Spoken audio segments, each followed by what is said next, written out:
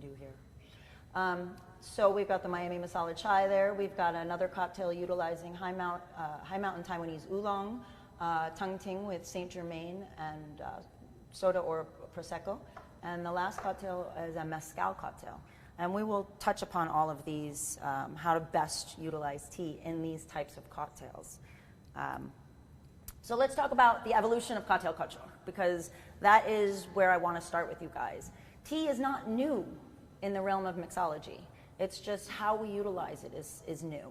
So pre-1800s, the precursor to cocktails was the punch bowl. As you can see here, our founding fathers in America loved to gather around a giant punch bowl and get wasted. That was the deal. Punches made it really easy while traveling by ship. If you had some sugar, spirits, whatever port you were in, citrus, and some spices, tea, you could make an amazing punch that was potable and drinkable and tasted good. So punches became very popular. We also, pre-1800s, had the hot toddy. And the hot toddy was also created using tea, and that started in British colonized India, where the British took the concept of this Indian palm sap drink and took it for their own and added scotch or whiskey or bourbon and tea and sugar and citrus. And that became the hot toddy, which, you know, history tells many stories, but we don't know the actual accurate without proof that is where it originated. I do know that my Irish grandmother gave us hot toddies when we were young to cure us of our ailments, and her parents gave it to her, and their parents gave it to them. So we are talking utilizing tea with spirits for quite some time. So the evolution of cocktail culture is quite vast. However, we can kind of touch upon certain points in that evolution. So in the 16th century, or I'm sorry, the 18th century, we've got the era of the punch and the hot toddy, and that's all pre-1800s. And then we've got the dawn of the cocktail. Walking into 1806 is the first printed word cocktail. There's speculation that it was used prior to that, but we've got no written proof of that, so we go with the year of 1806 as our first term using as cocktail. And that meant that it was spirits, sugar, water, citrus, and spices. As we move into the golden age of cocktail, is 1860 to 1920, the father of American mixology, who was named Jerry Thomas, wrote a book called How to Mix Drinks. And in How to Mix Drinks, he wrote that the key to the most perfect punch is to use tea instead of water. So back even in 1862, he was promoting utilizing tea as a main ingredient to create a better punch or a better cocktail. The golden age went into the 20s, and then we all know what happened in the 20s in America, bathtub gin and the jazz age. So we had prohibition. So things got a little dicey. Through the production of moonshine and gin and all these other spirits that were made in the homes, we started to get into mixed drinks. Not so much as cocktails, because when you're running from the police and you're hiding a speakeasy, you don't care about the perfection of your martini, you just want something that's drinkable. And so that's when we started utilizing juices and other things into the cocktail culture. The years of indulgence were after Prohibition, of course, 1934 to 1968, and that is the true, modern American cocktail culture. We got the 50s, we've got the mad ad men, James Bond. We've got really a refinement and a sophistication of cocktail culture being evolved. Then, of course, we get into the 70s and the 80s and the dark ages of cocktail creation, because we started to look at sugared syrups, horrible cocktails like green apple martini with disgusting bright green syrup, and Jack and Cokes and gin and tonics, and there was not a lot of creativity. It was really just to get drunk. We had a lot of indulgence in the dark ages, a lot of drug use, a lot of LSD, a lot of cannabis and marijuana, and cocktails kind of took a back seat to all of that. Then we into the age of rediscovery. And that's where I entered into the cocktail world.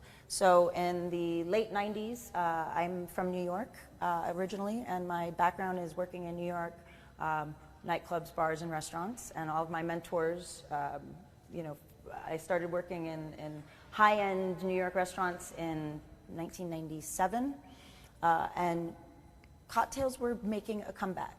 Fresh ingredients were making a comeback. New American cuisine was making a comeback. Well, New American cuisine was just being birthed.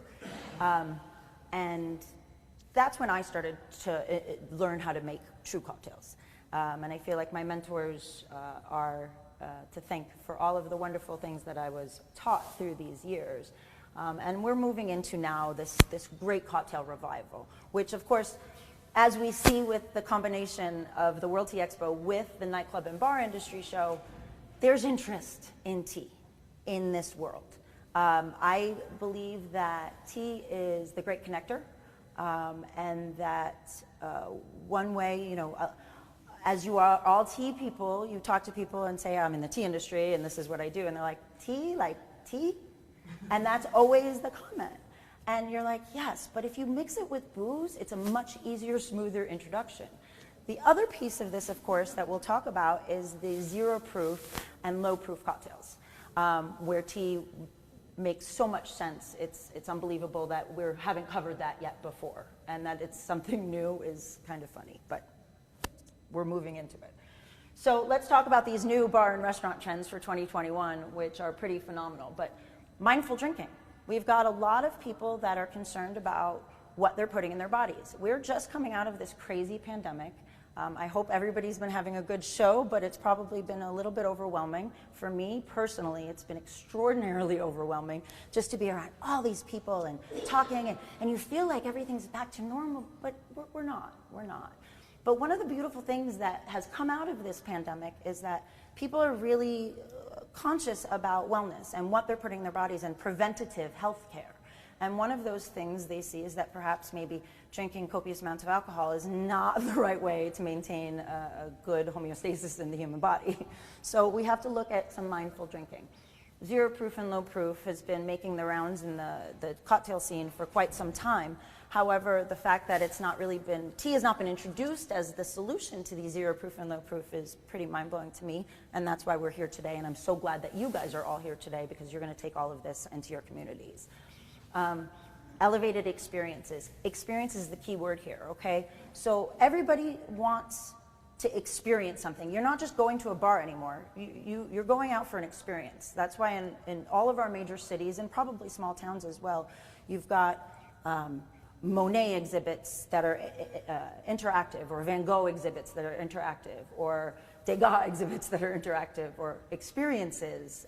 In Miami, where I live, we've got experience after experience after experience, but people are looking for higher end experiences. And tea brings, obviously, a much elevated twist to an experience.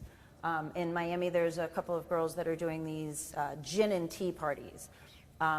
Their focus is on the gin, unfortunately, and not the tea, but we're working on them, okay? So, batched cocktails. Batched cocktails is hot, and when we talk about batched cocktails, I want to combine that with to-go and bottled cocktails as well, because last night I went out to see a friend at a bar, the Velveteen Rabbit. She and I had been partnered by Saint Germain, the liquor company, to do a social media collaboration through the pandemic. I have to say that Bacardi and Saint Germain were really active in supporting the community during the pandemic by giving some of us these wonderful little outlets to showcase our talents. And so I was partnered with this bartender, or this bar owner from Vegas, and so I went to go meet her last night and check out her bar, and they've got 12 drafts, and they're actually taking out 4 of the beers, and they're putting in kegged batched cocktails. So that is, and this is more common everywhere I go. I was in Denver in February, the same thing. Tea makes great batched cocktails. Tea is fantastic to batch in large quantities. To go in bottled cocktails, ready to drinks. Again, a nice intro for tea right there. Local community collaboration. So that is a huge restaurant and bar trend right now, and you guys all have local tea businesses. Hyper-local is the name of the game right now. We have just suffered through a pandemic. Get hyper-local. Talk to your local people to collaborate with new experiences so that you can build your community up strong again. That is one of the goals. Okay. Ethical practices, obviously, is a trend, although it shouldn't be. Ethical practices should be the freaking norm. It drives me batty, but it is what it is. And tea, obviously, we all look at ethical practices when we're sourcing our tea, when we're consuming our tea. One of the things when I teach tea classes, my whole goal is to instill the seed that, the whole world of tea is super intentional. Everything from the time that the seed is planted or the clone is propagated, everything is intentional into when the tea gets to our tea table and we're preparing it. It's extremely intentional. So, ethical practices tie into all of that. And then origin stories and terroir. And I'm not just talking about tea terroir, origin stories and terroir are big for every ingredient right now on the market. So tea has all of that.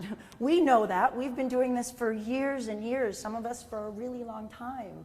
And this is finally the trend. So, okay. The benefits of using tea in mixology. So one of the great benefits of using tea in mixology, and by the way, this I will upload to the schedule platform so that you can have it. You can also give me your information. I'm super happy to drop this and a bunch of other stuff that I have too for your research and for your own library. And if you have any questions, raise your hand, talk. I do like to have a collaborative session. I don't like to just stand up here and talk, but I got started and forgot to tell you that. So if you have any questions, just raise your hand and I'm happy to address that. So benefits of tea and mixology, we want to shift the energy of the drink. We want to shift the energy of the room.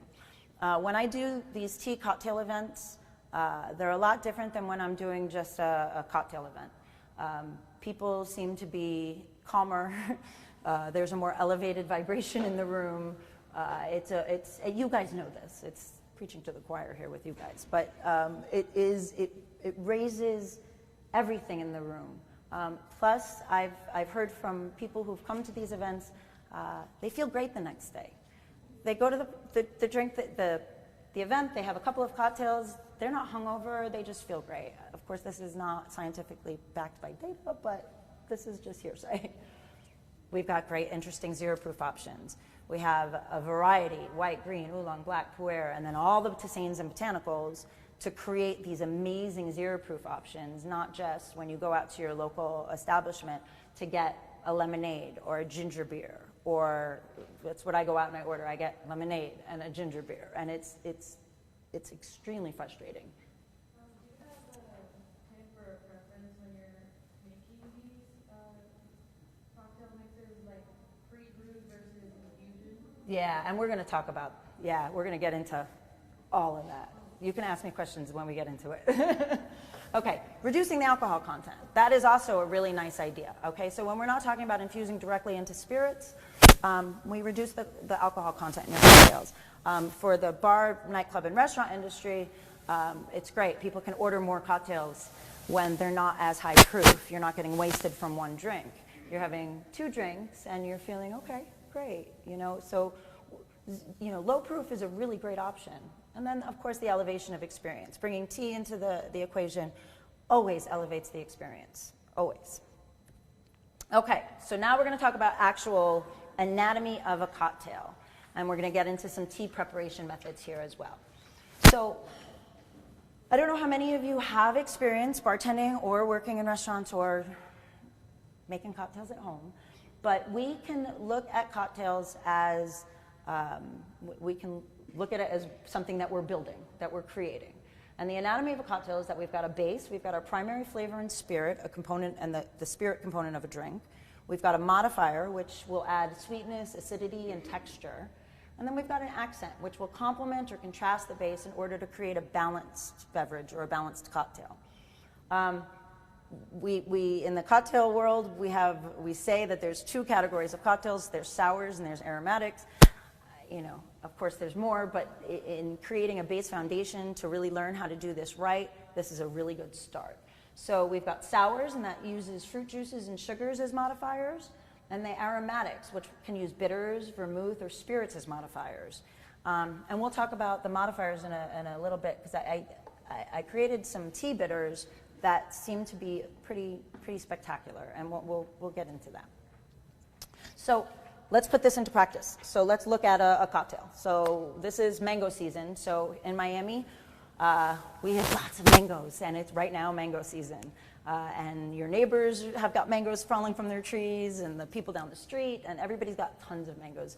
There's a meme that says if you don't have mangoes right now and you have to buy them from the supermarket, you don't have any friends. So we have a lot of mangoes. So I decided, my dad loves gin, and he loves to be my test for my cocktail creations. So this was for him. And we use an Assam that is pretty spectacular, and I infused botanist gin with the Assam directly, and we will talk about that direct infusion in a minute. The modifier, we used fresh mango juice, and I did a lemon simple syrup, and then I used an accent of egg white and fresh mango. Now, the egg white actually serves two purposes here, and we're not going to talk about it in this session, but I'm happy to talk about this after.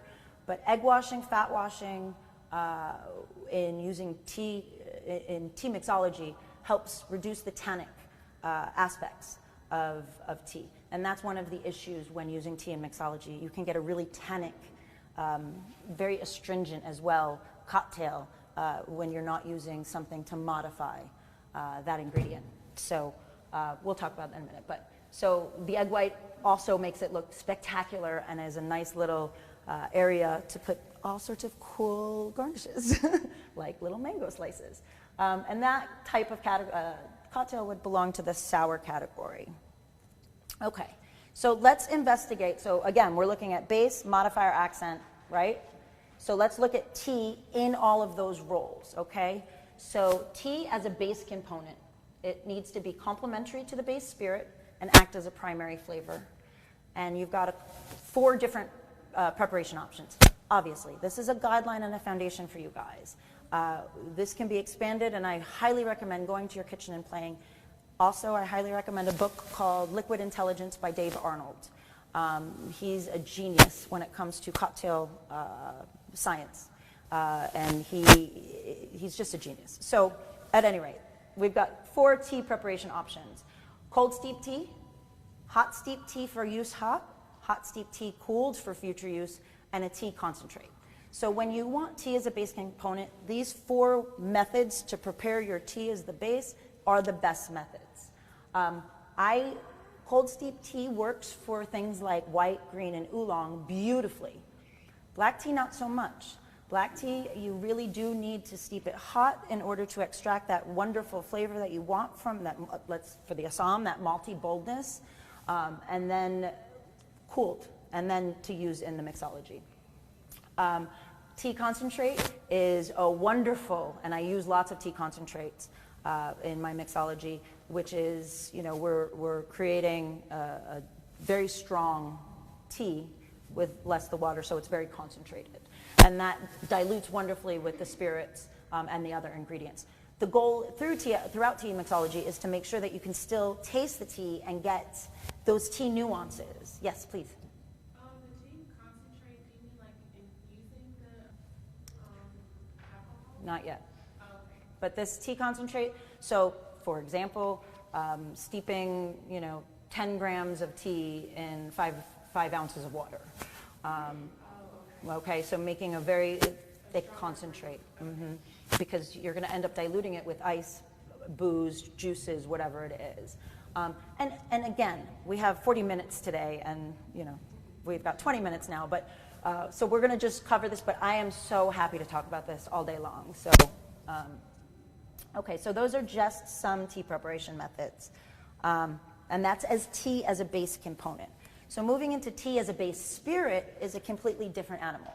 So tea as a base spirit, we're infusing spirits directly with tea, and that's a wonderful way to raise the vibration of the cocktail without reducing the buzz. However, this isn't applicable for any 0 proof or low proof, because we're still, unless we're infusing into vermouths, but that's actually into the modifiers, or infusing through sustained contact to any of these spirits. So we would infuse through sustained contact, infusing through sous vide, which is one of my absolute favorites. So for example, does everybody know what sous vide is? Great. Okay, good. So one of my favorite things to do is take bourbon and really beautifully, traditionally smoked lapsang souchong, throw it in the sous vide for 4 or 5 hours at a very nice, low, constant temperature, and put it on the rocks and have this wonderful smoky bourbon. It's fantastic. It works for a lot of spirits. You will obviously, if you put in 5 ounces of spirit into the sous vide, you're not going to get 5 ounces out. So you have to take into account for that. I'm going to get to her. She had a question. Oh no, I had another way you can do this. If you get like a small ultrasonic jewelry cleaner, you can infuse any liquid with basically anything in a few hours. It's super weird. I do it with wood chips a lot. Super interesting. Yeah, please. Yeah. Awesome. So, okay, we'll talk after, because, yes. Awesome. Yeah. Sous vide's great. It's a little bit complicated. That would cut out one of the steps that I hate. So, yeah, let's talk. And then vapor infusions during distillation.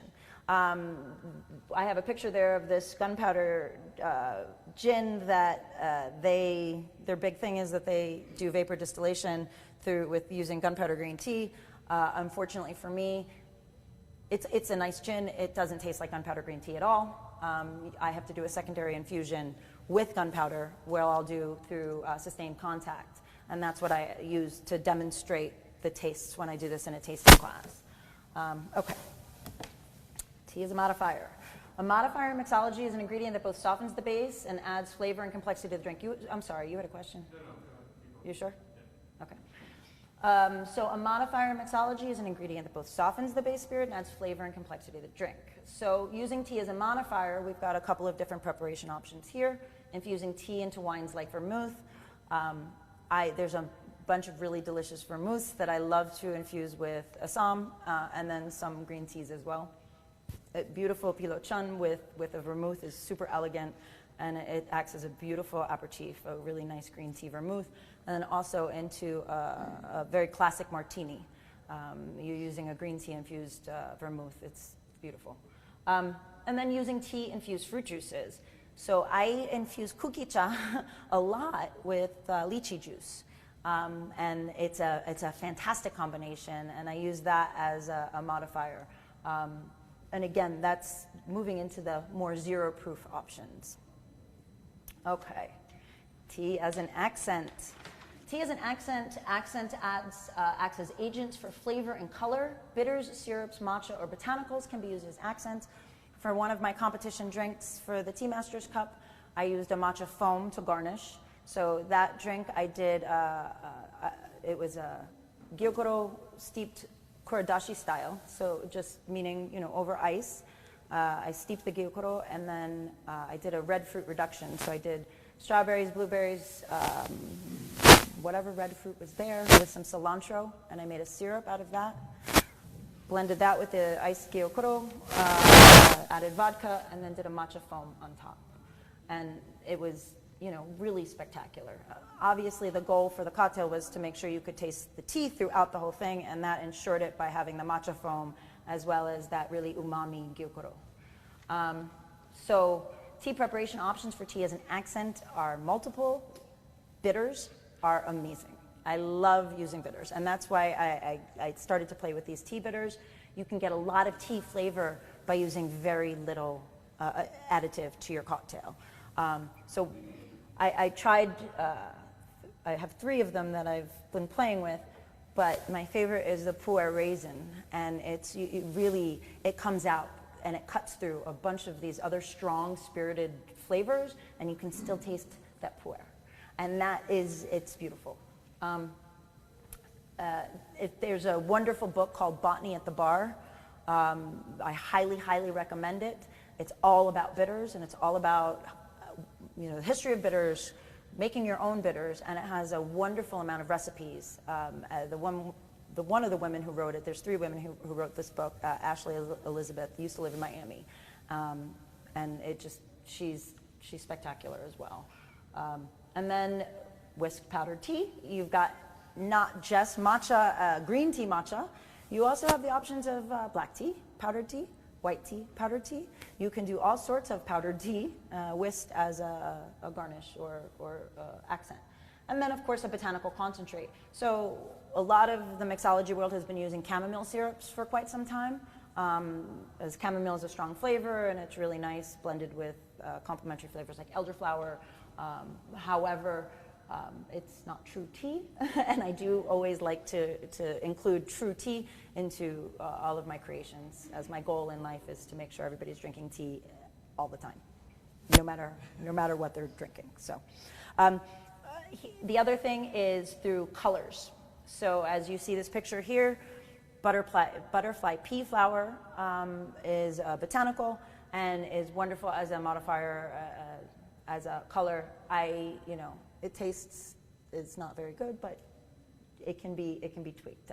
This was actually a jasmine green tea, but the butterfly pea flower mix. It was really good. Okay. Creation formula. So let's take a look at this very good introductory way to create a cocktail. Yeah. Sorry, just to go back one. Curious if you've ever gotten a curacao and infused butterfly pea flower, so you can actually have a natural blue curacao instead of I've never tried that. It would be an option. I mean, you could. So, did anybody go talk to the Kenyan purple tea people? Yeah, they're great. I tried it this morning. So he said that that's also an option. I would love to try to see if you put a little lemon in that, it also turns very purple. So that might be a better option because of the flavor. The flavor is much better than butterfly pea flower. It's very citrusy. It was really nice. It's got some green tea notes. It's interesting. So yeah, that would be an interesting play for sure.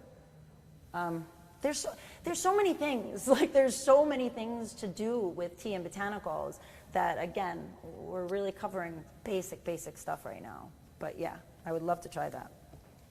So a creation formula of creating cocktails. We've got 2 parts base. We've got a supporting 1 and 1.5 part supporting, 1 part accent, and then maybe a secondary accent. So let's talk about the creation formula.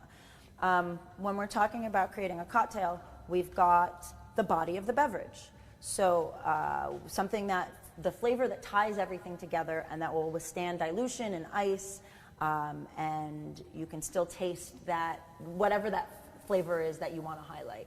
For me, it's usually choosing a tea that I would like to highlight and then creating something around that. The supporting would be like the personality of the beverage. So this would be a complementary flavor or effect for that cocktail or that creation. The accent would be the style of the beverage. So it could be nutty, it could be floral, it could be fruity, it could be anything, whatever that you want. It could be minty, mentholy. And then the secondary accent could be used as something to balance the whole creation, round out the drink. I like to put this and compare this to either a black dress or a black suit. So you have a black suit or a black dress. That's the body of the beverage, a black suit or a black dress. So do you want a long black dress or a fitted black suit? That's the personality of the beverage. And then you've got the accent. So you've got a style. So you've got a funky tie or a beautiful necklace with that black dress or black suit. And then you've got an accessory. And sometimes you've got too many accessories and you turn around and look in the mirror and you've got too many earrings or too much stuff on and you want to take that out. So a secondary accent should not be added just because it's there. It should always add some character to the cocktail or the creation.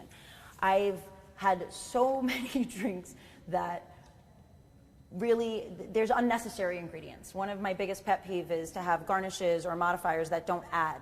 One of the suggestions from somebody that I know had offered that they said, well, Earl Grey cocktails are great. Earl Grey martinis are great. And then you can garnish with some of the loose Earl Grey along the side of the glass. Well, that defeats the purpose. You've already got Earl Grey. You're smelling that Earl Grey when you're taking a sip. And then you've got some tea that is just there's no purpose for it. So for me, everything should have a purpose. There shouldn't be any additional accessories in your cocktails or your creations. Don't put tea in there, for tea's sake. Okay, so if it doesn't add to the cocktail or it doesn't do what it's supposed to do, then don't put it in. All of the things that we've talked about are basically leading us into all of these new opportunities within our communities and our new opportunities to promote and sell tea. So through bars and lounges, through collaborations, and through experiences. And so just as an example, I do wonderful tea mixology events that I partner with different local organizations or other businesses, and it gets tea out there. And it's been very successful to spread the way of tea. Collaborations. So Saint Germain is one of the sponsors that came to me and said, let's collaborate. This was a big social media push. You go out to your local liquor sponsors and say, hey, look, I'm a tea producer, I'm a tea vendor, and I've got some great ideas. Let's talk. And you go talk to them about these things. And bridging using tea and alcohol is a great expansion of your businesses. And then, of course, these experiences. So when I'm talking about experiences, I'm talking about botanical gardens, museums, all of these other events that are going on in our cities that people are, trying to bring people back out after the pandemic. Bring to them some samples and say, look, this is what I can do. And that's where the batched cocktails come in really, really handy. Because when you're not going to drop off a couple of grams or an ounce of loose tea and say, here, this is what I can do for you. No, you go and you make whatever you want to promote and you bring it to them and say, good, let's sit around and drink this and talk about how we can collaborate in the future. Let's do some questions because I got 5 minutes. Anybody have questions? Anybody want to talk about? Have you worked with specialty tea companies, vice versa, and done a custom? Yes. So this is not alcohol, this is cannabis, but I'm working with a cannabis company right now who wants a specialty tea blend, which will be used later on for consumption lounges. And that I see also a lot of value in, for those of you who are in full legal states, their consumption lounges are going to be available for you guys soon. They're not going to be able to sell alcohol, okay? So they can do tea cocktails, 0 proof tea cocktails. So that's why she approached me. I've known her for many years, and she came. And then, of course, creating blends for the bar using different accents. One of my favorite syrups that I've made recently was company A. Telling Company. Does everybody know A. Telling? Yeah. So his blends are fantastic. So he had last winter he had a blend called Field Hand, and it blended pu'er, coffee, and chicory. That has been my most favorite syrup that I didn't create myself to date. It's spectacular. And because it's got coffee and tea in it, it's really accessible. So either your blends or collaborating with companies, other tea companies in the community to fill in the gaps of the knowledge that maybe you don't have to work with your community restaurants, bars, and nightclubs too. Any other questions? A. Tellin. It's Anthony Tellin, Tony Tellin.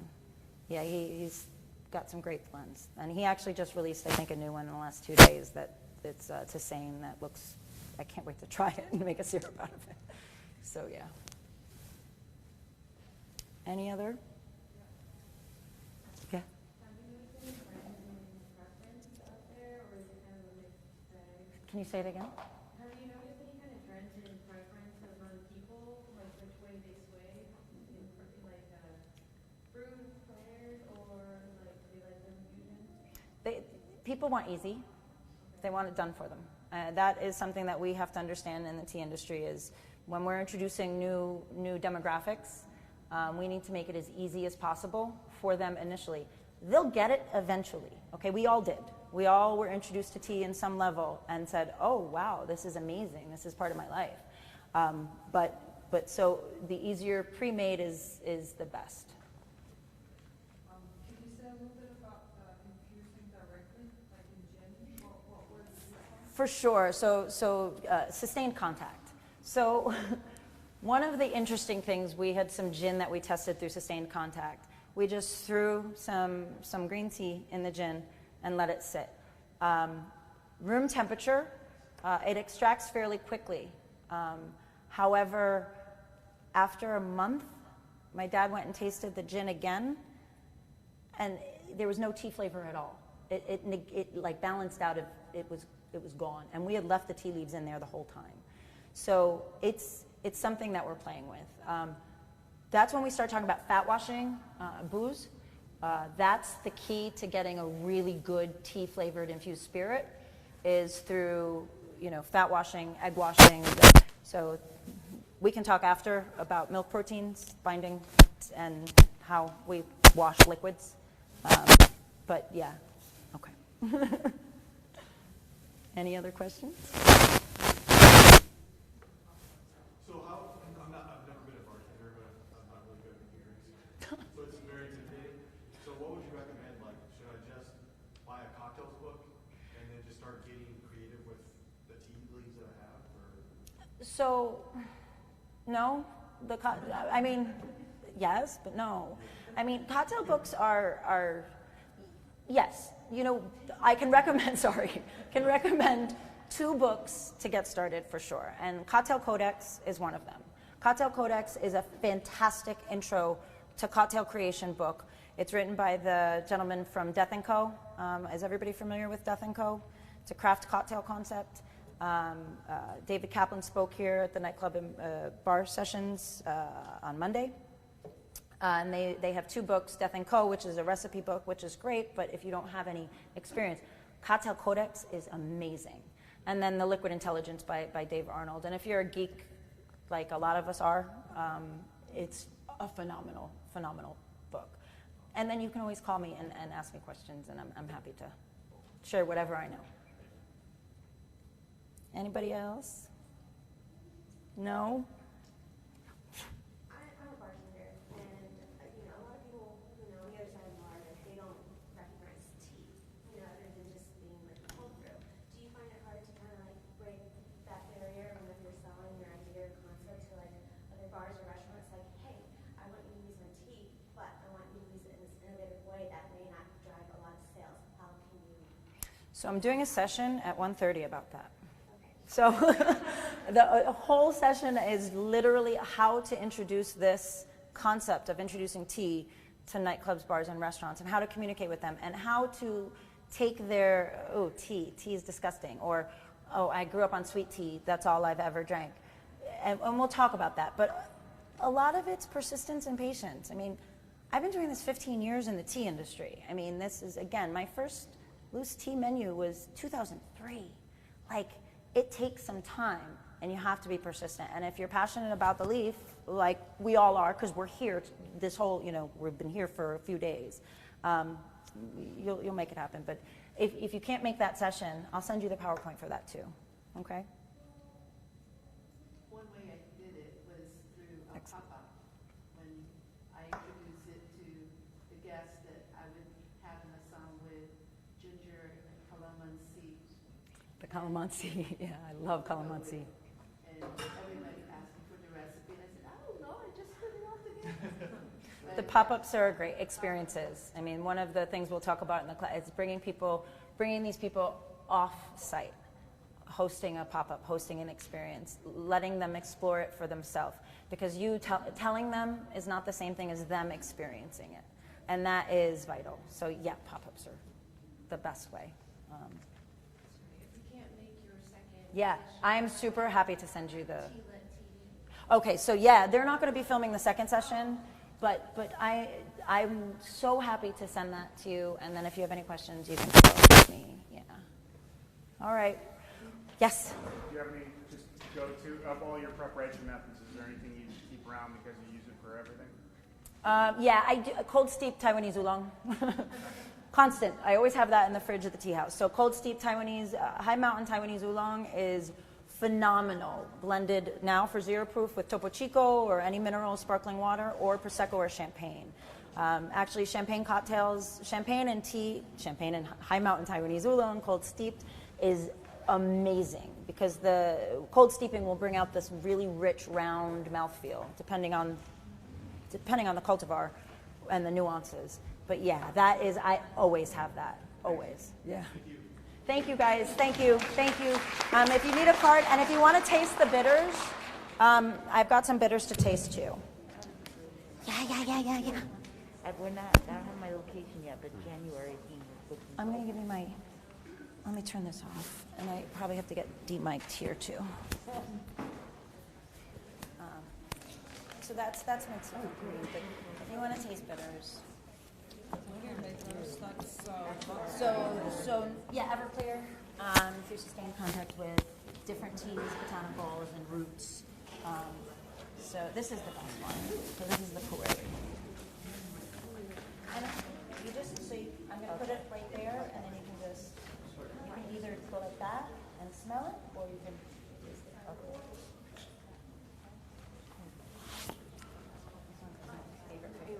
We sent this out to a bunch of partners.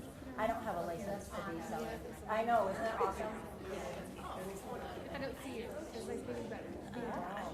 Curious if you had any advice on making hot cocktails. Yes. I don't know if you touched on it. I missed like the. I didn't touch on it, but one of my favorite things out in Colorado to do is I make big batches of whiskey. Hello. Hi, everybody. Hope you enjoyed that session with Adrienne, learning about tea cocktails, learned some new concepts. We are going to set up for her other presentation. I think it would be kind of cool to continue that train of thought of how to introduce specialty tea. Yeah, because that was a question I had actually, is like, I've tried to approach different alcohol promotion reps locally here in Las Vegas. There's a lot of them here in Las Vegas. They're having large budgets for doing pop-up events and special promo events. And they've come to my tea room, they've drank tea with me. Hey Don, what's up, man? They've drank tea with me, they've learned about tea, but it's been hard to like activate them to the next step, which doesn't really make sense because they have the budgets, they're looking for interesting new things to do. And so yeah, I think Adrienne will probably address a lot of those things in the next presentation. You turned her mic down? Okay. It'd be conflicting to have both of our conversations going. Hey Dawn, how's it going? How's everybody doing? Thanks for hanging out with us. We've got a cool little crew watching, learning together today. We've been streaming the past, 2 days we've been in, so this is the third day now. And really feels like the first couple of days we were like testing out the equipment and testing out our 5G, and it seems that everything's working, so we're hoping to have a seamless stream today, have a lot of fun. We're going to go probably hang out in the hallway, talk to some friends, maybe interview some people if we're lucky, and wait until Adrienne's next presentation, and then we'll return to the show floor for some more shenanigans, which was a lot of fun yesterday, so I'm looking forward to getting back to it today. We had a party last night, and we're having a party tonight. And we do expect tonight's party to be bigger, and we probably will stream that.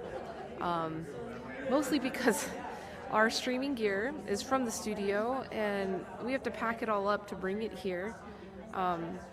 So to take it all out and set it up at the studio last night would have been cumbersome, but we can do it today. So yeah, looking forward to having some good fun. We had a nice intimate party last night. Maybe like 15 or so people showed up. In cycles of different folks. So it was actually perfect size. We could all fit at one tea table together. We have, how many tea tables? We've got like 4 or 5 different tea tables set up in the tea room right now. So we are ready to host some nice tea party. Yeah, okay, cool. Yeah, Mike's gonna go grab the mic. Mike's got the mic. So did you all like that last session? Feel free to say hello, let us know what's up.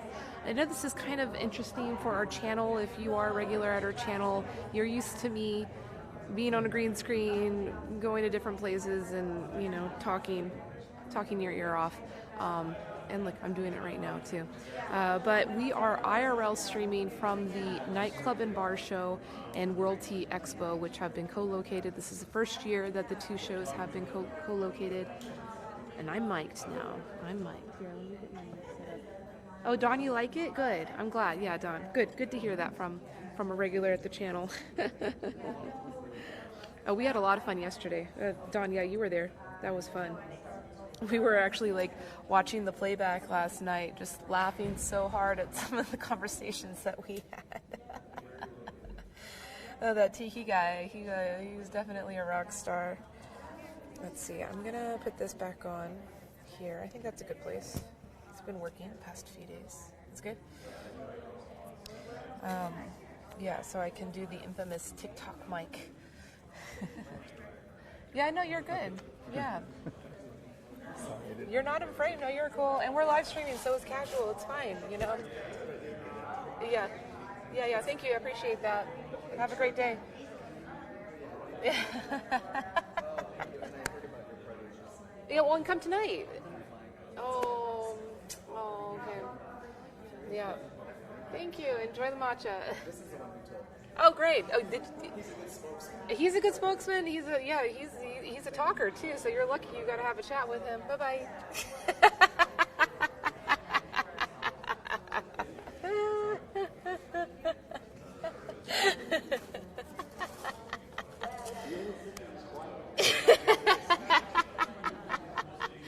That's Jeremy, who's also a regular on the channel on our Thursday Tea Talks. This is unique, Jeremy, to have you on stream outside of the Thursday.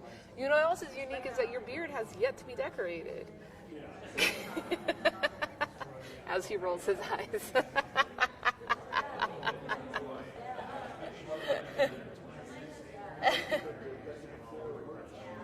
Oh my God, that'd be so funny if you just got all the merch, all the different swag from the show floor.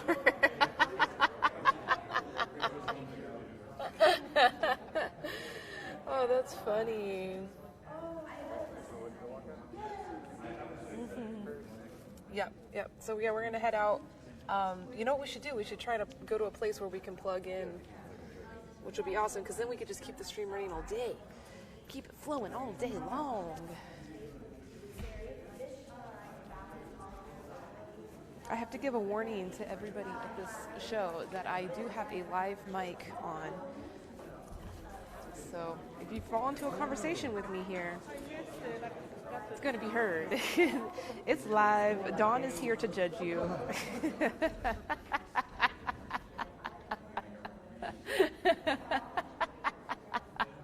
Walk around with that disclaimer. Yeah.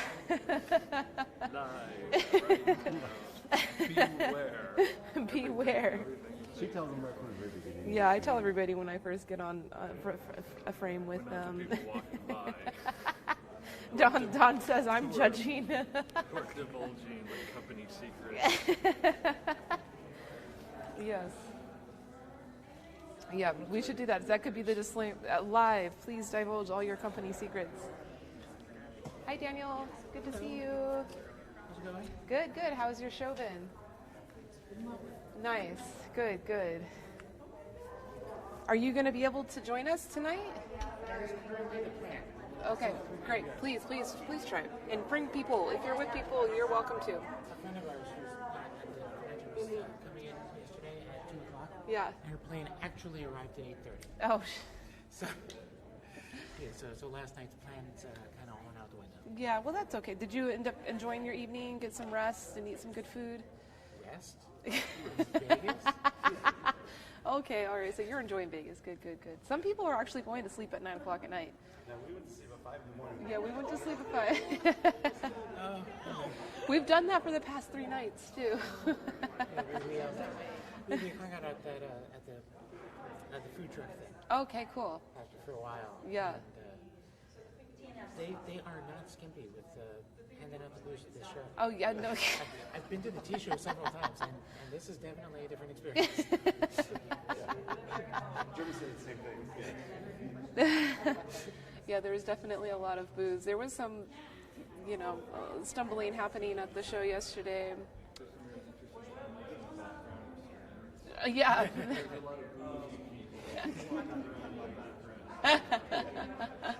It's okay. They're like blurred out, so you know we don't need the consent form from them. Are you gonna try to go to her next presentation? Which one is that? It's like at 1:30. I don't know. I think it's just a couple rooms down, but it's kind of a continuation of this conversation of how to introduce specialty tea into hospitality. Oh, into hospitality. Okay. Yeah. That's a different app. So not something that you all pursue? So far, we just do pop-up shops, only Yeah. someone who's not Yeah. even, Yeah. not even brewed. Yeah. Is that something though that could fit in with what you do, like having like a service bar, a pop-up service bar, making some cool like alchemy type of? It's something we would love to do, but our venues are Oh, I really see. against it. Oh, I see. I see. I see. Yeah, yeah. Anything that competes. Ah. We can't do conventions in the DC Convention Center because they're non-compete thing. Yeah. It's like, well, you're selling tea. Our coffee vendors will be really mad. Ah, see, that happens. Starbucks does that a lot of times in like strip malls and stuff. They'll get like non-competes in their contracts so that like they can be the only coffee provider in that strip mall. And Yeah, but it's even worse than that because we are taking approximately 0 customers away from ready-made coffee. Yeah. No, there's a lot of overlap, but we don't sell beverage. We only sell the leaves. So somebody who wants a cup of coffee is not going to come to our shop and buy tea and then find hot water. Yeah. No. Yeah. They want it ready. So Yeah. what it really is they're being jerks. Yeah. Yeah. So, but yeah, so hospitality. People like to be jerks sometimes. I don't get it. Although we would love to do that, it's, if we are going to do something like that, it's years away. Yeah, but you know, maybe you will, or maybe it'll be like your own independent pop-up. You know, like that. You know, you can do whatever you want, right? Yeah, not sure how to get a temporary beverage vending license for like. Because I know you can like rent a storefront for like a week. Yeah, to you do can. an event. Mm-hmm. Yep. It's really difficult. The easiest way to do it is to find someone with a catering license who like use their Yep. license. Yeah, you could do that. Yep, definitely. But if you want to do liquor, that gets a little complicated. But you could do it without liquor, you know. But again, with liquor, you find someone who has a Yeah. catering Yeah. license. Or you partner with a bar.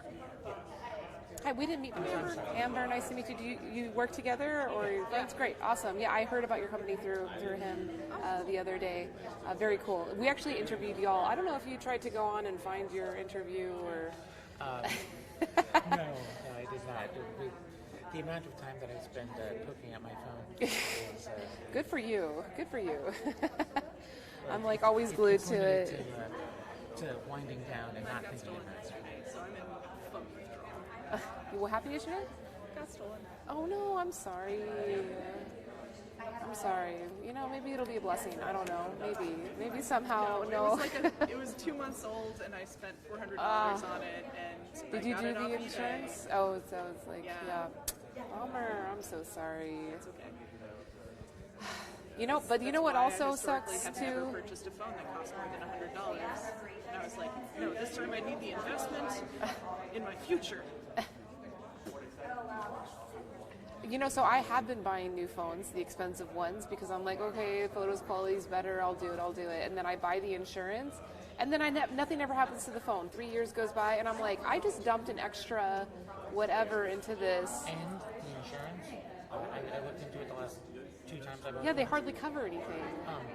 If you buy the insurance and actually use it, it's like $200 cheaper than buying the phone, but you're spending $600 for the opportunity. Yeah. So if nothing happens, you lose so much more than Yeah. you get if something doesn't. Yeah. We were talking about that, a tea insurance company last night. Were we talking about that? Were you there in that conversation? Tea insurance? We got to find out some kind of scam that we can like get people to insure their tea.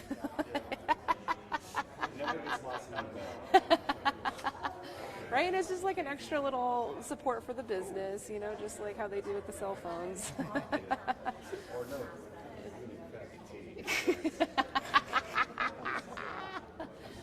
No one ever makes a claim. Like a snake sale, what do they call that? Like snake oil salesman when you're trying to sell this insurance to them.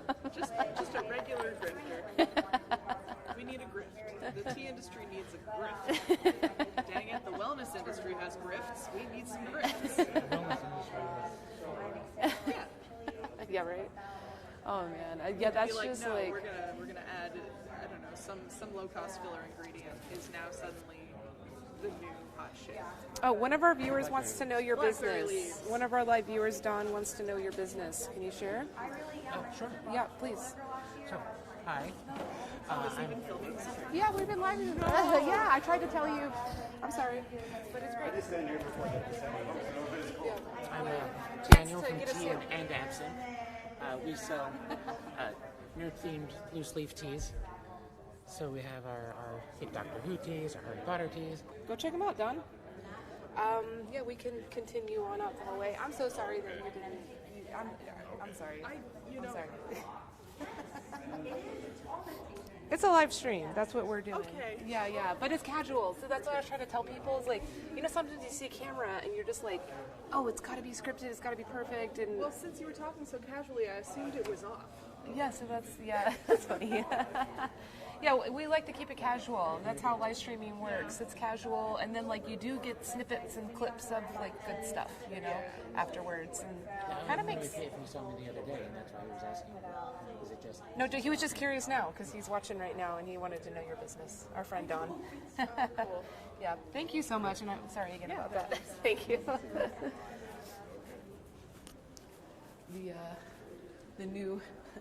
The new dangers in media creation. It's like, are you live streaming? You've been filming the whole time? Well, I mean, there's no memory card in this camera. We're not technically filming. We're streaming. A little different. Yeah, Don, that's teaandabsinthe.com. Check them out. They make like Doctor Who and other fandom tea blends. Dawn, did you go to like Comic-Con conventions? Are you otaku? Dawn says, "Wow, people freak out when they find out." Dawn, just wait till I come and IRL you.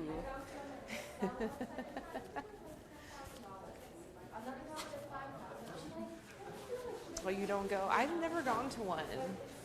I think the World Tea Expo used to have one, or no, it used to be like Magic the Gathering conference.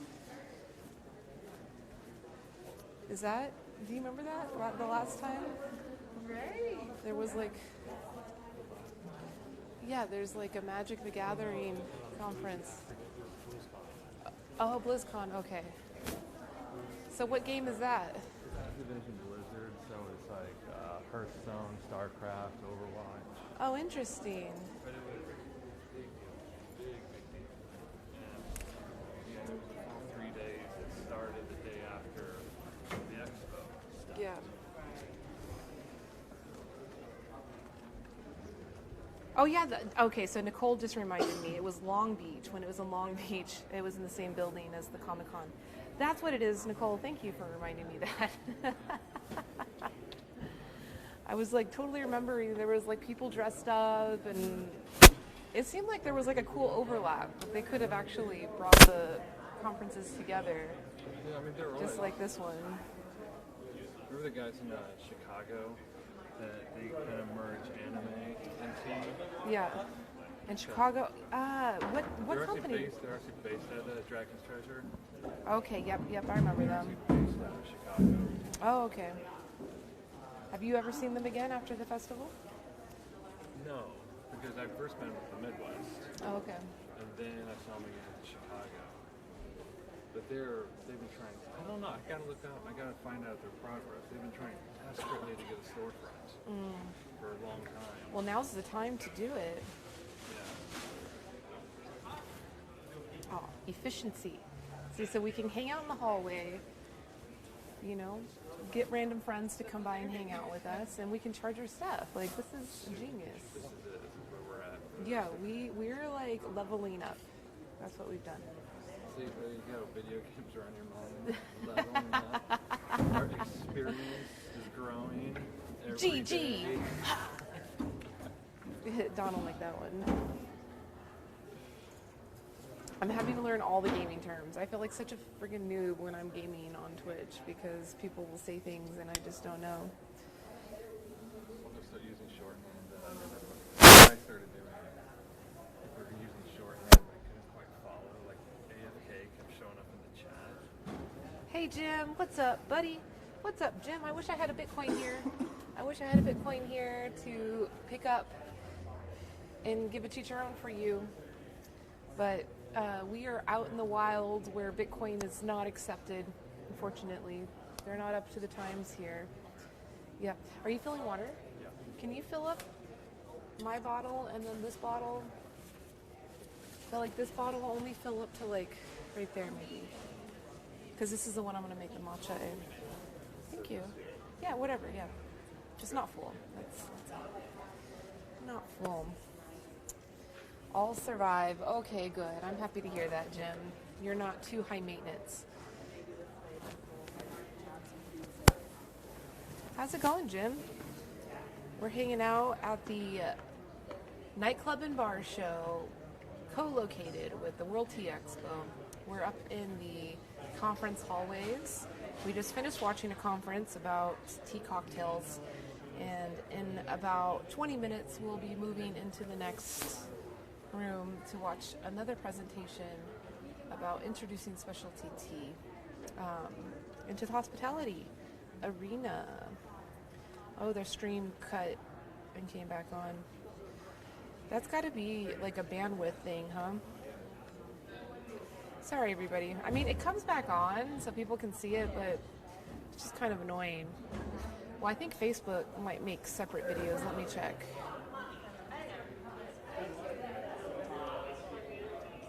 Oh, Julia. Yeah, her name is, let me put it. I'll put her name up and her full info.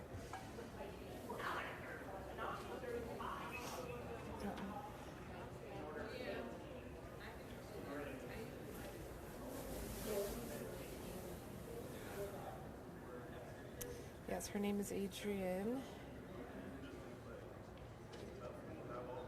Oh yeah, Jim, you're dealing with like a really bad heat wave up there, huh?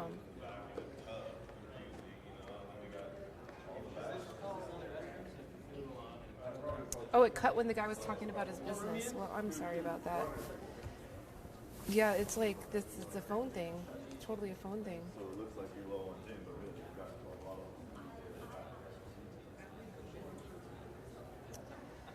Yeah, and Julia, you should try to go find Adrienne on Facebook. Find her online, connect with her. I'm gonna check the video status on Facebook if it's making separate videos. If it's doing that, I'm so sorry. You'll have to find the new link.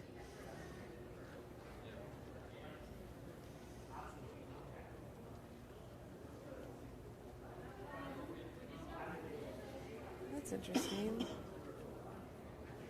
So, it did make a separate video. Oh no, it didn't. That's interesting. So, that's good news. 116 on Sunday, so like that was a few days ago, it was 116, or in a few days it'll be 116, because that's like Las Vegas status, but with humidity, which is really bad. So I hope you stay safe. Make yourself a big bottle of cold brew tea. I think that would really help. And then if you're really gung-fu about it, you can pour some of that cold brew tea into ice cube trays and make some ice cubes. So that way, because it's really hot, your ice is gonna melt, and you don't want that watering down your cold brew. So, you know, use gung-fu. Use gung-fu when you're making your cold brew tea.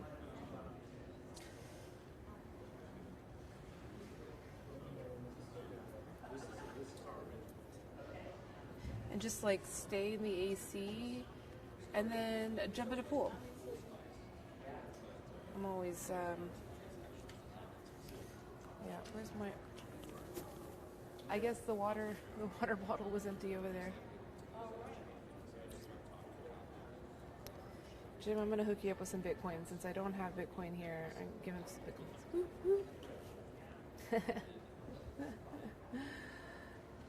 He's such a cutie. I wish he could come.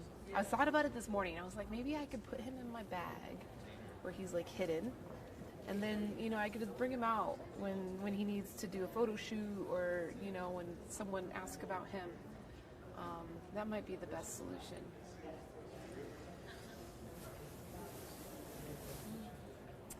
We're actually having a very good weather day here in Las Vegas. We had some rain come through yesterday evening. I believe also during the day too it rained, which, you know, we were dealing with some pretty major heat, maybe like 106 or 107. But now we're down to like 95 degrees. It's like overcast outside. It's pretty incredible. This bag? That's an old bag. You know, I didn't know what they were gonna have bags, so I just like used some old bags. I think these are from like 2 years ago. I got a bag here I can give you though. Yeah, here you go. This is my business card. My contact information is here, and actually we are hosting an after party, an unofficial after party tonight. The address is here. It's a tea party. We're actually a tea importer and tea education platform. Actually, we're live streaming this event on our channel. So you heard me talking to people. Like I was talking to people, just not talking to myself. I know, it's like, wait a minute. Then I saw the camera, I was like, oh shoot, right? Yeah, so I'm talking to all these virtual, you know, bot people right here. Yeah. What's your name? I'm Deidre. Deidre, nice to meet you. My name is Elise. And this is my first time here, so. Oh, welcome. Started at the farmer's market. Okay, wonderful. Where at? In Detroit, Michigan. Wonderful. How's it been for you? Have you been enjoying introducing tea? This has been a really eye-opener for me in terms of kindness, because a lot of things are like just encouragement from a lot of people. And it's been great so far. People are very, you know, open to you know, it's something to do at the farmers. That's the way to do it. So I import tea on behalf of small independent farms around the world, and we supply small businesses, mostly businesses that want to do direct trade, want to focus on higher quality, handmade teas. And I've been doing this for like 9 years now. A little ashamed to admit that, but that's how long it's been. It's great though. I'm very grateful for my work. I'm so grateful. But we've kind of come up with this like golden path, or like, you know, the path of success in this business, and it's slow and steady. Like that's the first thing that you have to not only like be okay with, but you have to be enthusiastic about that kind of pace. You know, and that's associated with tea in itself too, just the mindfulness, you know, so even if you're going to be, yeah, you're going to be an entrepreneur there, you need to also have that same kind of mentality and gung-fu about it. And yeah, so starting out at farmers markets, pop-ups, just even out of your home, and utilizing digital media like what we're doing here. I mean, we're of course working with like really, you know, high technology, you know, equipment. You don't need to do that. You can simply just use your phone. And you will build that community of regular tea lovers that trust you or learning from you. And there will be a tipping point. You know, it could take 5 years, it could take 10 years, but there will be a tipping. It could take 1 year. You know, it could be fast, where you have enough local support that yeah, you can rent, you know, a space. You can have the budget to start doing that. But I don't recommend doing that right off the bat, because it takes time to build that community. And if you like sign a 5-year lease at startup point and you're committed to paying that rent and the business doesn't grow at the rate it needs to, it can be really discouraging, could actually burn you out altogether, right? So the way you're doing it is like the absolute perfect way. It's like the perfect way to do it. Yeah, it's the perfect way. I think for me to come with challenges or opportunities, I'm going to say that they are, is really, you know, making sure that I find a supplier that has a quality and that's consistent. And so I think that's been like the whole life from definitely right from, you know, what you're looking for. And so those are some of the things that, you know, I've been trying to kind of take away, you know, from the experience. So they're like, yeah, well, I know you have a lot of issues, but, you know, this year is like really, really trying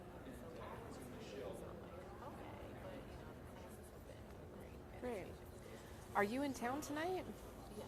You should come to our party. I would love for you to come and you can taste samples. So we're actually a supplier, but it's all independent farms. We don't work with any factories or co-ops, and but we're a supply chain platform, and really trying to offer this service to the entire industry.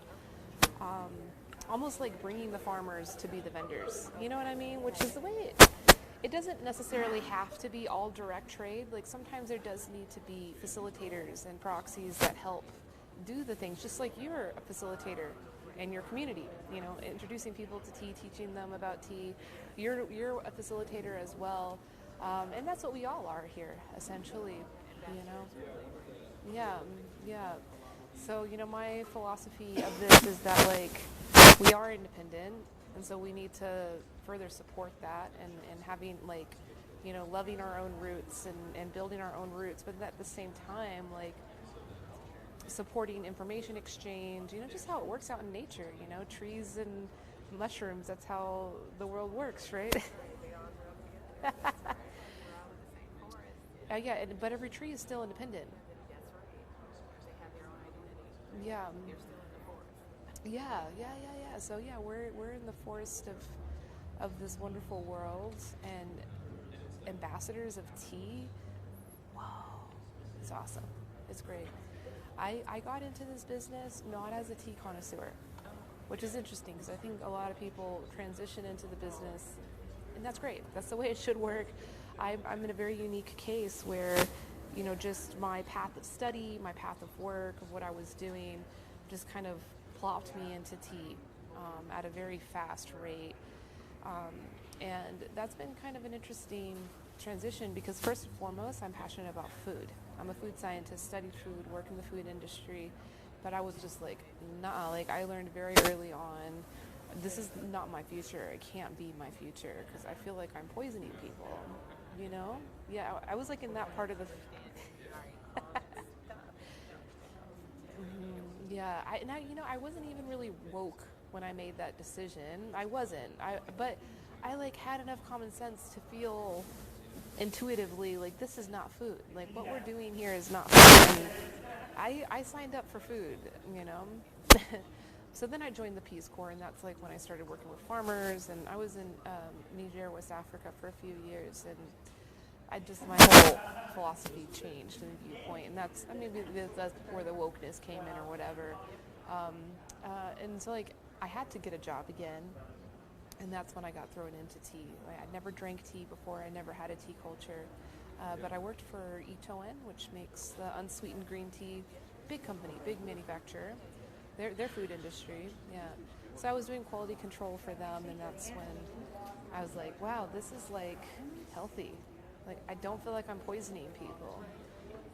Okay, maybe tea's onto something. And as I've like been thrusted into this, I've really realized, wow, tea, like I feel so grateful that this happened because tea is food, tea is community, tea is all these things that, I was really passionate about. And tea in and of itself can be that facilitator of teaching us mindfulness.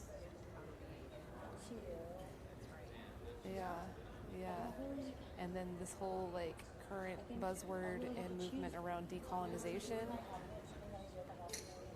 Recently I've come to realize that decolonization is mindfulness. They're the same, So like I did a study on breath, and that like a lot of indigenous cultures, their direct translation word for breath is soul. Inuit people, Hawaiian, Islam, and Arabic, like all of these words, the same for breath is soul, and then wind is like the soul of the world, the soul of the universe. And so as we breathe, we're essentially activating our soul. And yep. And it's all that connected thing with the trees and the mushrooms, all that. One of my mentors from Hawaii, he teaches on these things, and he was the first one to teach me, how breath in Hawaiian, like aloha, actually means your exchange of breath. Like that's a direct relationship, is exchange of breath. Ha is your breath. Ha, that's your breath. So when you say aloha, hello, goodbye, you know, it's just a casual greeting. When you're saying that to someone in Hawaiian, you're connecting your soul with them. It's powerful, you know? It's just love. It's just like unconditionally just present, you know, and being. And he further goes on to say that this is also mindfulness. Like when you're breathing, when you're aware of your own breath being a part of the breath of, you know, the greater universe, the soul of the greater universe, that's mindfulness. And then there's another Hawaiian word, which is haole. Haole, it's kind of thought to be like an offensive term because it kind of means foreigner. It means like colonizer. It means foreigner. It means somebody from a foreign place that came and doesn't understand aloha, doesn't, you know, and that's kind of interesting because then you can like draw some parallels there and infer that, okay, if haole means colonizer, then haole means having no breath, having no soul, having no mindfulness. If we want to decolonize, if we want to not be a colonizer, we just need to be mindful.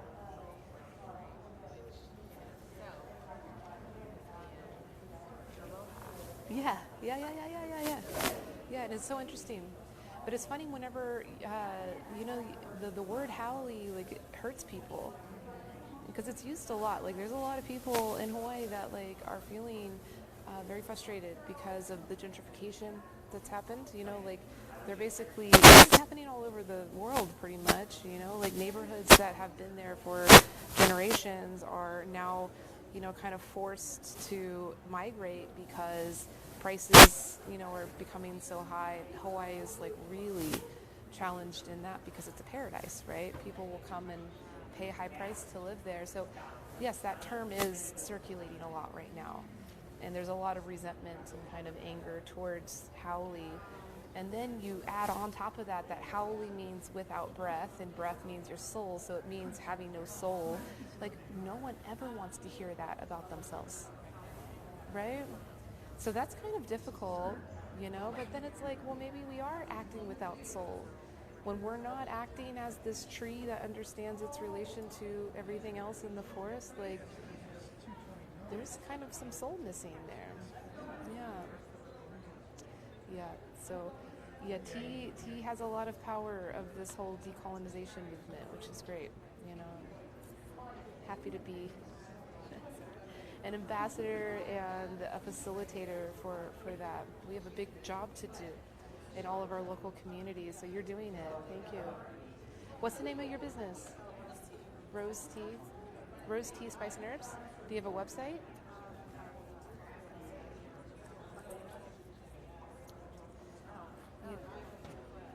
Yeah, I might, but, you know, does this clip on and off easily? Because then I can just go take it to the camera. This is who I was just speaking with.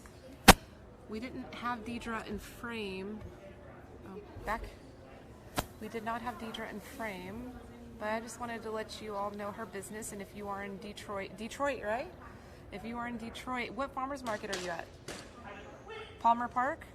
In Detroit, Palmer Park Farmers Market. Please go check out her business, support her business. She's doing the good work. Thank you, Deidre. Live streaming. Yeah. Yeah.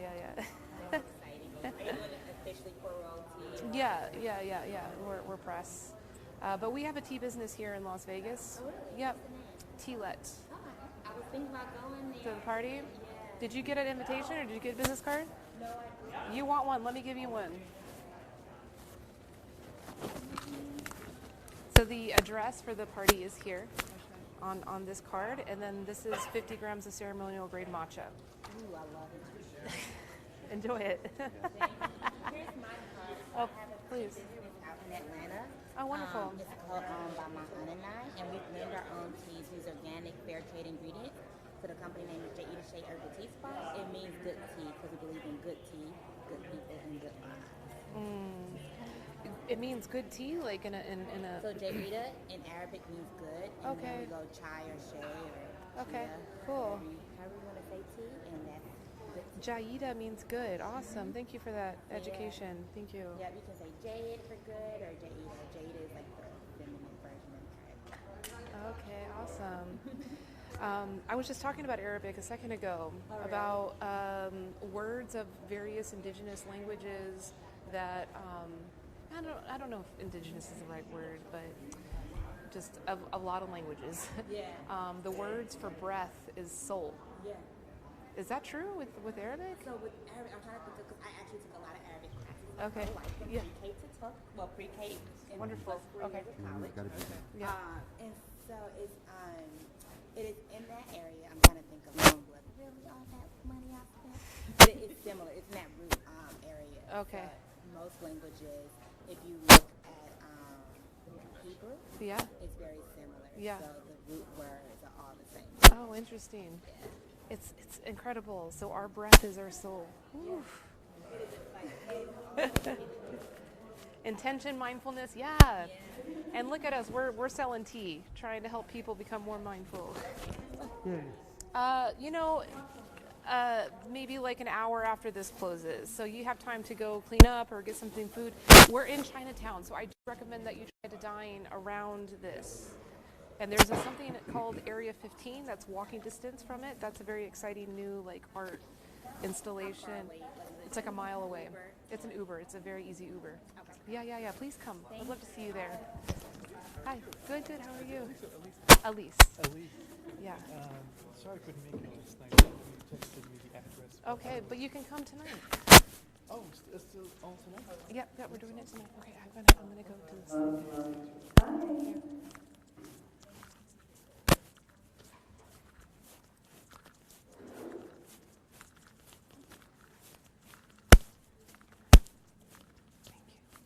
No water? Okay, that's what I figured. Okay, yeah. We'll find water.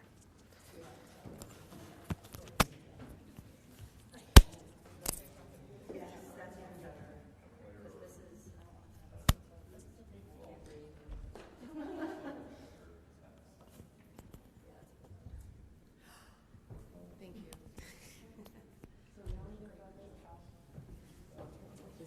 Yeah. So let's do, hold on. Yeah. No, so we can do the belt. Thank you. No, I'll hold it. I'm good. I'm a professional.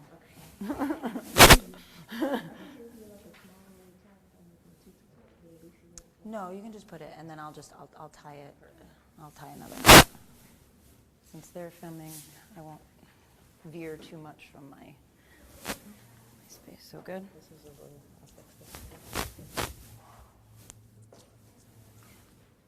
Yeah, that's fine. I always dreamed of a dress like this, and I found it, and I was like, oh, I'm going to wear this. And then I'm going to put it, this one's on? This one, you turned it on, okay. This one was already on. Yeah, okay.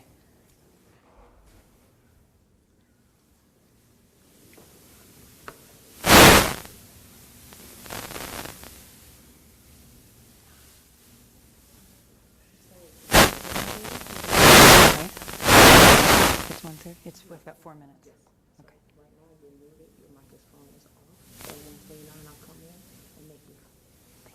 Thank you.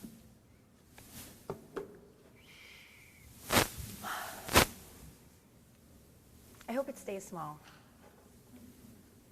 I really do.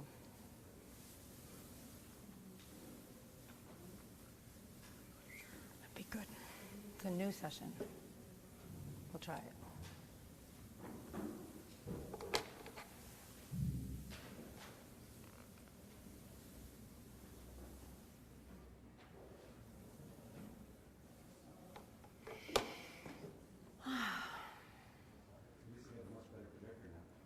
I know. The other PowerPoint was better, though.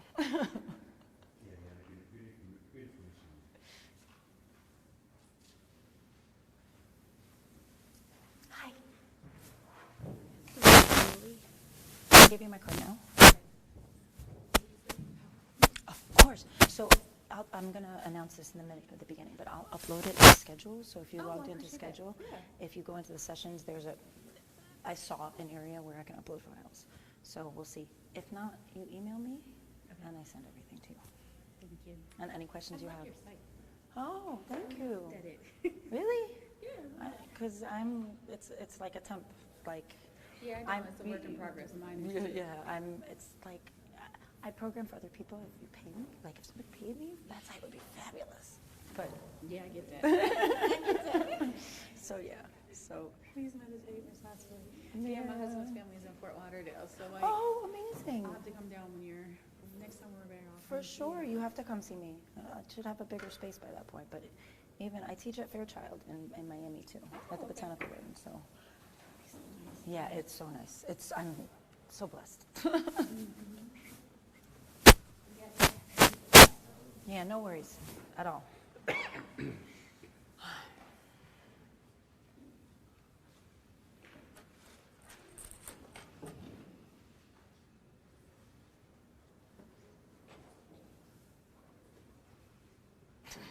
Just in case.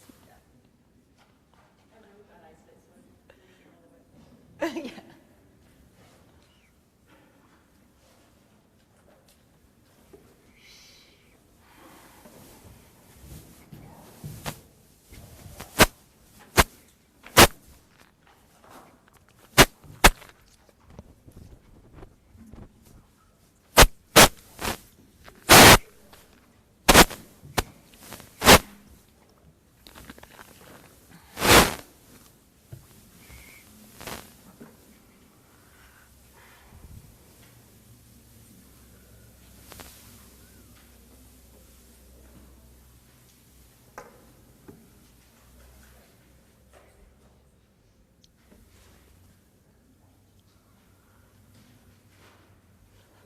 I was like,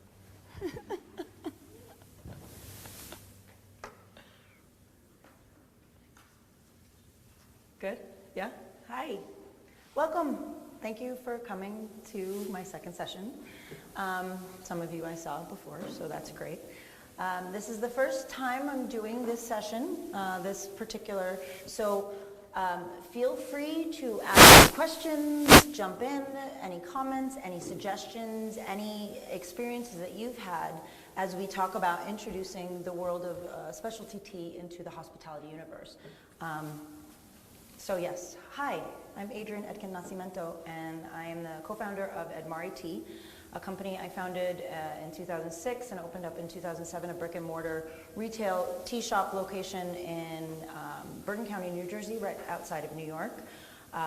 We had a beautiful little tea shop as well as an educational space where I taught tea for many years before moving to Miami, pivoting and relaunching as consultancy, education, and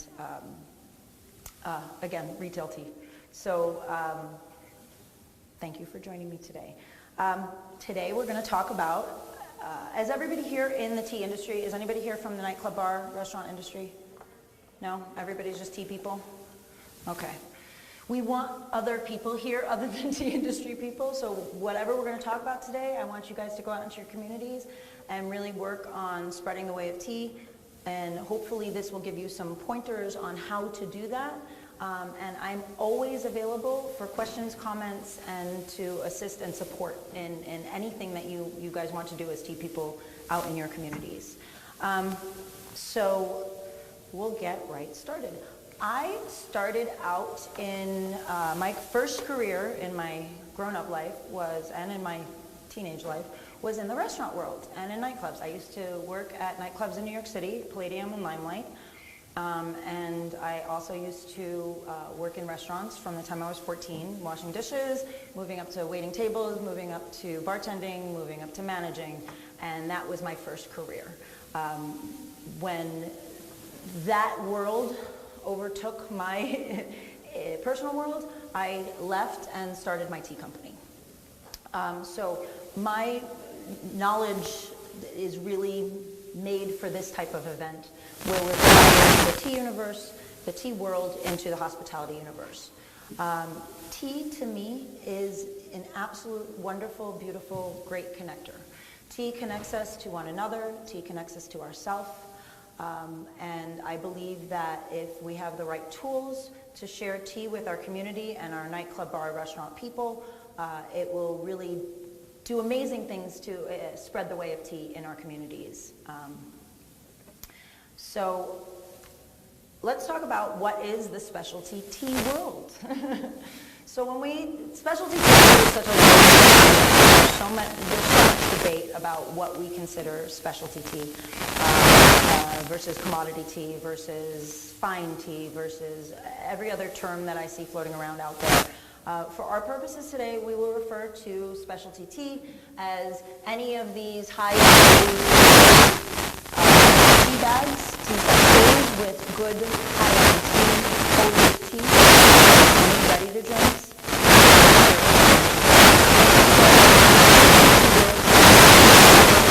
Can be very vast.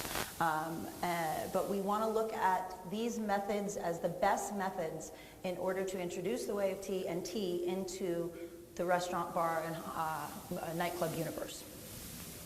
So, what is the hospitality universe? So, the four main pillars of the hospitality universe. That's food and beverage, that's tourism, that's lodging, and that's recreation. These are four different pillars where we have the opportunity to introduce tea in our communities in new and innovative ways, okay? So through food and beverage, we've got restaurants, cafes, bars, and nightclubs. We know that. We've got that. Through tourism, airports, cruises, trains, and ferries. I don't know where everybody lives, but I live in Miami, and we do have a fast ferry to Bimini, to the Bahamas. The tea on the ferry is terrible. They are open to discussing tea options for the requirements in a moment.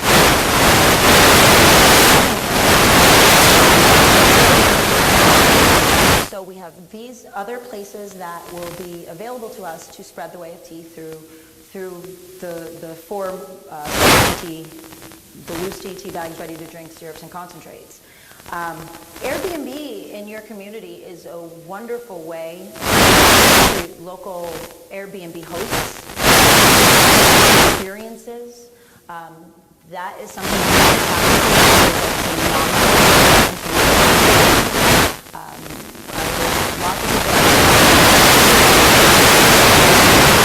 and they have, you check into your Airbnb and they've got a nice, beautiful coffee set up with some locally roasted coffee, and then they have terrible Twinings tea, terrible tea bags available where you've got a plethora of wonderful tea vendors within the community that can be providing a nice teapot and some loose tea for service within the Airbnb community, and that with some cards, and it's an option. Recreation, movies, theaters, museums, and experiences. When I moved to Miami in 2010 and I pivoted my company, the first thing I did was go to all of these different experiences. So one of them was all the small movie theaters. And O Cinema, which is a big art house theater in Miami, she started to carry my tea immediately because it was a new, wonderful option for her art-infused clientele. And people, they also did fine dining dinners once a month. We did tea pairings for them. So there are really a vast amount of opportunities that may be untapped and that you haven't thought about. And today, I want to explore some ideas on how you can expand into that environment. And then, of course, experiences. We talked about this in the last class that, experiences are the thing right now. Everybody's hosting, big wellness experiences or big art experiences or big dining experiences or food truck experiences. And tea is woefully lacking in all of them. And we have an opportunity to introduce, and we're going to cover some of the ways that we can introduce. Today, we are really going to talk about a foundational sales approach. It is really basic stuff. I'm happy to talk about this later on, but it's just to introduce the concept of this to you guys, okay? So the hospitality universe has needs, limitations, and requirements, okay? So when we're looking at the hospitality universe's needs, they want to increase revenue. They need to increase revenue, especially after this pandemic. They're looking at new and innovative ways to increase the revenue. They want to attract new clientele into their establishment or their experience. And that's something unique.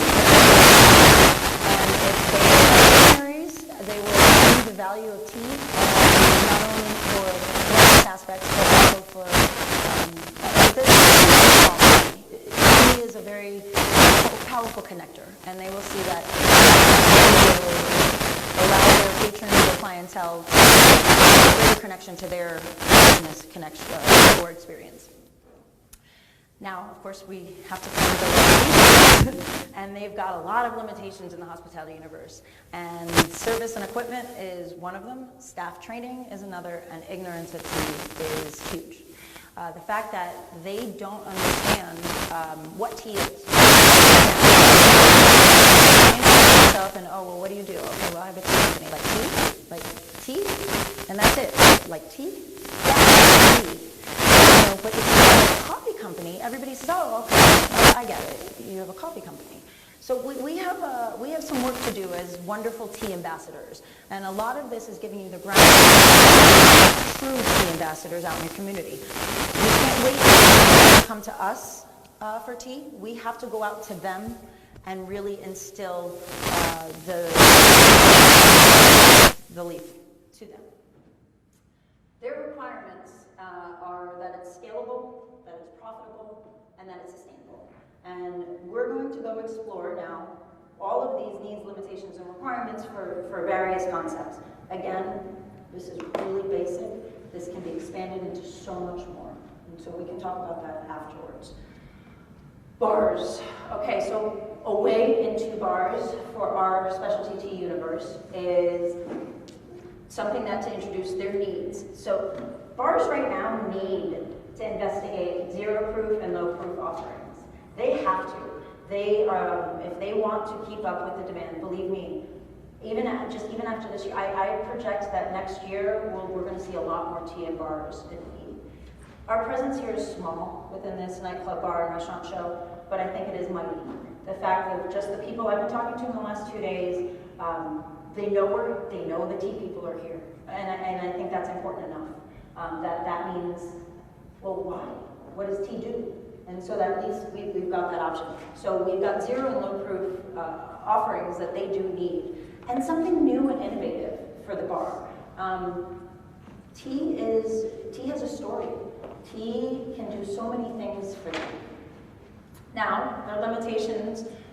There's not a lot of prep time. There's not a lot of prep space. And then training your staff it's hard.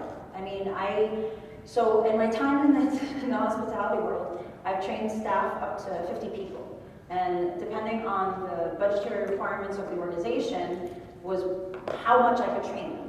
So when they had a big budget and I had time, I could take 2 weeks, and they got trained in everything. They got trained in proper service, they got trained in proper tea, champagne, wine, spirits, all of them. Most of the people that you're going to be crossing paths with aren't going to have that time. So we've got to figure out how to make this easy for them and simple for them.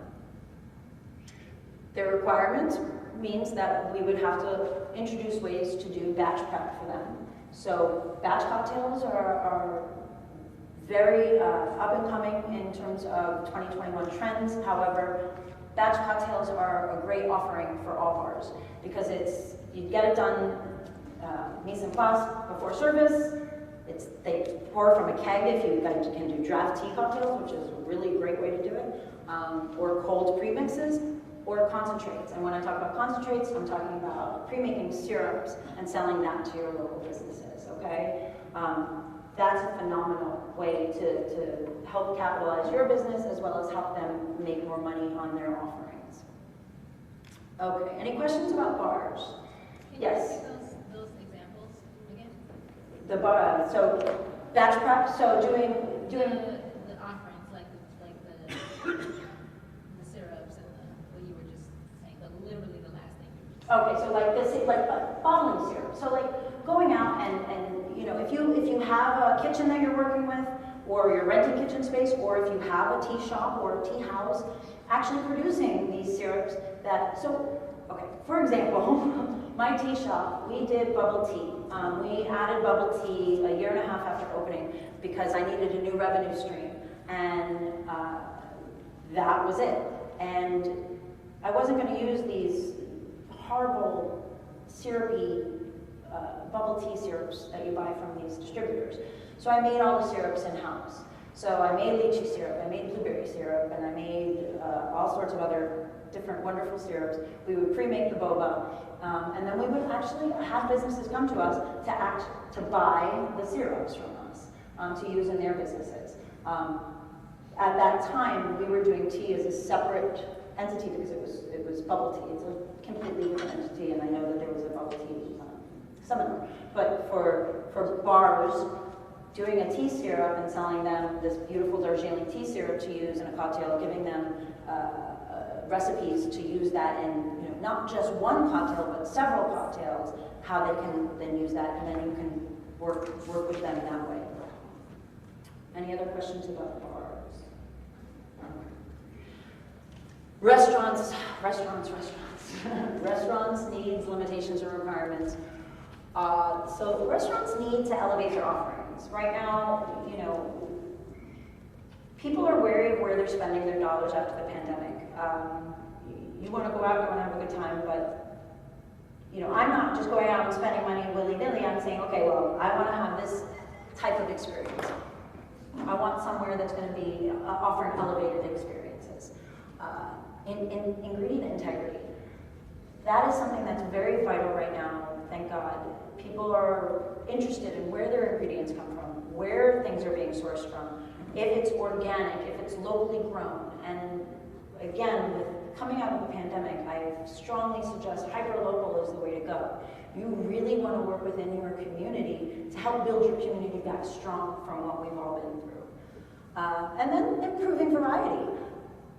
All of you know this, but we go out to dinner as tea people, and we are left with crap at the end of the meal. We get tea bags the majority of the time that aren't, it's an afterthought. It's not even an afterthought. I went out to dinner a couple weeks ago, and I asked them, I said, okay, so what kind of tea? And they pulled out from underneath the bar a box of decaf Twinings green tea and a box of Earl Grey, and they're like, here. And I'm like, okay, I just spent $100 on dinner. Like, please help me here. So as tea people, we can go into these businesses and give them alternatives that they can improve their variety. And they don't have to have a lot of different teas. It's just having a few. Their limitations are, that is a pretty big obstacle when it comes to restaurants. As the equipment, they don't want to buy new teapots, they don't want to buy new French presses, they don't want to buy the equipment. Staff training, and then excessive options. So I don't know how many of you have gone out and had a huge box of tea come out. It's not good tea, but it's big, there's 20 different options in this box, and that's just excessive. So, really introducing the concept of, the importance of quality over quantity. And their requirements is consistency, ease of service, and logistics. So restaurants need a consistent product. So for fine dining in Miami, because service is so lacking, tea sachets, good tea sachets are the route for us in Miami. Your city may be different. In New York, it was different. My clientele in New York, we did loose tea at restaurants all throughout our community. We provided the teapots for them, and they bought the tea from us. And we would go in, and we did staff training once a month. And that is vital. You have got to be, we're going to get to this, but you have to be a tea consultant. You can't just sell them tea and then expect them to be executing it. You have to go in, you have to check on your tea product, and you have to make sure the staff is doing it right. Even in Miami, I provide one restaurant with great James Beard nominee awarded restaurant, and they have great loose tea, and I still have to go in once a month to help educate and make sure that the water temperature is right and they're not burning the green tea or over steeping the green tea. Okay, so any restaurant questions? Yes? So you're having the employees prepare the tea for the customers, right, not bringing out the bag and the hot water? Yeah, so yes. So for let's just, one of the restaurants that I dealt with, we did sachets for them because the staff really, they were not capable of doing loose tea. Service was very busy. They already had numerous ingredients to understand and work with. Tea was their final thought, although it added a great deal of revenue to the final check. And the community that this restaurant was tea heavy. These people really loved tea, but we still did tea sachets for them. And it was still a problem to try to get them to serve, to bring out the teapot with the water in the teapot before putting the tea bag, and then so the idea was that you prepare tableside. It also creates an experience for the restaurant goer that it's not just a tea bag thrown in some hot water, you have somebody doing a ritual for you. One of my favorite mentors and bosses in my life, Hervé Rousseau, he owns Flute in New York, a champagne lounge, and I worked for him 20 years ago. And he taught me so much, but one of the things that he really instilled in me was the idea of ritual, tableside. So we were a high-end champagne lounge with caviar service, and we also had chocolate service, Maison du Chocolat, and it was a whole thing. We would bring out this giant box of Maison du Chocolat, and then we would show the guest all of the options. We would talk about it, and as soon as that happened, the table next door would say, oh, I want that too. So the idea was to create an experience tableside. So for restaurants, that is your foray into it. There are so many options, and it really does depend on the type of venue, and we're going to talk about product matching at the end of this, but that is the most important thing, product matching.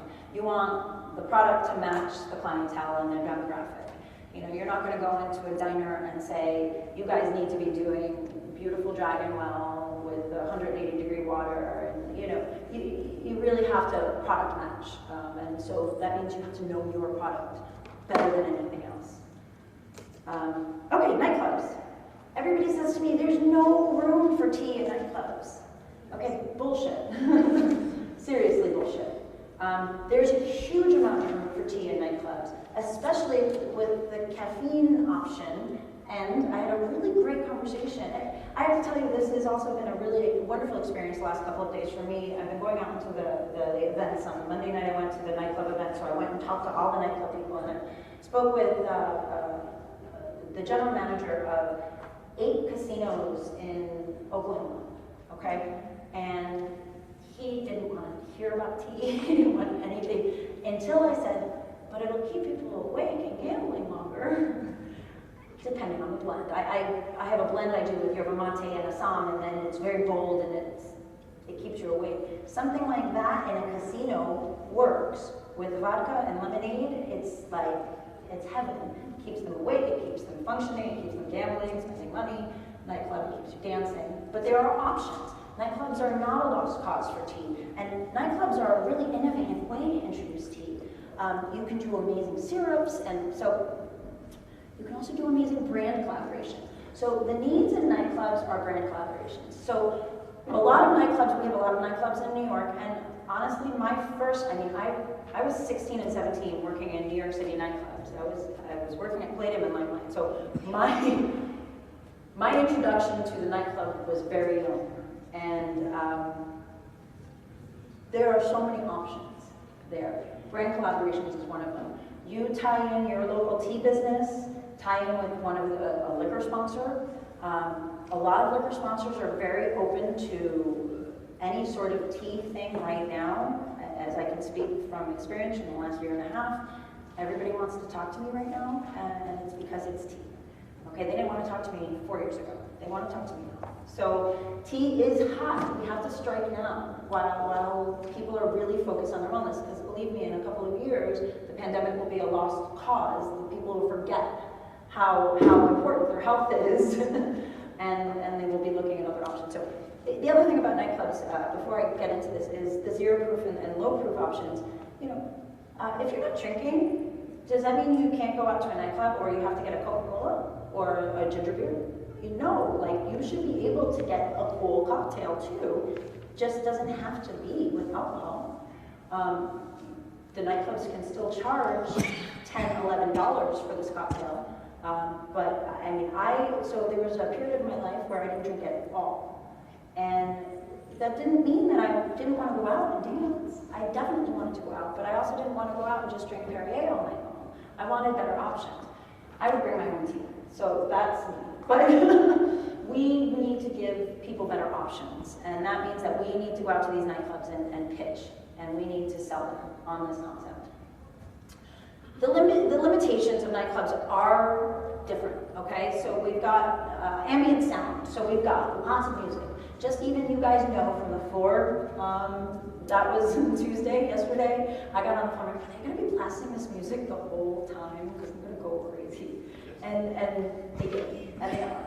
And that's okay, but that's the nightclub thing. So you don't have any communication between staff and client, okay? So what you need is different at a nightclub. So you need point of sale materials. You need something at every table. So when you're going into a nightclub to pitch, you also have to be armed with, okay, well, we'll provide you with point of sale materials, we'll provide you with table tents, we'll provide you with cards. Because the staff is not taking the time when the bar is 5 deep to go, well, we've got this beautiful high mountain Taiwanese oolong mixed with Laurent Perrier. Like, nobody's telling them anything. You're just getting a drink out there. So that's where also the brand collaborations come in, who will sponsor the printing of those materials. And if anybody wants to talk about that at greater length, we can talk about it after as well.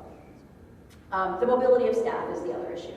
So you've got a really crowded nightclub, you don't have, and I mean, I would love to have a hot tea offering at a nightclub. I would love to go dancing and have a nice tea. I really would. I'm weird, I know. But the wait staff, they're taking champagne bottles. They're doing bottle service. They're not talking about that. So you have to look at what their requirements are, and that would be canned cocktails, draft cocktails, tea cocktails, as well as bottled, and anything that's easy for the staff to execute and carry through. Their requirements, batch prep and service time. For nightclubs, one of my jobs in New Orleans when I was in college was a Jello shot girl. So I had to go in an hour early before my shift to go prepare all the Jello shots. And then I would walk around and carry the Jello shots. The staff has to come in and do some prep work. So coming in to prep anything that you provide for them. But again, the onus is on you guys to go in and provide them everything they need, a turnkey solution for them, okay? It's, again, not dropping off a bunch of loose tea and saying, okay, you guys can make this amazing. No, you make it amazing and bring it to them, okay? All right. We're going to talk about improving partnerships. So anybody have any questions up to this point? Needs, limitations, requirements of the hospitality universe? Or comments or suggestions? How easy is it to make a draft cocktail and transport it? And I think about it like a big keg of beer, or how is it? Right, I mean, you would need a kitchen space, okay? And we are at a restaurant bar show. There are people on the floor who will have logistics information for that type of thing. What I do is I do bottles. So I have glass bottles, like screw cap, 750 milliliter, and for my purposes, that works. The draft cocktails I don't do in the kegs yet, but I highly suggest it at the moment. Again, just in the last few weeks talking with a bunch of these nightclub and bar owners, they're pulling beers out and they're putting in these cocktails. And in Colorado last year too, I mean, the brewery, it was 4 or 5 taps with draft cocktails. And tea, again, makes a wonderful batched cocktail. Tea holds, it doesn't go bad. It does, I mean, it goes bad, of course, but you know what I mean. Okay, so moving into improving partnerships, sorry.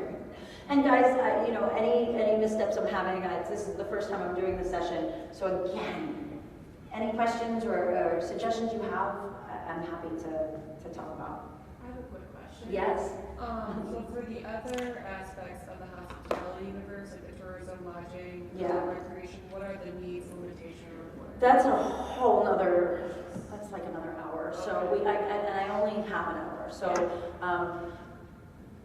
those experiences are a lot easier, to be honest, than the bars, restaurants, and nightclubs. The movie theater, when I did the tea at the movie theater, it was wonderful. It was so easy. You know, we made sure they had hot water. We made sure that they had good hot water. We provided carafes for them to do hot water. They have a certain time limit that people are coming, getting concessions, and then going. Museums, you know, depending on the museum, they have a cafe, and you're really pitching to the cafe outlet owner. Experiences, that's a collaboration thing. So just for example, I have a student of mine who is a yoga teacher, and she does yoga at the Van Gogh. It's an immersive Van Gogh. You know, you go into this room and it's Van Gogh everywhere. You know, we coordinated to do some tea with that, but it's not going to work because their liability to have water on the floor. So you know, you really have to work with the experience. So it's a little more complex. At least we can outline some guidelines here. But for something with like hotels, motels, and Airbnbs, that's just giving them a product, basically? Yeah, I mean, depending on the hotel, the Airbnb would be giving product. So if you're going to your Airbnb, if you sit in your local community and you go through the Airbnb site and you look at superhosts, that's what I do, is I go and look at the superhosts. And then the Airbnb experiences, and also seeing what Airbnb experiences you can add to. So a lot of the yoga experiences, the meditation experiences, they're always interested in talking about tea and adding this to their experiences. And yes, that would be doing samples, but also going and we're going to talk about overcoming objections and methods to do that. But yeah, any other questions? Okay. All right. So when we're talking about improving partnerships, we're talking about prospecting. All right, so these are really basic sales methods. However, when I practiced this with my father, who has been in the coffee industry for 50-something years, he went, oh, I didn't know this was a proven salesman. He's been selling green coffee to huge companies for a long time, but this is an actual method. So prospecting, qualifying, presenting, overcoming objection, and then closing. So it's like a 5-step process. We're only going to investigate the 4 steps because you'll close, believe me. After going through all of this, you'll close. So the initial prospecting is really important. You have to go through your community and you have to see what aligns with your tea product. The prospecting, it's not every business, believe me. It's not every restaurant, it's not every bar, and it's not every nightclub. You have to go through, and what I like to do is look on social media and see not only their social media, but who's tagging them. I mean, there's a lot of, it's like detective work when you're prospecting for what we do. You have to get a really good feel of who's going to be aligned with your values and who you also want to partner with. You just don't want them carrying your tea or your tea product just because. You want to make sure it aligns and builds your brand and sustains your brand the way you want it to be. So once you've prospected in your community and you say, okay, I've got a list of 20 places that I think would be really, really great for what I'm doing, you want to qualify them. And qualifying them doesn't mean walking into their venue and saying, here's my card, here's a sample, this is it. That is not qualifying. Qualifying is going in and sitting and going to their establishment, spending money and watching them. It's not just going in and telling them, buy my stuff. You know, you have to watch and see how they treat the staff. You have to see how the staff interacts with the clientele. You want to see if that actually works. And if this is the spot, out of those 20 spots, you know, maybe 10 or 7 will be aligned with what you want to be doing. Then you will go present. And presenting in the hospitality universe, right now I'm focusing on the nightclub, bar, and restaurant industries. Presenting is very precarious. Do not go in during service, and you probably won't get an appointment either. So you have to go in right before service or right after service. You know, I'm talking about like lunch service. So the best time, when I ran restaurants, the best time that people would come to pitch to me was between 3 and 5. I'm pretty sure that's still the goal today. Between 3 and 5 if they're open, or if they're not open, you hit them right after lunch or right before dinner with an introductory. So the introductory means like 3 minutes, 5 minutes. You're going to go in, you're going to give them a pitch packet. You're going to give them information, one sheet, very, very basic about you, about what you want to do, and then samples. So if it's a nightclub and you want to do some syrups for them, or you want to, or a bar and you want to do a cocktail, you would provide a little bottle of the syrup, a sheet that says who you are, what you're doing, and a recipe for them. Now, that doesn't mean that they're going to try it. They might just put it on their desk, like I did for many years with a lot of people that come in. I would have samples of all sorts of stuff on my desk. And unless that person kept coming back and was persistent, and I saw a dedication to their product, bless you, would I try? You know, I had salespeople coming at me all the time, leaving stuff all the time, and then I'd never hear from them again. But if they came in and had a cocktail or ordered dinner or brought their friends, then I'd start to look. The other thing about, you know what, I did write all this, sorry. We're gonna go through this.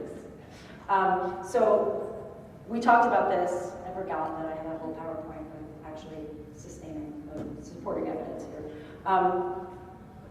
So I'll go back to prospecting and then we'll skip ahead, I apologize. But evaluating leads through social media, joining restaurant groups, talking to your community. And that is the best way to prospect. The restaurant groups is a really good idea as well. If you're a tea business in your local community and you're not a member of restaurant groups or any of the food and beverage groups, you're missing out on a huge piece of business right there. Talking to your community, meaning talking to your friends, talking to people who buy from you, seeing where they're eating, seeing where they're drinking, seeing where they're partying, you know, seeing what options are available to you. Qualifying again, patronizing, you know, going into these places and then evaluating the service as is and determining the venue readiness. See, I'm so much more eloquent than I have. I'm sorry. The venue readiness. The venue might not be ready for you. You know, again, there's a couple places in Miami that there's no way I would go and pitch them tea. Like, they're going to look at me. Although, with that being said, I was waiting on the cab line yesterday, and the two guys behind me were from Miami and own 2 bars that are totally, I would never pitch them in 100 years, but we started talking, and he went, wait, what do you mean? So I have a blend, it's an energy blend, and he's like, wait, we could do that at the bar? And I said, oh my God, yes.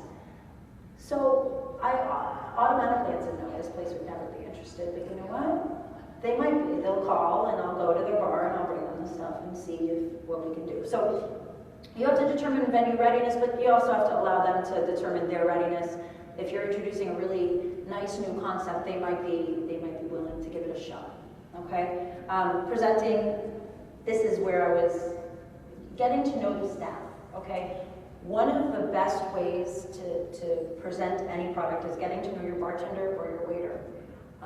A lot of the places that are going to be amenable to having tea in their arsenal of culinary products are going to have staff that are into tea or wine or beer or something, and striking up a conversation. And it's not ingenuous. It's not.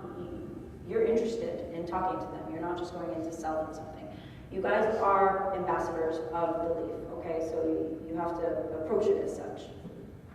Dropping off the sample kit, and then the follow-up. The follow-up is vital. If you don't follow up, and multiple times follow up, you don't want to be a pain in the ass, but you want to follow up, okay?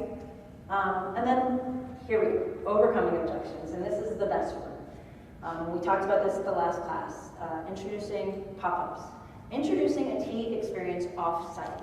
So if you don't have a tea venue, or you don't have a place to host tea, looking at hosting a tea pop-up, you know, monthly or every 2 months at a botanical garden or at a museum or something else, allowing them to come and experience, or literally hosting it for the concierges in your city and the food and beverage managers. And if you incorporate booze, they will all come. Anybody in the food and beverage and hospitality universe, when presented with a free ticket for food and booze, they will show up. So if that seems to be, you keep getting objection after objection after objection, look at that as a marketing cost and hosting something to introduce experiences and multiple tea experiences. So, for example, one of the things we did tea meditation, we did Gong Fu Cha tea bar, and then we did a tea bar. So we had 3 different types of tea experiences where people could come and experience tea on all the levels. And believe me, everybody left that night experiencing tea in a new way. Simplify your offering. If they keep, saying no, we can't do it, simplify, simplify, simplify. You want to make it as easy as possible, and clean as possible, and plug and play as possible, okay? And then you need some social proof. Now, if you don't know what social proof is Instagram, Facebook, Twitter, Instagram. Let's really just focus on Instagram right now, because social proof is people tagging your teas or tagging your experiences, and they're saying, no, this will never work in our venue, and then you say, but look at this place.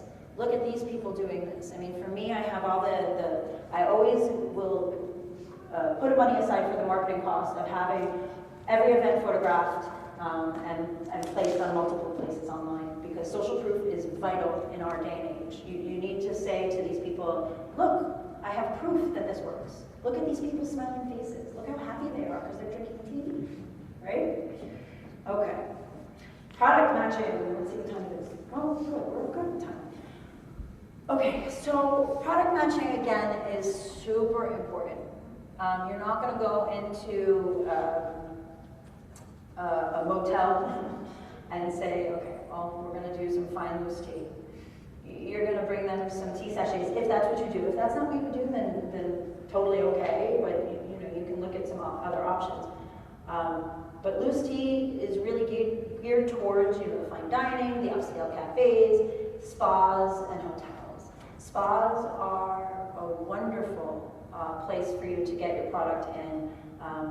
Spas and salons. I did salons for years in New Jersey because we had so many saturating our community that if you were getting your hair done, you saw our tea there always. Now, some of that was product placement. I viewed it as marketing costs. However, once we got some momentum, obviously we started selling, and people would request. We would do also blends for the spa and salon so that they have their own blends, so that they could personalize. Obviously, tea sachets and tea bags for casual dining, cafe and lodging. Any lodging, any of the hotels in Vegas. I mean, Vegas is hospitality universe times 1,000. Everything here is geared towards hospitality. Yet Elise from T-Lit and Michael Peterson from T-Lit, they're doing some amazing things with the hospitality universe here in Vegas, and getting placement all over the place. And I'm hoping that Elise will come up and say a few words if she allows me to drag her up here after I'm done with the product matching. Yes, awesome. So that she can speak from experience from this incredible hospitality university in Las Vegas. But tea bags and tea sachets are pretty much the norm here. I was super excited. Miami is lacking with some really good Asian food, but Vegas has some killer Asian food, so all I've been doing is eating out. Now, the tea offerings, I'm staying at Wynn Encore, and the tea offerings, they do have a tea menu, but it's pu'er in a tea sachet, or oolong in a tea sachet. It would be nice to have some loose offerings and not have that, but I'll allow Elise to speak on that. Ready to drink, bottled beverages. So if you guys aren't doing some ready to drinks do have a shelf stable issue, okay? But the market has been primed for local companies to be doing bottled tea because of the juice market. So if you guys, I drink a lot of juice, and I'm fine paying $8 for a bottle of juice that will expire in 3 or 4 days. I'm okay with that because I know it's fresh. And if you are pitching to tea people, or you've got some venues that are interested, bottled is a great way to go. Bars, tourism, and recreation is great for that. And then syrups. Syrups are unbelievable for nightclubs, bars, and experiences. If you can drop off a couple bottles each week of syrups to these people, and then they can allow their staff to play, you'll find that in a few weeks you're going to get some innovative inquiries. So managers will say, okay, well, what about if we did this? People will get into it, but you have to lay the groundwork first and get in there first, okay? Elise, if you don't mind, yeah, we've got 15 minutes, so, and then we'll take questions. Thank you.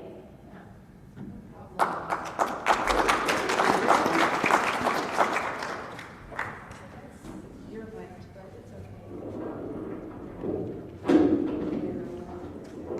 Yeah, so my name is Elise, and I have a company called T-Let here in Las Vegas. I actually gave a presentation, I think like 3 or 4 years ago, similar to this one. Not as like detailed. I think you offer a very unique perspective in that you've been on both sides of the table as far as being the buyer and then being the pitcher, right? And as companies, like learning how to pitch is like probably the hardest part. Super hard. Right? So you offer a very unique perspective in that you've been on the other side of the table. I've never been on the other side of the table. I've been on the table of the objection side for years and years now.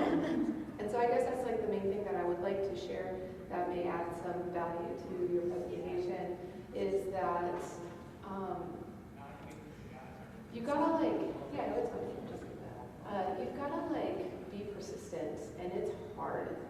Like her presentation, if you've never done this work before, her presentation may make it seem like it's easy. Like what she said to do is the way to do it, and it seems easy, but what's hard is like constantly being rejected and constantly feeling like no one's listening to you. And it takes a lot of persistence, and it doesn't happen fast. And so I think that's like kind of a discouragement that people get when they're trying to do this work, is that it's not happening as fast for them. They say, you know, I've been trying to push this in my local scene, and I've got the social proof, I've got the influencers that are behind it, but it's just still not happening. Yeah, it takes years, and even to make money. So she brought up the thing about being a consultant.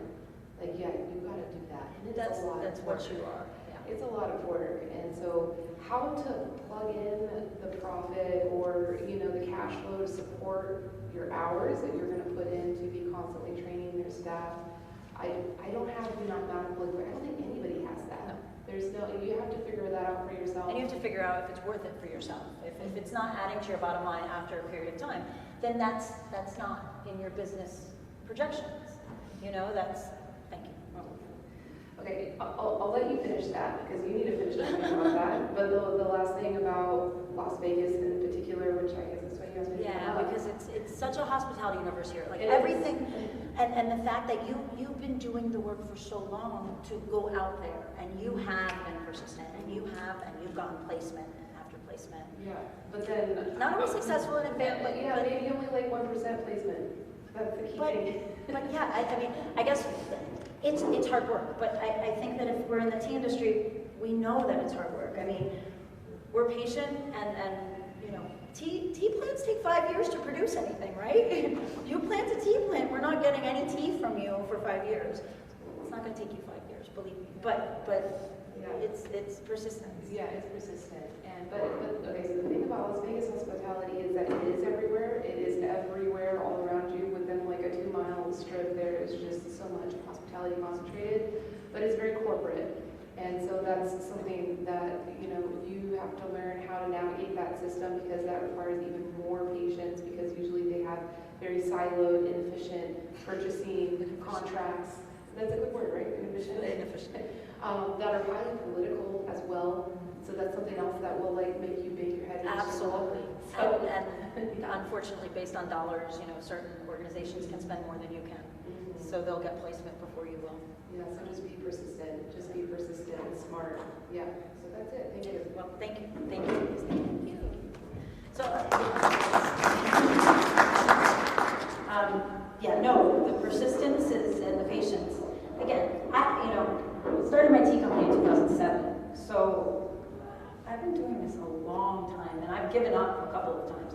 I wanted to take this session also to parallel it to our entrepreneurial journey as tea people. I didn't do that yet, and the next time I do this session, we will do that. But we have ups and downs as entrepreneurs. There are days that we're ready to throw it in and give up. And tea is really hard. Nobody is saying that tea is easy. But right now, the market is primed for us. We have an in right now.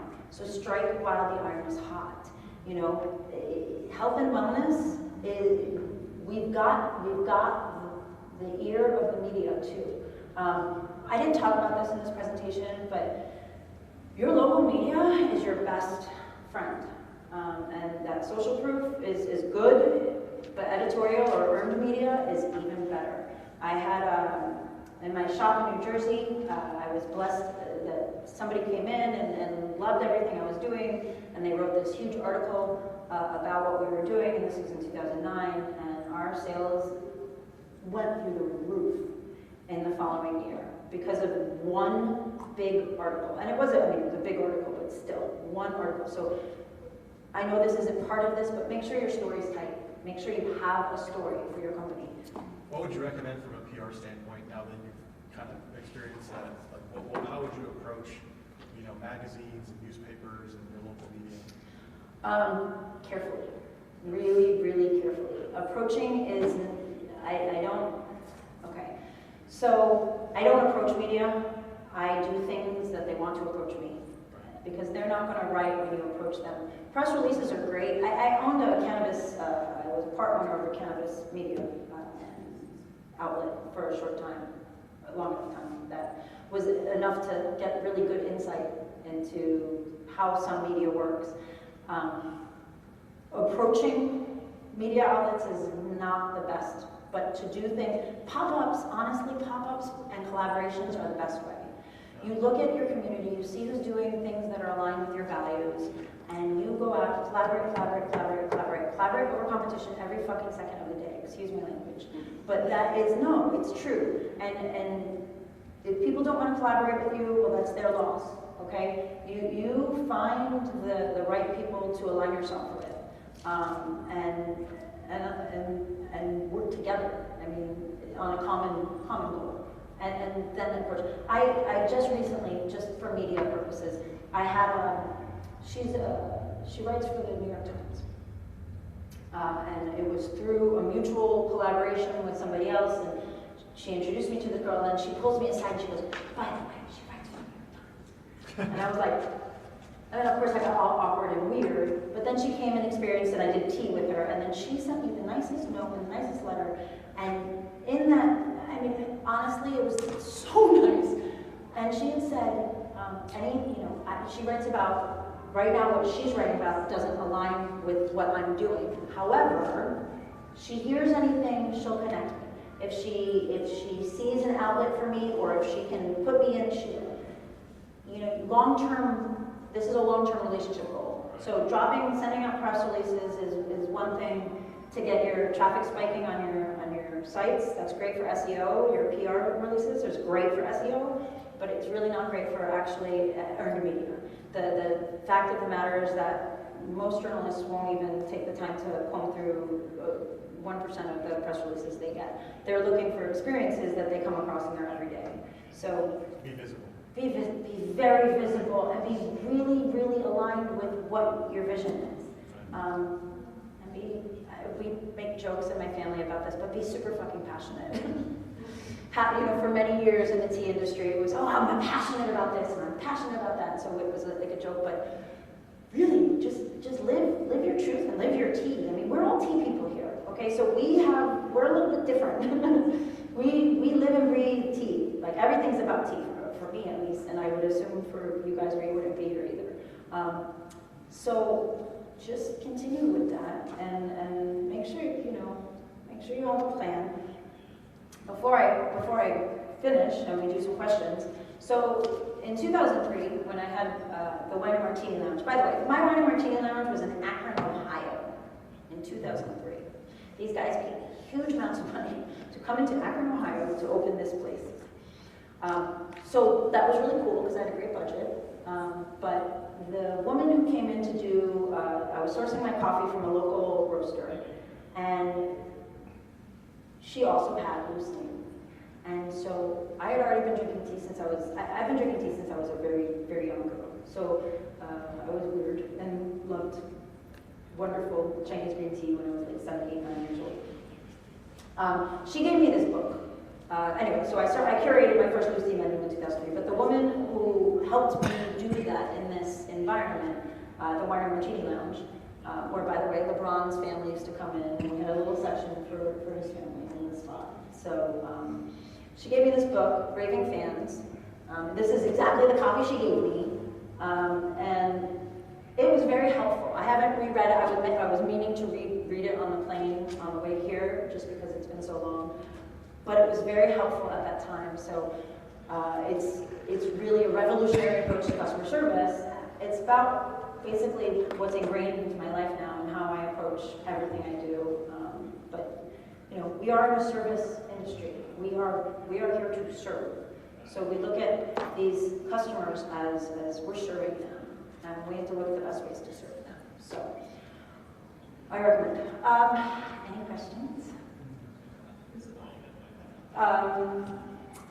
Ken Blanchard, so he co-authored The 1 Minute Manager and Sheldon Bowles' novels, Raving Fans. So it's about creating raving fans of your product. It's not always easy, you know, it's a lot of work, but it's worth it. And believe me, when you do get that sale, when you do introduce tea, I introduced tea, this was in New Jersey, well, it was in Rockland County in New York, an Irish bar, like an Irish pub, but they had a restaurant too. And the owner, she loved tea. She was Irish, so she loved Irish breakfast, she loved all these wonderful bowls of songs, and we started to create a menu for her. But it was a hard placement, but it was so rewarding once the placement was there. And I would go in once a month to train the staff. We'd have sessions every month, and it was so much fun for me, because for me, tea education is really, really fun. And I would hope for you guys, tea education is really fun too, and that's why you're here, because you want to learn as much as possible so you can go out and share the way of tea with everybody else. So yeah, any questions? No? Okay. I think I just had a comment, like just a suggestion for people who are trying to get into their local scenes, because I know you were talking about Vegas. I can imagine trying to break this exact scene just because there are so many. And if you're at 1%, placing at 1%, that's pretty good compared to being somewhere like Fort Worth, Texas, like I am. But you know, getting into your local neighborhood association groups, becoming members of your chambers, and all of that. Exactly. Just like, It's huge. Getting involved in the business community is really, really important. I learned that very young, coming from hospitality. As a restaurant manager, that was one of the first things, the requirements. So I ran some places in New York, and one of my first bosses in that realm had said, you have to join this association, and this association. And I'm not paying you to go to those meetings either, but you'll see the rewards of it later. And of course I will. But you have to go out and participate in your community, in your business community. And again, you guys will build back stronger together than separate. So look at, again, the community aspect of this. So yes, that's a great comment, so thank you. Anybody else has anything they want to contribute or experiences that could help everybody in this room? No? Okay, so there's my contact. Some of you were in the other session, and I have some tea bitters. If you want to taste some tea bitters, if you haven't tasted them. And yes. Oh, nothing, guys. You just want tea bitters? I love the tea bitters, but I also used to work in museum education. You can approach other departments besides the cafe, especially if the kind of tea you sell ties into an exhibit that they are currently exhibiting or planning to drop in the next year. They have a pretty good timeline, usually 2 years ahead of every installation they're going to do, whether they're going to do European artists, East Asian artists, like Song Dynasty exhibit, you go in, oh, watch them. Exactly. Right. So being really well versed in what your product is and caring and really knowing tea will help you with things like that, of course. Because like somebody in education or somebody in exhibits will push the cafe to say, hey, cafe, I want this person to collaborate on this opening. Right, for sure. And that's the experiences. I mean, that's where we get momentum, for sure.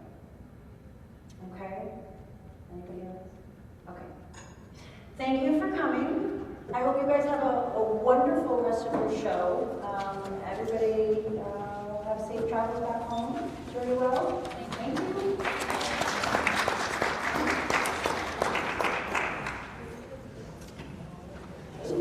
Very interesting. I enjoyed both your talks. Oh, Thank you so much for yeah. I was like, you guys think I'm this. Yeah, if you guys, and again, if you guys want the presentation, anything, I'll upload it to the schedule site, then you have a whole. Yep.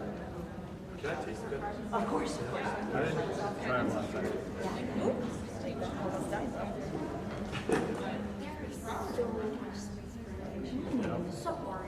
So much. I thought you would do that. Yeah. I haven't seen them try this. Either were there. Yeah, I can tell you like 6 restaurants. Yes. Where? Hotels. Where? It's right.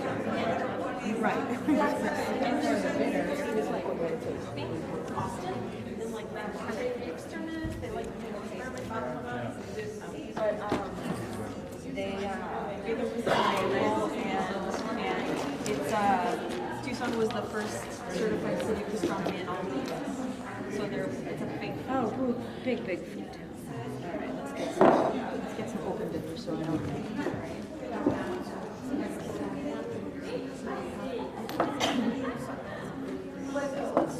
The puer is my favorite. So how do you make these? So a couple of months of steeping in alcohol, and high proof alcohol. The tea and the herbs and the botanicals are all cut in a certain way, pretty fine, and then You don't have to reduce them.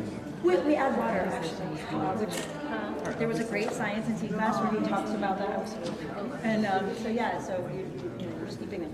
But there's a great bitters book called Botany at the Bar, and it really yeah. So I highly recommend it. Okay, so let's do. Puer raisins. So we'll just put it in here. This is my favorite. This is absolutely my favorite. We were just waiting for this. What do you put in drinks? So you put in drinks or club soda too. And it's a great way to introduce. It's probably the least prep, right? For restaurants. Absolutely. And just to introduce, I drop off bitters at bars all the time. And that's my intro. You can already taste it. But you already had you want one. And then we can do the green Since it's alcohol, do you need like a specific So license? that's why I don't sell them right now. Because I need my permit. So we do. That's why I drop them off as my intro. So this is my way in. Because you're not technically selling it, You're giving it, right? I'm giving it to them. They play with it. The bartenders, the whole staff plays with the cocktails, and then they're like, "Wait, so this is tea?" So then we start talking about that. And so that's there's so many ways, but you just have to. You guys know your products. You guys know what you would want. You imagine yourself in their position. Okay.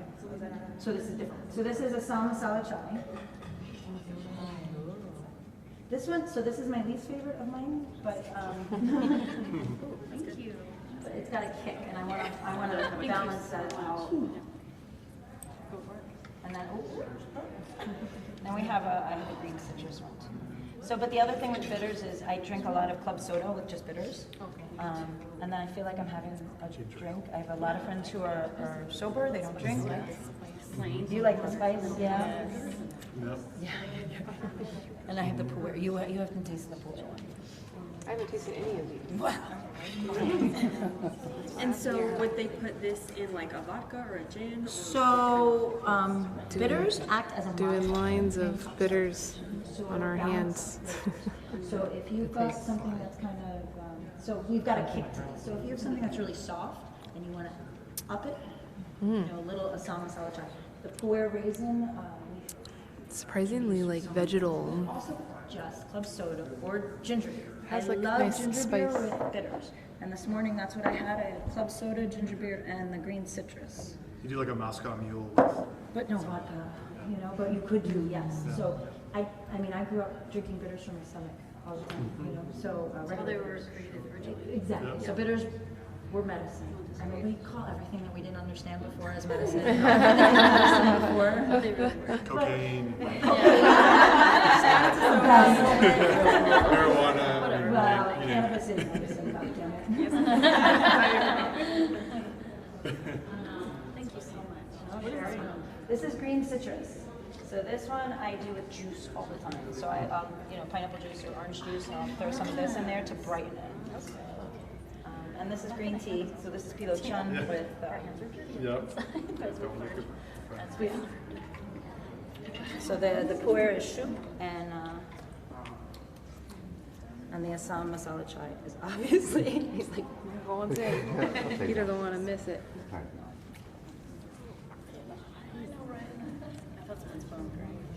The other thing you can do with bitters, by the way, is without if you don't want to taste it, you just put it. And you can get that whole aromatherapy. Yeah, that one I like. Yeah. Just to smell it. And one of the bottles broke, and so a few of my things smell like it. I love it.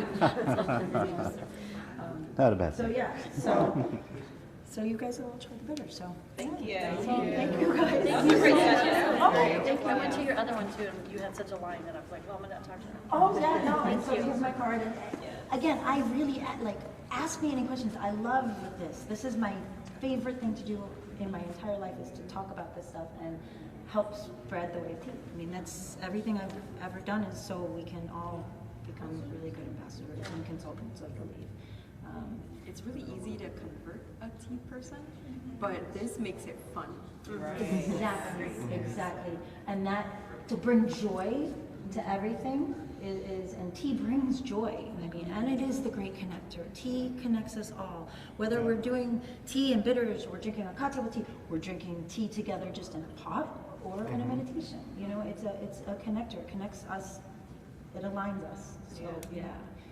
We do farmers markets, so we have samples that are open to the air, and you'll see people that walk by and they stop and they're like, "Whoa, what smells good over here?" Right? What is that? And for aroma. So the wonderful thousands of aromas that tea produces triggers all of these remembrances, and tea reminds us to remember.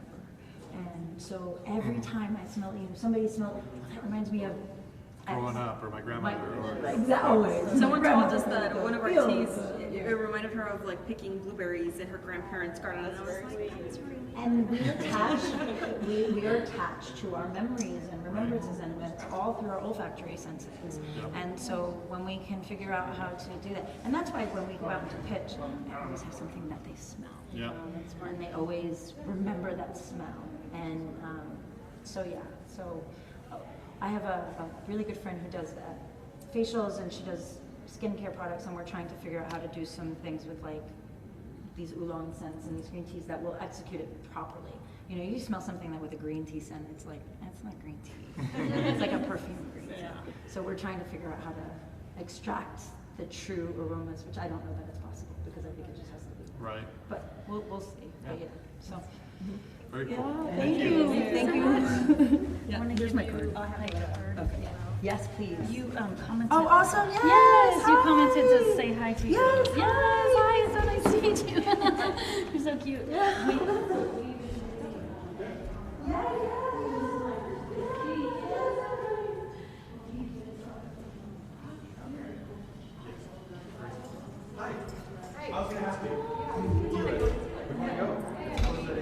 Yeah, well, that's like when the party is like really starting, but if you need to come earlier, you're welcome. We'll be pretty much going straight. Yeah, it's pretty close. If you have a flight out, you can come earlier, but we just started 8 p.m. late. Okay. We got like a whole bar set up. Very cool. Hoping to get some, bottle sponsors to show up too. Yeah. So you can play at the bar. And we we do live stream too, so this. Yeah, I've talked to him a couple times. Cool. Recording. Yeah. If you see it, just let you know whether it's live.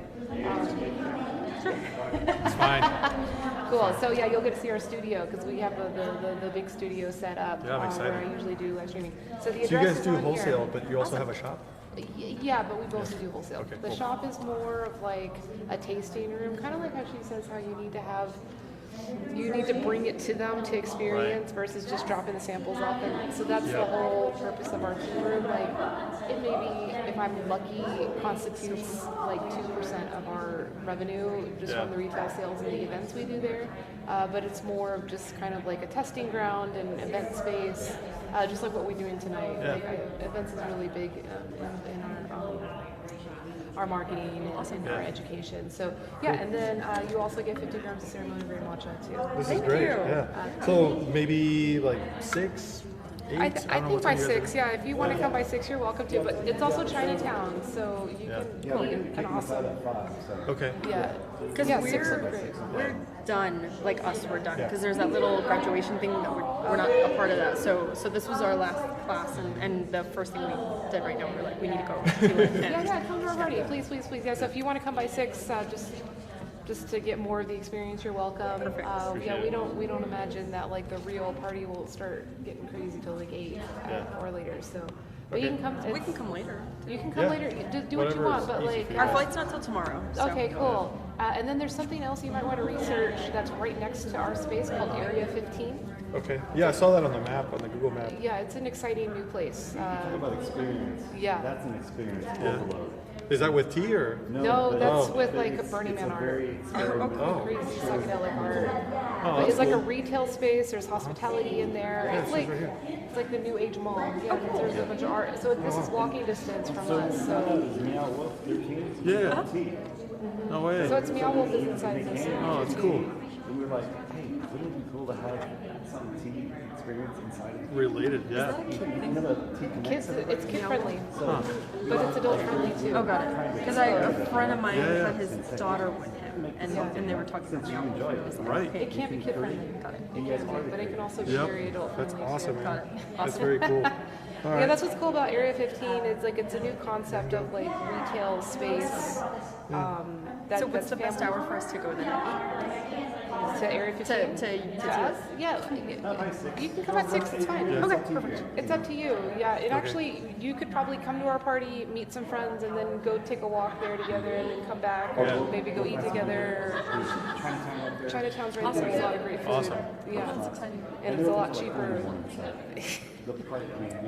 We go straight from there to the airport. Yeah, good. Yeah, Vegas. Yeah, right? You'll be all teed up. Awesome. Yeah. Well, thank you so much. Yeah, I'll see you nice to meet later. you. Yeah. What's y'all's names? I'm Eddie. Eddie? Yeah. Yvette Marie. Yvette Marie.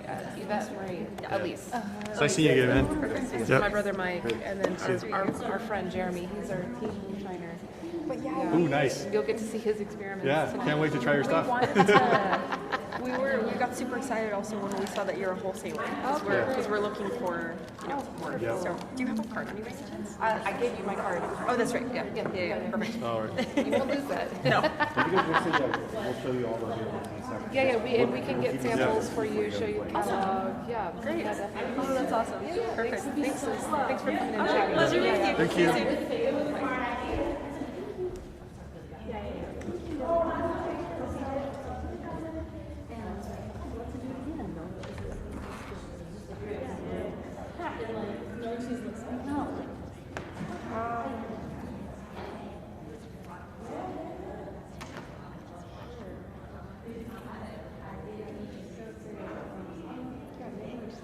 Thanks for, yeah, because we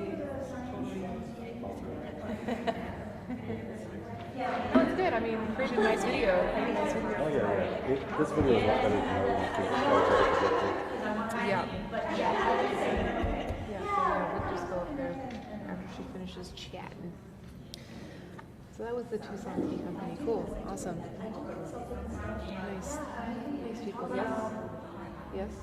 Who had that card yesterday at your place? I think Michael was showing it. Yeah, someone held it up and said, who is this? Yeah. Yeah, maybe someone else did, but yeah, I think Michael met them the first day. Oh, those guys? Mhm. Yeah. Mhm. In the first top, yeah. Standing right next to For sure. Yeah. For sure. Tucson. Tucson needs more good tea.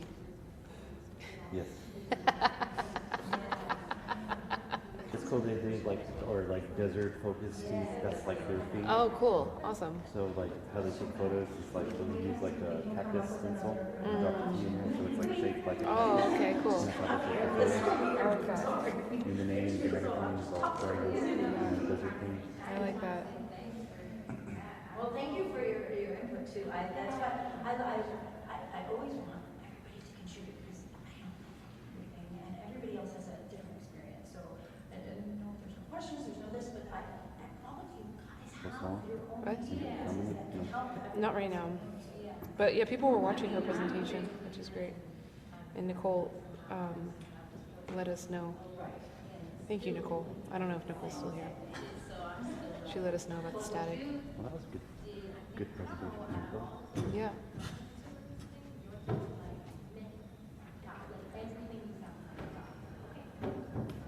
It's about you. I know. I get it. That's why we're here. But also, yeah. But at the same time, I mean, I love this, but it's. So my niece messaged me this morning, and I was gonna announce this. My niece made cheer captain. Oh wow. But she's gonna be going to college next year, so I need to be able to help with her tuition. So this will help with scholarship, I guess. It is all about a bottom line. Yeah, for sure. Yeah. Yeah, they need it. And you good. Because I really like that. What would you say right now would be like your top 3 bidders that you're presenting to some of the bars? So what do you mean, like the bidders now? Yeah. I mean, I just I'm gonna go use the restroom while I wait for her. Real quick. Yeah. Be back. I won't take the mic with me. And then that starts to open the whole conversation. The green citrus, okay. And it's not sour cherry.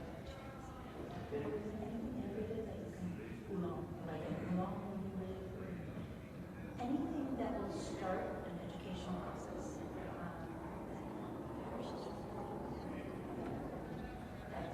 It really is. You don't sell them, but you present it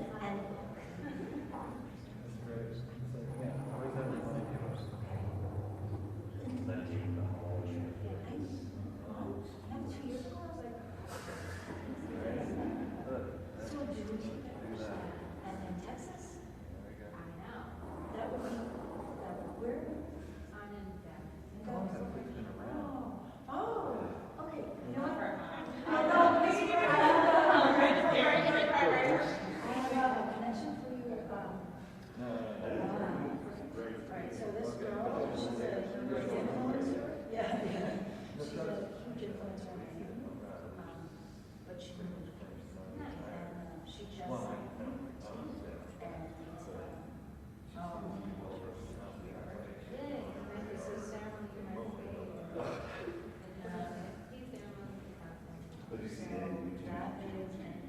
I mean, she's a lot. Right, and that's okay, and she's a lot because she's fantastic. So Journey of a Brave, she does the decisions, and she does all of the reading ceremonies. So she does all of the, she just did before she's with all of the closest friends, she went and went to see Grace. And just the connection. So the tea with this, and right. So yeah, definitely reach out so I can connect you and make an introduction. So at least she's actually no, so she's. I'm sure she'll have no problem. No, I was just gonna say but for me, for tea, that would be. Hello.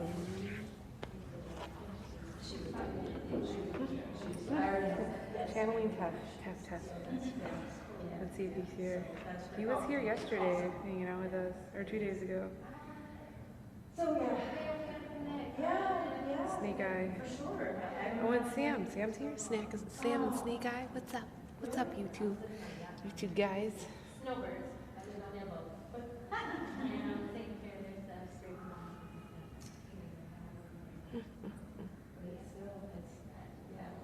What's up, you two guys?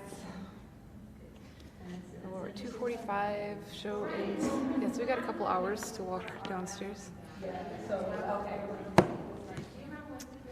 But yeah, let's try to get some bottles. Oh, jeez. I want to record that. Yeah.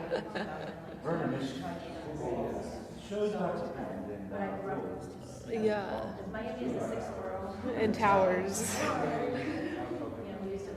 We should get the towers and say, hey, we got cold brew ready to go. Like, it's gonna be so sexy and beautiful.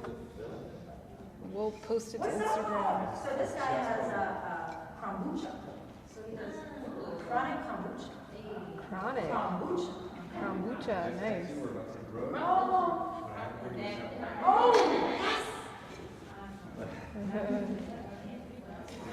Samples.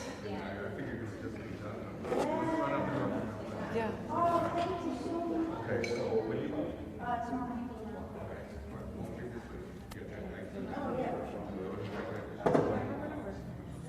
And she's coming tonight. Maybe we could do a stew tonight.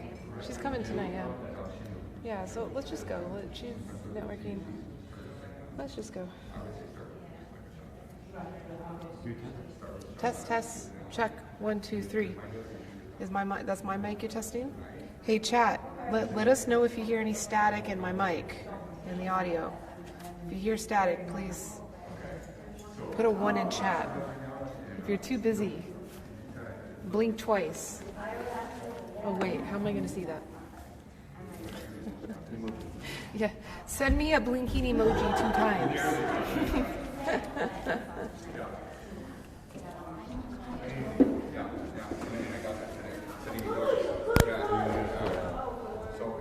Yeah, we gotta get water. Oh yeah, because I need to have my matcha ready to go this time. Okay. Here, you get a whole bag. You don't need a whole bag? Okay.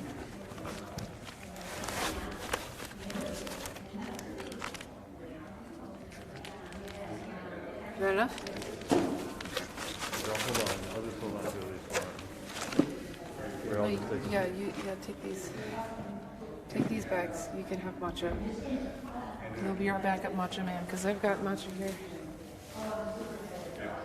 Matcha man. I want to be your matcha man. All right, good. I will. Thank you, man. Thank you. I got a story. And your customer. So they were from the Nightclub bar Was show. that mine? So they came. I remember the lady, but was it your card? Yeah, that'd be awesome. Yeah? Oh, good. That's all I care about. That's good information. Everybody's. Yeah. Oh, good. Because I'm super nervous. You can bunch of these too. I mean, Oh, yeah, we just yeah, made yeah. them just for this. So. Yeah, I know. Thank you right. so much. Those guys were so great. They came for the Nightclub bar show. But he has a, I was like, dude, you can't do kombucha for like normal, but they do cannabis. Oh, okay, cool. So- But they also make some non-medicated. They sure do. Oh, cool. And so, but he just said to me was, he just realized how much he doesn't know. Like this is the first, he doesn't know shit. And, but that's good. That's the step to knowing everything. Yeah. Thank you so much. Yeah, So I will thank see you for guys. sharing. I'm gonna go back and chill and see how I'm feeling. And Yeah, we'll be there. We said from 8, but we'll really be there from like 6. So yeah, if you want to come early, hang out. Okay. It's chill. It's the vibe in the space is really nice right now. Huh? And yeah? Yeah, because. Hey, Great job.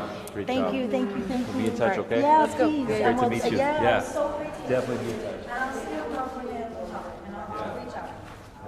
All right. All right, Adrian, we'll see ya. Matcha man. So where are we going? Yeah, we're gonna go to the expo floor. We finished with school today. and we're gonna go have fun now. Because I heard a rumor, years and years over and over again, that this show is great for like the last 2 hours of the expo because all of the vendors are trying to get rid of their bottles. So we're gonna go have some fun and see what kind of trouble we can get into. Now it'll get fun. We got a party to host later tonight. Where's our Team Moonshine? Yeah, Where's he? He's coming. No, he's coming. Team Moonshine. Because I don't like lying, and the whole point of Santa is that Booze cream. I tried some of that yesterday. Ice cream with booze. It was actually pretty strong tasting. I was surprised. Oh, the police are here. Oh shoot. The police came to party too.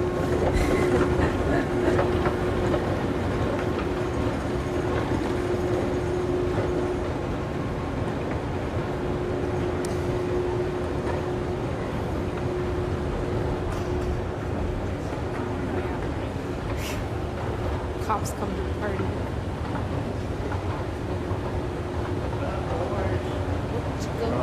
What you gonna do?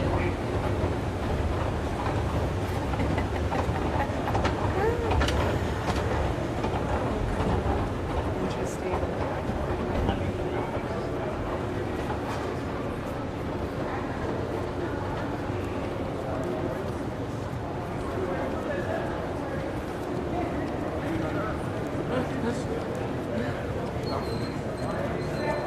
Alright.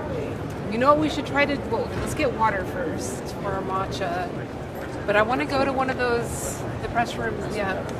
I want to go to one of those smoking apparatus booths and get our matcha smoked. So many pictures of zero just That'd be cool.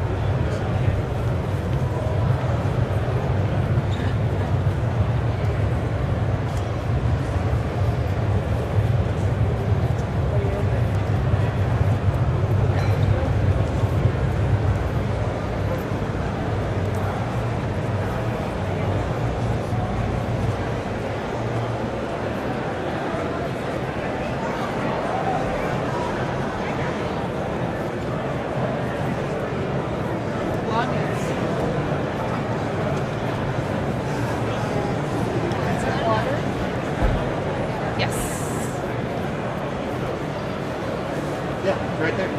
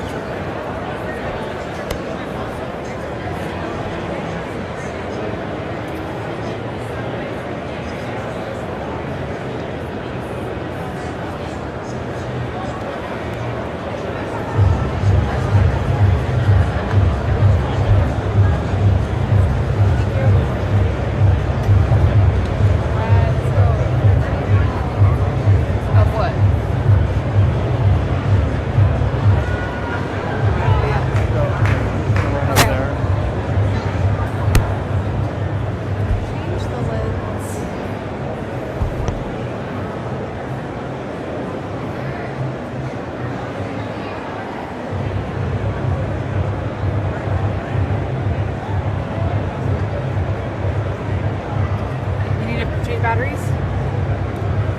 On the mic? Oh. A lot. 2 bars? Oh, on the... Let me check. I mean, it should be good. You had it, like, plugged the entire time. Full battery. Look at that. Thing of beauty. We got a full battery. like our bandwidth dropped a little bit though. Yeah, chat, let us know if we're having any audio issues or video dropping out. If we have any video dropping out, audio issues, let me know. I got 2 bars.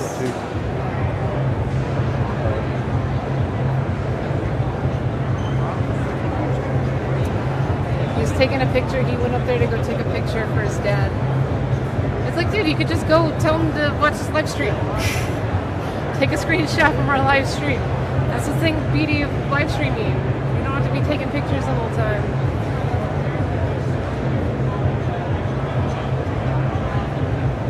What's up?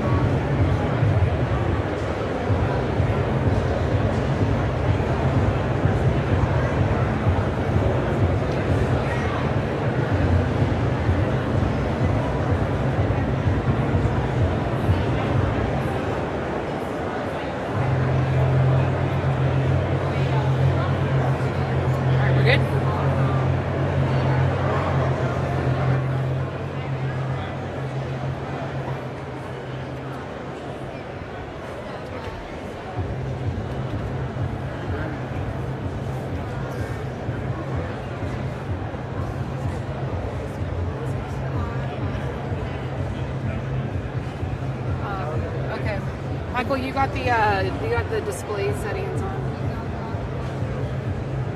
Yeah.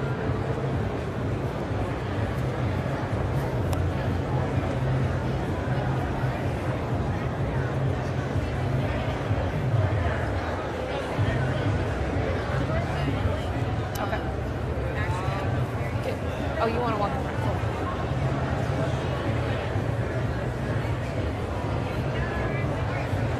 Any of you drink. Where's the matcha?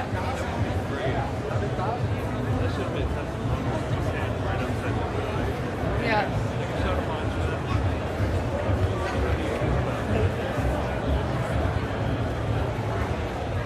Trying to score the towers. Jeremy does not want to miss out on getting one of these towers. Well, I'm not worried about Greece.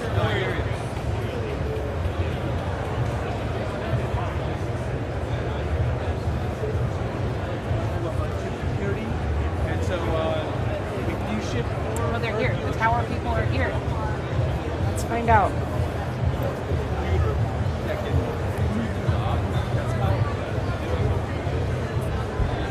Let's see, you worked your magic.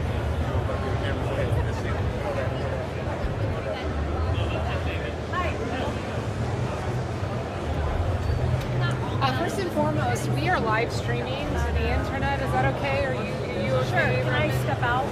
Okay, yeah, sure. We'll step out. Okay. Yep. Go right ahead. Oh, okay. Okay, cool. You don't want to be in the stream either? That's okay? You're shy? All right, so I'm going to introduce these wonderful products that the representatives of the products don't want to introduce. I don't know what they are. I would like to know what they are. Can I catch your audio? Can I at least catch your audio? Are you comfortable with that? These are beer tubes. They're beer tubes.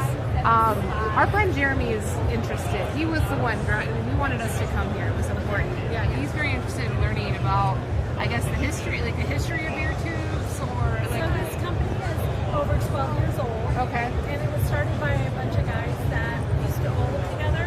Okay. And they would get a pitcher of beer, and they would sit there, and the beer would get hot. Yeah. And so they were like, what can we do that would, make me last and stay cold? So they came up with beer tubes. It's made out of the same plastic as an Nalgene water bottle. Okay. So it's pretty thick plastic. Yeah. So it stays cold about an hour compared to like a pitcher of beer. Yeah. You get a pitcher and it could be hot within 20, 30 minutes. Yeah. So we can keep it. Yeah. So it was started by guys that bowled together. Oh wow, cool. Yeah. And is that like the first beer tube ever? I don't know. Because we had the silver things there. These are to keep it cold. So these are called ice tubes, and we have chill sticks that you can set inside to keep it cold. Okay.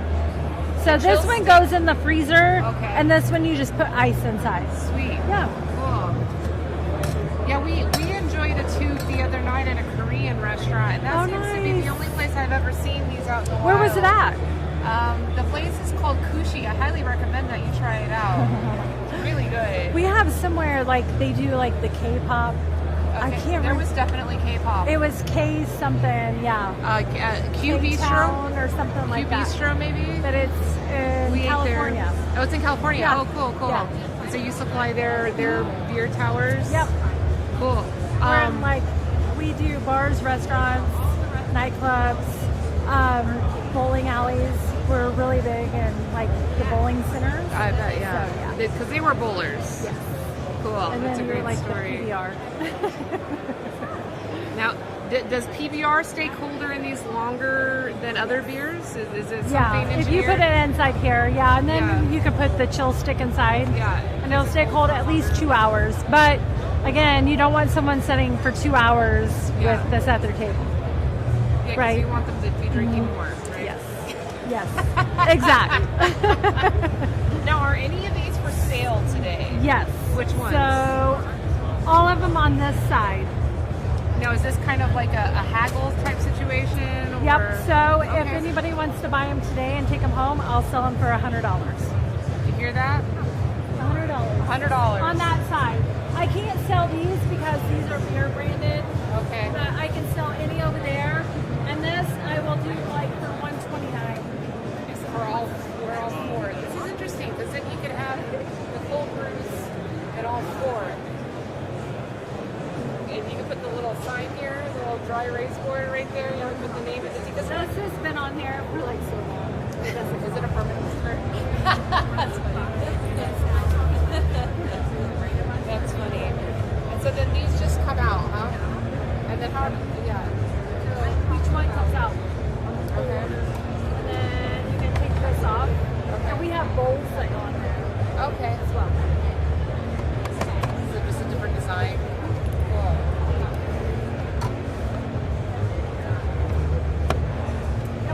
Cool. All right, Jeremy, what do you think?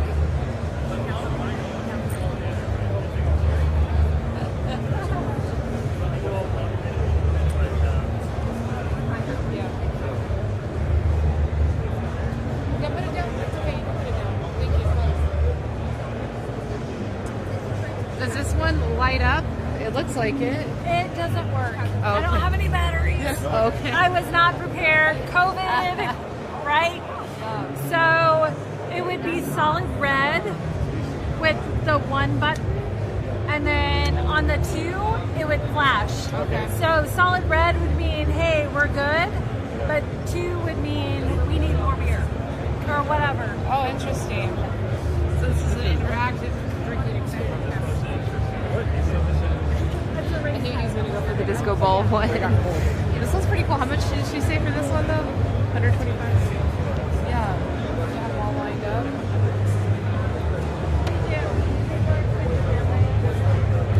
How do you wash this? You just have to use We're thinking for a cold brew, you know? There are only 32 ounces, so that's not enough. You just keep refilling it. I mean, 32 ounces is some cups of tea, you know? Yeah. In some places, so. Oh, you're right. Like, yeah, the big to-go service. But this is like... If you're serving it like a 16-ounce cup with ice, you're only going to put like 10 ounces in. Yeah, yeah. Yeah. And you take the gallon under the table and refill it. You just keep decanting in there. I don't know. If it was a bigger format, it would be great, yeah. Like if it was like that one that he's looking at. And Yeah, but something like this would be really wonderful because it has like, I mean, it has the column where you can really see everything, but on a smaller footprint. And then you can also put the ice in here. Yeah. The cooler. Oh, that would be nice. Yeah, she just gave us. I have already been to the Shave Ice booth twice now. So yeah, where is it? Let us know. It's We're gonna over. go check it out. I think it's on this next aisle. Okay. And it's back this way. It is the guys that are doing. It's the imported ice, the clear ice imported from Japan. It's a small format booth. Oh wow. But interesting. All right, we'll they're talk doing about it. yuzu shave ice. Ooh. I know, and it's nice because it's not too sweet. It's just like still has a bite to it, so it's heaven. You take it easy. Yeah. Are you in town tonight? Yeah, I don't know what I'm doing. Come to my party, please. Where is it? At my place, at my warehouse. What time? Starting from 6. I got the address right there. Excellent. Yeah. And then you get some ceremonial grade matcha. Hell, matcha's always good. You won't lose that. That's so smart. Yeah. Who was it that years ago they put all their information on tea bags, and it was like, this is great, but you'd rip it open and then just. Yeah, no, this is 50 grams of it's ceremonial 50 grade grams. matcha. You're not going to get rid of it. Exactly. It's going to be around for I'll a while. see you guys later. Yeah. Come to the party, please. Bye-bye. 6 until late. And we're in Chinatown, so you can expect to eat around in the neighborhood. Yep. Excellent.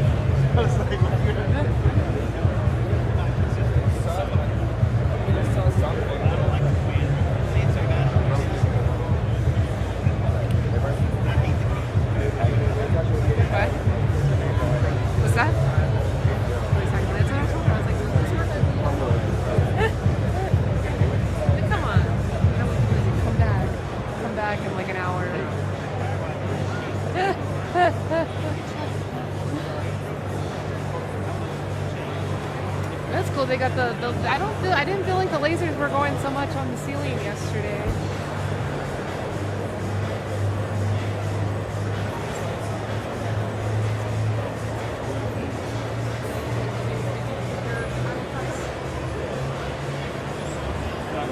Not really. Basically, this is going to be a purchase for the company. So this is for you to keep at the place.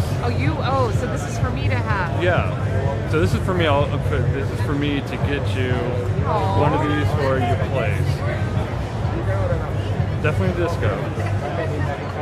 On top of the brown one, you can interchange. Oh, we definitely want this, and we can choose which base we want. Yep. All right. So it doesn't need to be the basketball. I'll do it for like $110. Appreciate you. Thank you. Yeah, maybe this silver one looks sexy. Yes.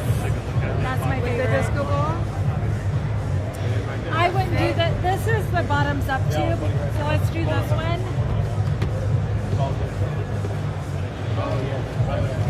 Oh, I see. It's a little musical chairs. So for the ball and everything, all that, 120. 120 for the. If you want to take it all right now. Is this the ice cube one, or is this the one that's filled the with ice tube? Okay. Yeah. So this is our quarter turn. I've had trouble with this one. I don't know why. It just. Oh no! Oh no! Oh no! Sorry. That all just happened so fast.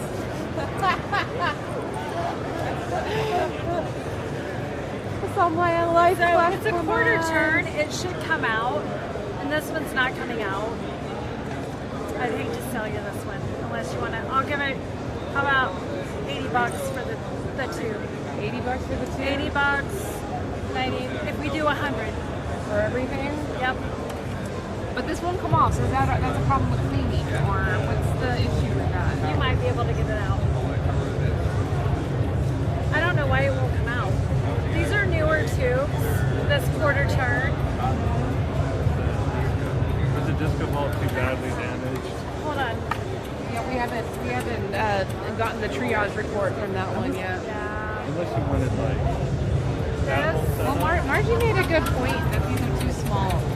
Yeah, but it is a sample. Like you just take the gallons out of the fridge, fill them up for people as they come in. Yeah. But it really is, 32 ounces. Yeah. You want a tower. Yeah, a tower. You want this kind? over this. Does that work? I hate that I can't get this out though. I'd rather give you a two like a the commercial tab. Okay. It should come right out. These are like trade show, like palette. It's been in there for like a year and a half. I was trying to look and see if I had. You want the tall one? If you take this one or the commercial tab one, like I'll seriously just give it to you for $80, and I'll throw in that chill stick over there, or the because I can't get that out. And I hate to give you that one. So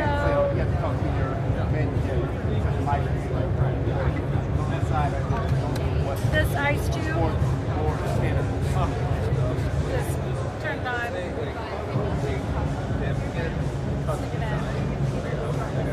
The whole set for 80. Yep. But all the bases are like sports related. Yeah, you can have this one. You can still have that one? These are a little bit beat up, like I said, they've been trade show, you know. So I'd give it to you for $80. And this will come off easily. Like a standard. It's a twist twin. You have to like keep turning and turning. I feel like I'm like, the quarter turn would be so much better, but I don't have any. Like we ran out of stock once COVID was over.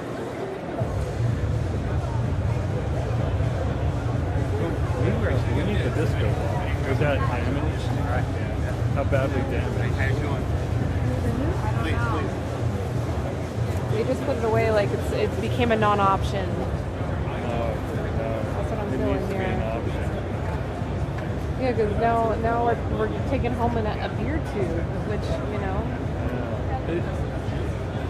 Was that disco topper? Got the important question. Is it damaged? Too badly damaged? It broke off. It did break. Snapping in there. Yeah, it did break.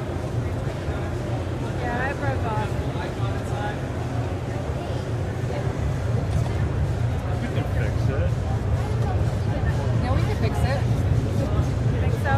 Yeah, I mean, because I was gonna give you all that for like $100. I'll do the $80. All right, we could make that work.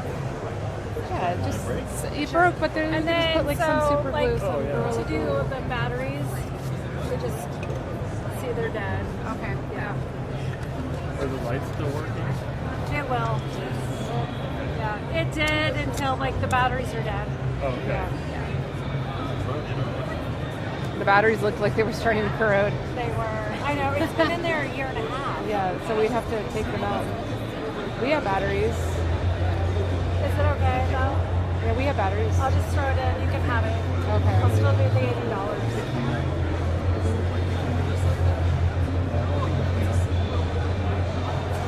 Only that one.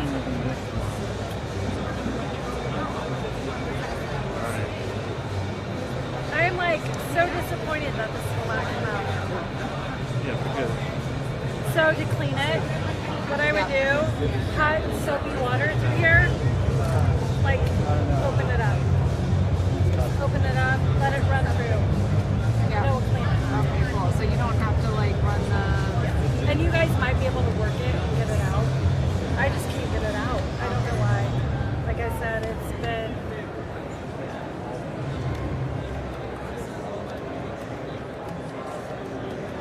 But yeah, as long as we can run just hot soapy water through it, I think that should be fine. We're just running tea. We're not having booze go through it. Oh yeah. So. Just do that and open it up and let it run through. Okay. Should be fine because this top comes right off too. Okay.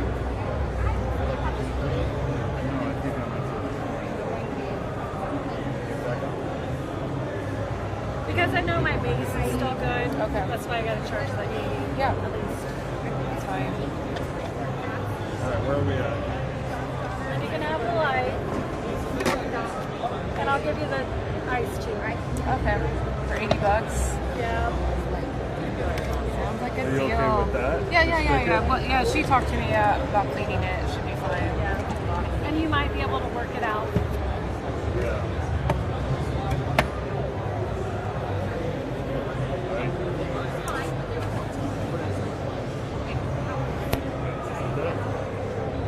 Is there a plate on top of that? It just went like that, right? There was Yeah, nothing. you turn it on. Yeah, you just twist it.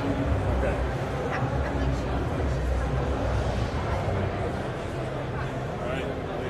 Yeah. We're probably going to want them to hold it until we leave, right? Oh, that's right. Right? I mean, What time do you think you're leaving? when the show closes, what do you have you're leaving at 5 exactly or a little Well, before? I gotta pack up. What time are you planning to pack up? Like probably at the end. Okay, cool. So we'll just swing by, but yeah, but you should pay before, so that way it's, we're not leaving her hanging, Nope, you're good. You're totally fine. We already violated her space with the camera and then coming in here and like. It's fine. It's fine. But the primary market is beer. Yeah. Yeah, but you know what? Like we have a lot of different people that buy them. Cool. All right, we're gonna continue on. Okay. Yeah. Thank you. Okay. Sorry, our string kicked off again, but we're back. We're continuing. Let's go try to find that yuzu shave ice, and then maybe we can go back to Bob the bartender because we've got matcha now.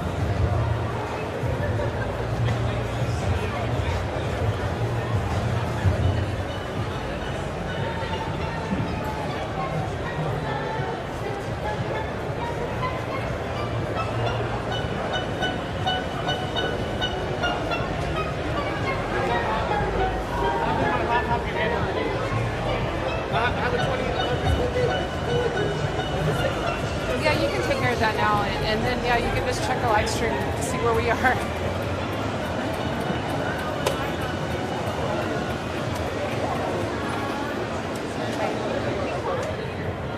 Ooh, that looks like fun.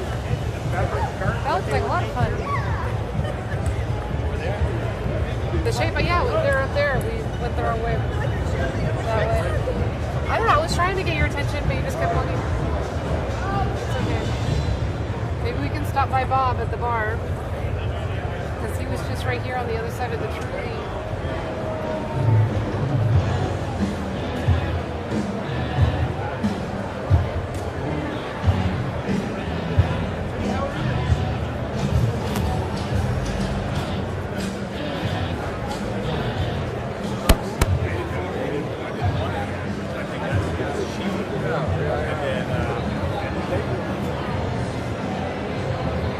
Maybe we can make it up now.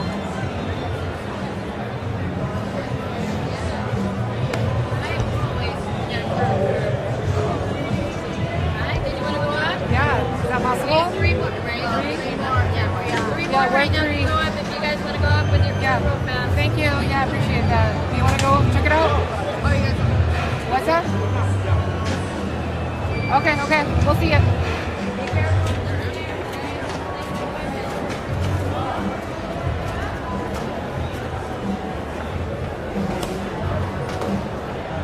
Cool.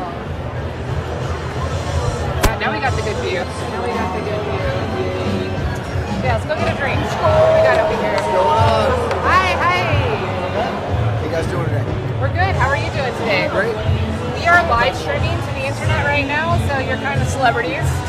No pressure. No pressure. Not at all. What do you guys got going on up here? So we're doing a couple Truly cocktails, a little something different than just out of the can or on draft. Okay. So we've got one version that's using the Truly Wildberry with Screwball peanut butter whiskey, a little bit of lemon juice and strawberry jam to make a peanut butter and jelly sandwich. And then we're doing a strawberry margarita instead of sour mix using the strawberry lemonade Truly, and then a little fresh lime and tequila. Oh wow, interesting. Cool. So this is like the unbasic Truly. Exactly. Wow. The unbasic version. Yeah. We stepped it up a little bit. had to have a little fun with it, right? You know, there's a brand of alcohol seltzer that's called Basic. They just like went straight for it. I mean, it's nice. I heard that the koozies for those, they're like the vest, and it has a plaid shirt on underneath it, and Ugg boots. So it's good. Also basic. Yes. So I mean, is it the word chuggy now? It's not basic anymore. It's okay. chuggy. Yeah. Chuggy's a new cool word. All right, well. Give it a shot.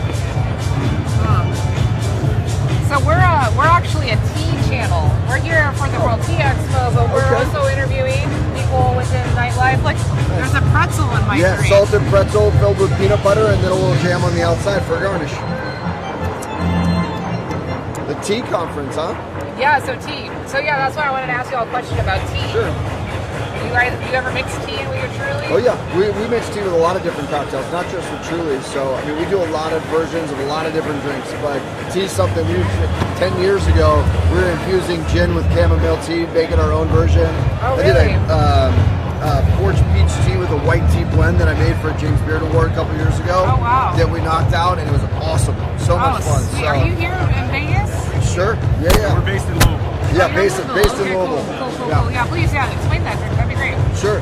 So we, a couple years ago, we've had the honor of doing James Beard Awards a few times, right? And we've gone up there, knocked out some drinks for everybody that was there. And a couple years back, obviously, when bourbon was really taking off and people were looking for something that was for bourbon drinkers that really didn't know what to do, we decided we're going to make a peach infusion. So we got one of the companies we work with to give us a barrel, put peaches in the barrel, infused the bourbon with that, and then went to a local tea shop and made our own white passion fruit tea blend. So we brewed the tea on site, used that in there, and did a passion fruit foam on top. Epic cocktail, people loved it. Back porch peach tea. So. Oh, interesting. Yep, it's fun. Okay. Sure. Yeah. You gotta have some difference. You know, you get bitter, really fun, aromatic flavors out of the tea, but you gotta have a little bit of sweetness. For most people that are drinking cocktails, you gotta have the balance of bitter, sweet, sour, whatever you're going for. So, you know, bourbon was a little tough for a lot of people to drink, so something as easy as a sweetened tea was really kind of easy to go after. Yeah, a lot of times when you use tea in cocktails, though, we like to make it double strength, so we increase the strength and don't dilute it quite as much, so the flavor can stand up to the spirit that we're using. All right, so what's your favorite tea to use in Long Island iced tea? You don't use tea in Long Island iced tea. You got it. I stumped someone else on that question yesterday. He was embarrassed. He was embarrassed as fuck.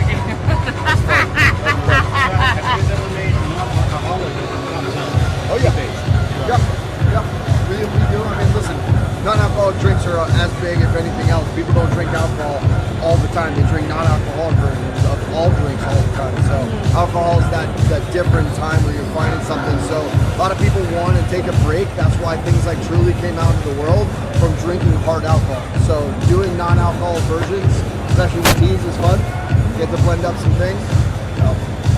So, I got a present for you. Okay. Ceremonial grade matcha. Nice.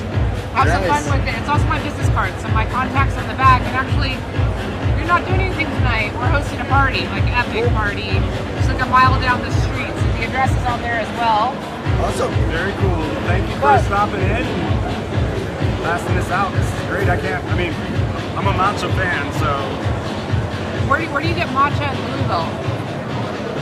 Whoever we can get it from, we're ordering. Most of the time we order it. Yeah, because I don't know of much tea going on in Louisville. Like, even like in surrounding, like Cincinnati, there's not much tea. So, yeah, I visited and I was like really, thinking, man, I got to spend more time here trying to introduce. I was like, let's step the tea game up. Come on. Yeah, maybe I'll come to Louisville and open up a tea shop. I have some matcha here that's open. I want to make it. Maybe we can make a little cocktail here on the spot. There you go. Yeah. But where's my open packet? Do I need to open another packet? I guess I do need to open another packet. Oh yeah, sorry. It's all good. Did you know about Wyoming whiskey? I've had a couple things, not this one specifically, but Yeah. I was there and I had the bottle and I was just using it. This is water.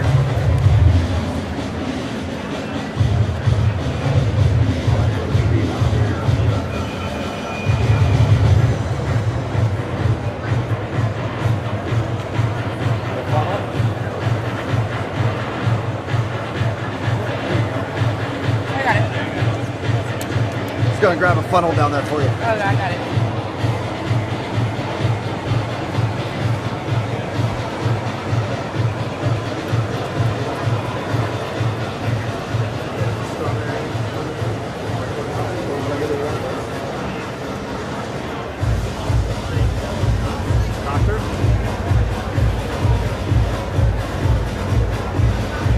You want to drink it on its own first to taste it? Okay, cool.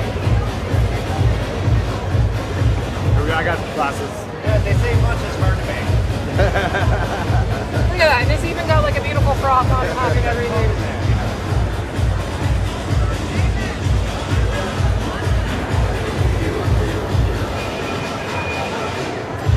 I'm going to go ahead and cheat and just use a pre-made cocktail.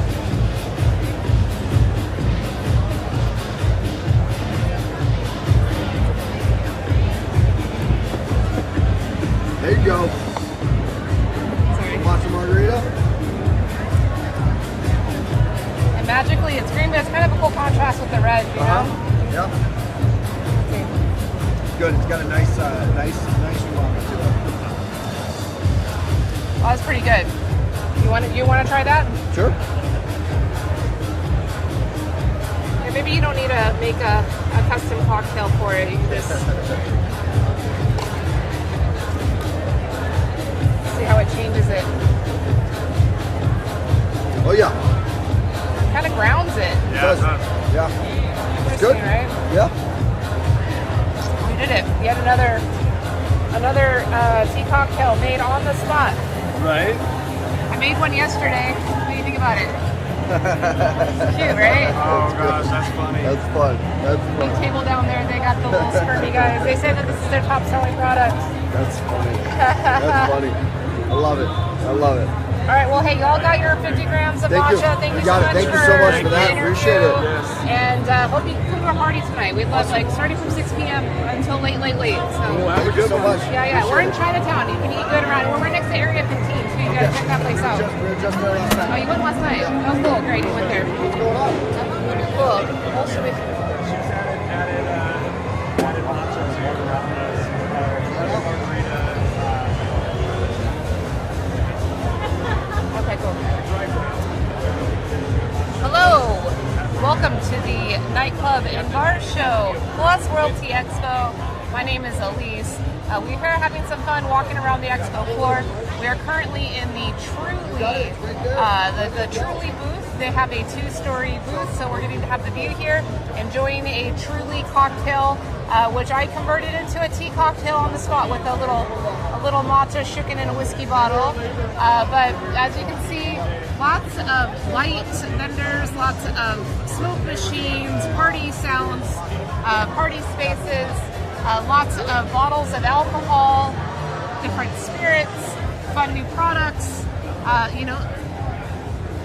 Alcohol seltzer water is certainly popular here now. And then in that corner of the expo is the World Tea Expo. So the World Tea Expo is maybe about 10% or so of the entire nightclub show going on here, but it's really exciting to see the tea community having a place, a platform here among this venue for hospitality, as boozy as it may be. But hey, there's room there, and a lot of the themes of the conversations this week have been around the growing demand for low or no alcohol beverages, which is exactly where tea will fit in. Cheers.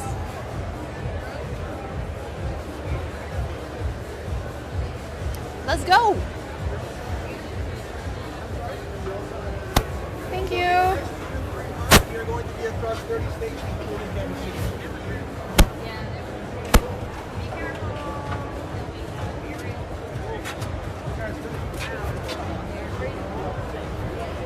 All right, that was a successful tea cocktail.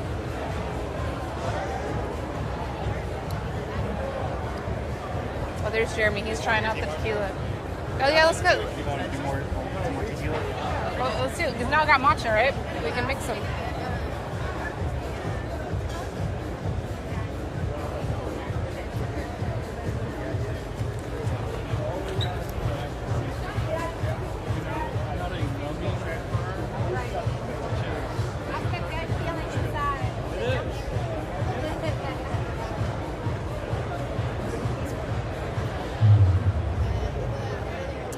Yeah, we found you. You found the tequila, huh? Hi. I would love to try some tequila. You guys like to try some? Yes, please. What are you thinking? Yeah, we interviewed them yesterday.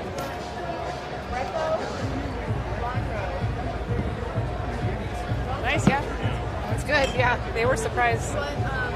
Yeah, can I try this reposado? There you go. Thank you. Thank you.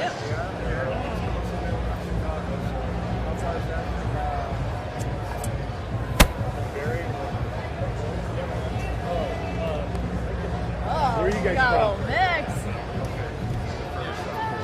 Whoa, what's that? It's matcha. Matcha green tea powder. You want to try some? I can give you a little. I would. I just mixed it in this bottle. It's just like green tea powder and water. You want to try some?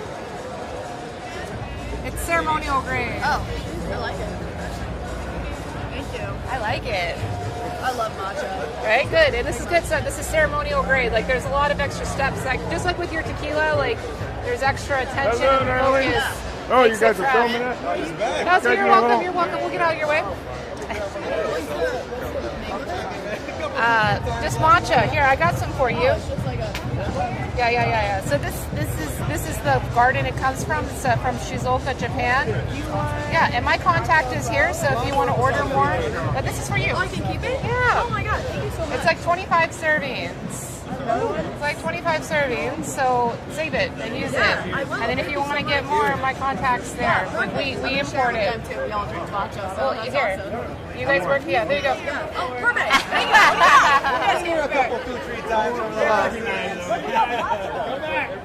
Where was your twin here? I don't know. We're also hosting, I'll tell her. Did you interview Chris? What? No, Chris no. Chilios, he's an NHL Hall of Famer, Stanley Cup winner. He's one of the stars. Yeah, he's an NHL fan. He's a really big NHL fan. Yeah, did you know? You were? Wait, so are you still, you're a fan or you're an all-star? I work in TV now, and Okay. I've worked for the Blackhawks also. I know, okay. You look familiar. I was afraid to say it because you're mad. Can I give it away? Yeah, I was just I'm not flipping it around on purpose. It just keeps flipping. So he said with me like, yeah, okay, yeah, I'm familiar. Excellent, awesome. Well, there's a lot of hot fans in Indiana. Gonna try it. That down south there, right? Yeah, but then again, It's pretty I had good. a hard time rooting for the Hawks because I grew up in LA and I was a big Kings fan. We always saw you as you should have had 4 cups rather than 2 because the Blackhawks always got in the way and we always got in the way of you. Yeah. Well, you guys had them 2 cups, 2 good runs, and then they fell off the map. Now, whatever happens after you round up the cups. Hawks. Yeah. The Hawks too. I mean, they still got stars, but they haven't made the playoffs the last 2 years either. 3 years. No, 2 or 3. I'm not sure. 3 years. Quimble? Yeah. Their team's good. Yeah. Yeah, but I think he's one of the top winningest coaches now. Good coach.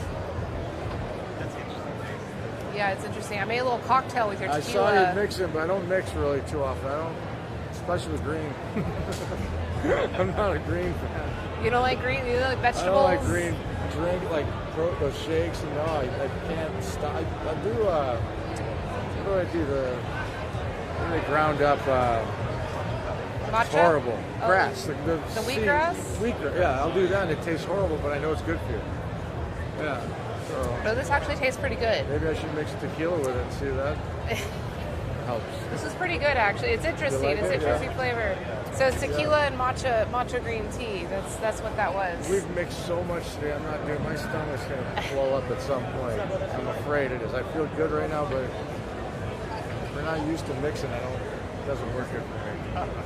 So what's your favorite thing about your new line of tequila? It's all 100%, no additives, nothing. Like tequila can say you're 100%. You're allowed to add 1%, and we don't add anything. There's no additives. It's it's double filtered and then oxygenated, which takes out the rest of the bubbles. So it's clean, and you can taste the blanco when you taste the blanco, as opposed to other tequilas blancos. You can taste the stuff that's in there, the glycerin or whatever's in it. Yeah. So you notice it if you know that they're clean. So that's my favorite thing. Yeah, that's great. Awesome. And I interviewed, I'm forgetting his name, but he's sitting over Jim there. Bob? Yes. I interviewed him yesterday, so we got to hear Jim Bob? Jim Bob Morris. Jim Bob Morris. Ex-packer. His main business is packaging. So, but he absorbs everything. He knows everything there is to know about tequila now. He's been down to Jalisco 3-4 times now. So yeah. He knows what he's doing. How much time do you spend involved in the process? Honestly, because of COVID, I wasn't able to travel anywhere as far as Mexico. Now that everything's been lifted, this is probably my first actual trip I've made. But I'm still in the Chicago, Wisconsin, Michigan, Indiana area, and I've been pushing it, but we need to get it out now. So now it's time. Yeah, great. Well, hey, congrats on the launch. It's a great product. Thank you. Really cool brandy. That's what we were noticing yesterday. Really cool. Yeah. Appreciate and you've got a local fan, and he'll help advocate. He's in Terre Haute. You told me Terre Haute, yeah. I've heard a lot of great stories about how Terre Haute used to be the Sin City of the Midwest. We used to be the warehouse for the Chicago mob. Is that right? Because essentially Terre Haute was just far enough away that the effect doesn't follow. So it was like Vegas before Vegas. Get just far out of town so that no one's ever going to track you down. Right. That would be our good friend Al Capone. Yeah. He's got places all over Chicago, I'm sure down there in Michigan. Yeah, New Buffalo, everywhere. It's funny how he got all the money in the world back then. So, but yeah, it's crazy. We were just talking about that with someone too, about Butch Cassidy and the Sundance Kid. At some point, one of them went to Colorado and some old town by Telluride, and they have his initials carved in one of the old bars still that he had gone to. Yeah, it's pretty wild. Like I found out I remember it's my grandmother's uncle was Eddie Gosnell. Eddie Gosnell kind of ran everything in Terre Haute. And his wife was Madame Brown, who ran all the processing. So he supposedly, according to legend, is that he ran the warehouse with books in the room before he moved out. I'm sorry. So there is that. I still think Terre Haute needs to don't be ashamed of your past, right? Do a little research. I think people just don't want to admit that, that associated. Yeah, that we were really heavily associated with that at the time. Like we used to have the largest brewery, like in the Midwest. We had the largest distillery. We were a huge place. It just kind of fizzled out in the 60s, and then became a sort of a blue-collar type city. That's sadly, but it now has good tea. Yeah, good tea there. And it's going to have good tea spirits. Yeah, and it's going to have a tea brothel too. That's right. A tea what? A tea brothel. I was looking at it. I was looking to set up a storefront, so I found this place. It's across the street from an aluminum piping company, but that was the original brewery. This building was the employees' bar. It's still perfectly intact. They used to drink so much beer they piped it in underneath the street. And upstairs was the brothel. And so that building itself has a lot of history. And the guy who bought it was trying to turn it into a moonshine kind of company. But that didn't work out for him. So I said, hey man, I said, how would you think that's a tea store or a tea bar? There's some interest and never really worked out. But I told him, I said, if I ever get this place is staying as is. And every story is going to be told about it. Yeah, that's awesome. Because tea needs that. Tea needs to toughen up. Tea needs to toughen up. That's a good word. That's a good We got it. Is this a... Not that you guys have a bad rap, but toughen up is cool. My son's into that. He's into kung fu, so he drinks a lot of tea. Oh, that's great. I don't know how that's associated, but he drinks a lot too. Well, yeah, because of mindfulness, and there's something called Kung Fu tea, Kung Fu cha. Yeah. So this is for your son. Give it to him. It's a He'll gift for love him. that. He'll love this. This is matcha. You know, the Buddhist monks in Japan have been drinking this for 1,100 years. Wow. Yeah. He's got. But does it matter if he's into the Chinese part of it or no? It doesn't matter. No, it doesn't matter. He'll love it because cha is cha. Okay. You know, if they're learning about Chinese tea, they're going to be interested in other kinds. Thank you. This tea originated in China, you know, Okay, 1,100 years ago. I'll tell him that. When the monks went from Japan to China to study. We got to move on. We're going to go. All right, guys. But it was great to meet you. Nice to meet you too. At Good luck least. with the tea. All right. Yeah. Thank you. Thank you. How you doing, Chris? What's up? How are you? Hi, Barbara. Thanks for saying hello. I don't know. We haven't totally decided, but, you know, there was like a vanilla caramel cream liqueur that tasted pretty good with the matcha yesterday. Should we go look for Bob? Let's go look for Bob. Bob promised us that he would make a nice tea cocktail.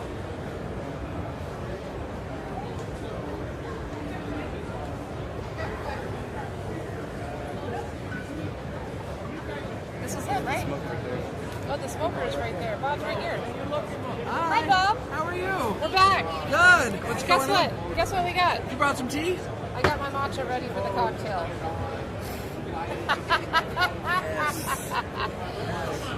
Oh, man. So what should we do? I don't know. Do you want to taste the matcha on its own first? course. Okay, cool. Let me give it a little fresh shake.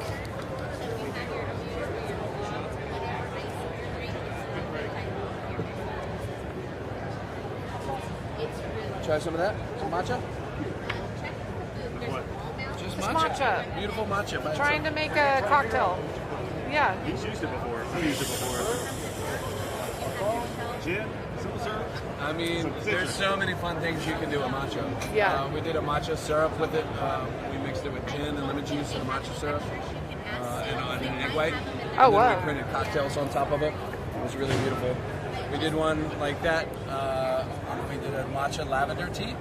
And then we did that same sort of thing, and we printed a picture of Grover on it and called it the Green Grover. Grover? Who's Grover? Why am I? Is that above it? Sesame Street. Oh, Sesame Street. Grover's blue. So the Green Grover. Okay. We can find some stuff. Cool. Yeah. Thanks, man. Awesome. Bob is the best. We came by here yesterday. We're like, Bob, make me a cocktail. He said, make me the matcha. And I was like, oh, I don't have a bottle or anything. So I guess, yeah, that's a nice bottle. The smoke machine. Yeah, we're gonna talk with her next. Yes.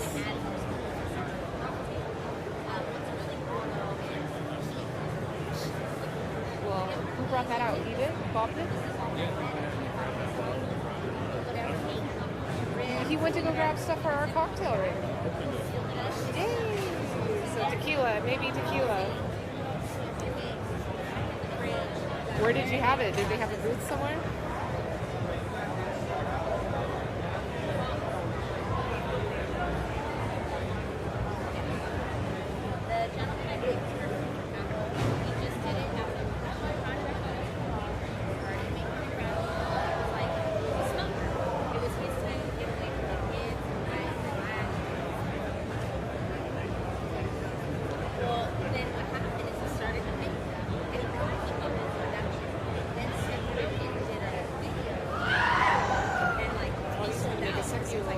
Sexy little cocktail. I love that. You know, it froths up and everything in the bottle.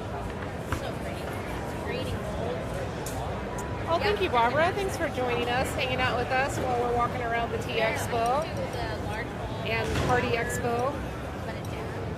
Excuse the rowdy noise in the background, but it's all good. It's cool. They got pizzas going on the other side. You can get some.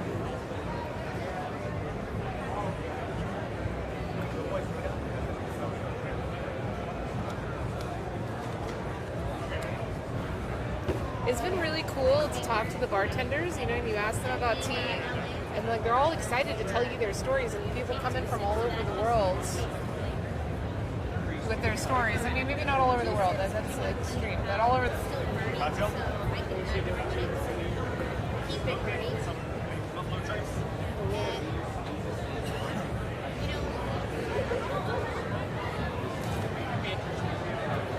It's awesome. Best smoke I've ever seen in my life. This as an attraction for my guests. I'll do like every 5-6 cocktails in here, but what I'll also do is set up a cocktail, come over here and get my batch cocktails, I'll set up my cups, get going, oh crap, I'm not done, so I'll come over here, flip this, keep the show going. I think people then I always finish knew. my drink. They just were always intimidated by all the work and prep that you got to do for it. Worth every second. We have a cloche like that, a square one. That's larger, yeah. He's setting up the other bar station, so I don't know if that means we're going to move over there or what. Oh, definitely. You can do it on the bar top. You have a bar wall mount that can go behind the bar. Bob's working hard. The bartender can spin it while he's making drinks. It multi-purpose. It's a gravity bomb, a hookah, a food smoker, a cocktail smoker, multi-purpose. Yes, Gravity Bong? I heard Gravity Bong. When did that enter the nightclub sphere?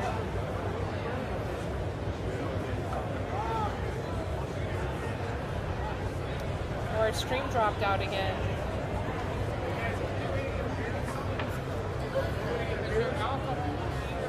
It's just water, but because it's smoky continuously, and I don't have things to go wash out. So what I'm thinking is we'll make a cocktail down there and then bring it down here and we can top it off. Okay, cool. How's that sound? Okay, yep.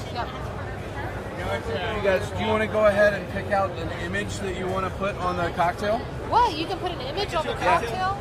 Are you kidding? Yeah. What? And just like a Swipe scroll. left and right. Okay. And there's some super cute stuff on there. What do y'all think? Chat, what do you think?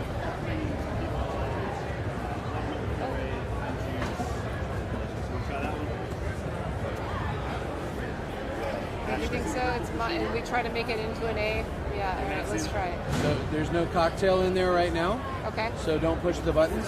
Oh, I pushed it. That's Well, all right. Okay. That's the one you want? Yeah. We'll get there in a second, okay? All right. Cool. Wow. Bob is going to work some magic for us. What they do in SoCal, they'll go to Okay, you ready? the main brands, like their So how do you want me to start this? You want me to just start making it? Yeah, sure. Do I need to talk through it? No, I don't think so. Be casual. Be comfortable. Be the best Bob you can be.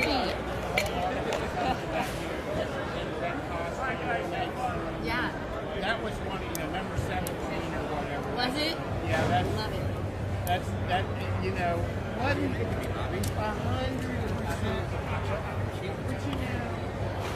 This is exciting. She says that Costco vodka is Yeah.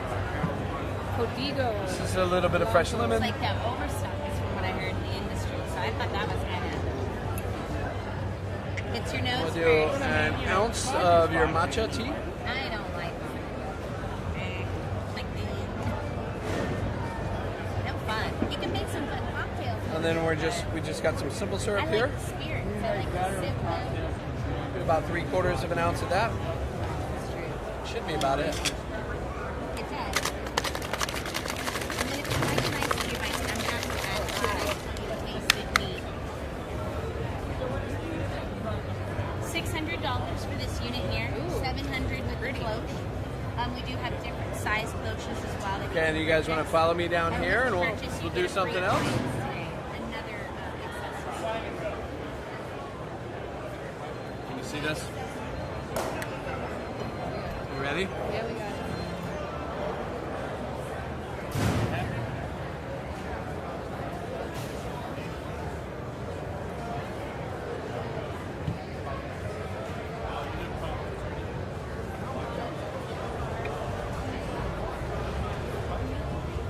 Okay, and which one is it? Will you point to the one? Oh, I I did push buttons. Okay. I did. So we need to fix that. Okay. Yeah. I did push buttons. I'm sorry. Help?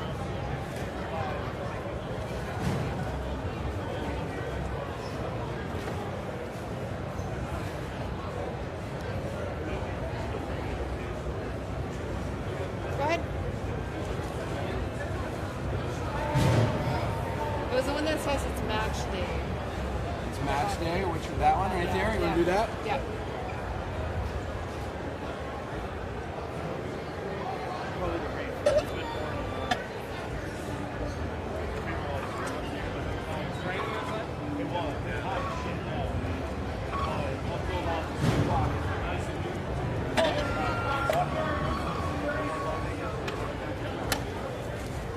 We can Photoshop the. So it's matcha day. Yeah, it's matcha day.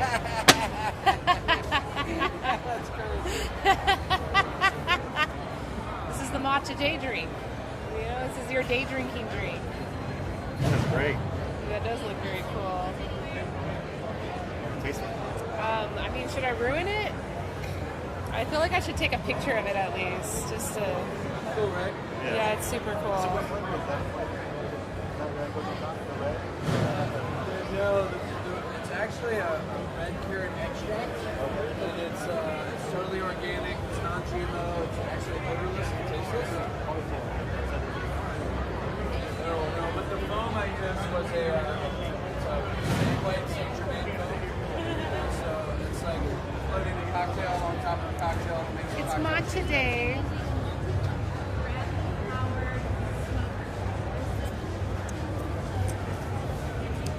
That's good.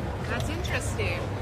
It's really interesting. Nice combo. Tequila, I don't know if it's the sweetness level is quite right since I haven't ever tried that matcha in a cocktail before. But tequila, you know, a little bit of simple syrup, some fresh lime, that beautiful matcha you gave me, and then a Saint Germain elderflower foam on top.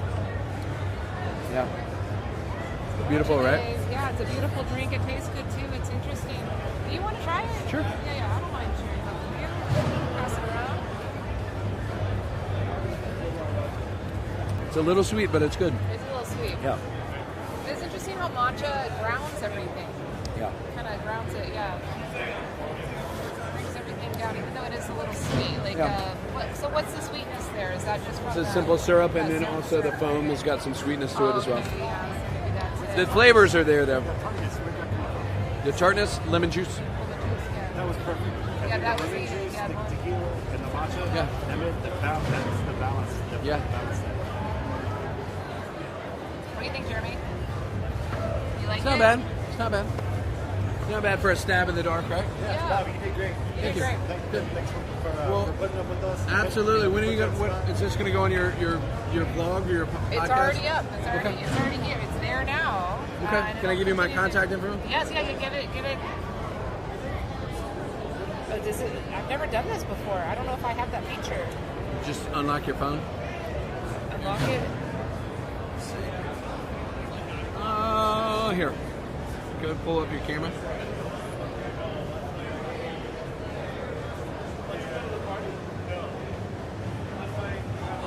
Here you go. Tap that. That's your link tree. So that's all my contact info, Okay, and then you cool. can save it there. If you Sweet. want. Yep, Oh yeah, we'll send you. Send me a link or whatever. a link.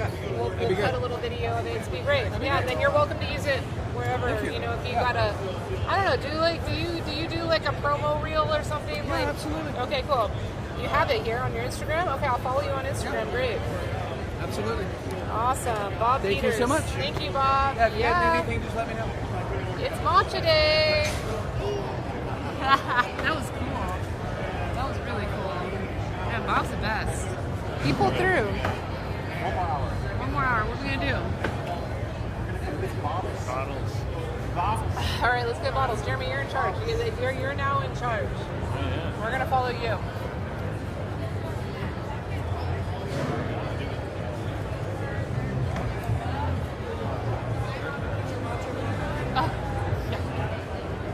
I gave you a packet yesterday, right? Yes. Yeah.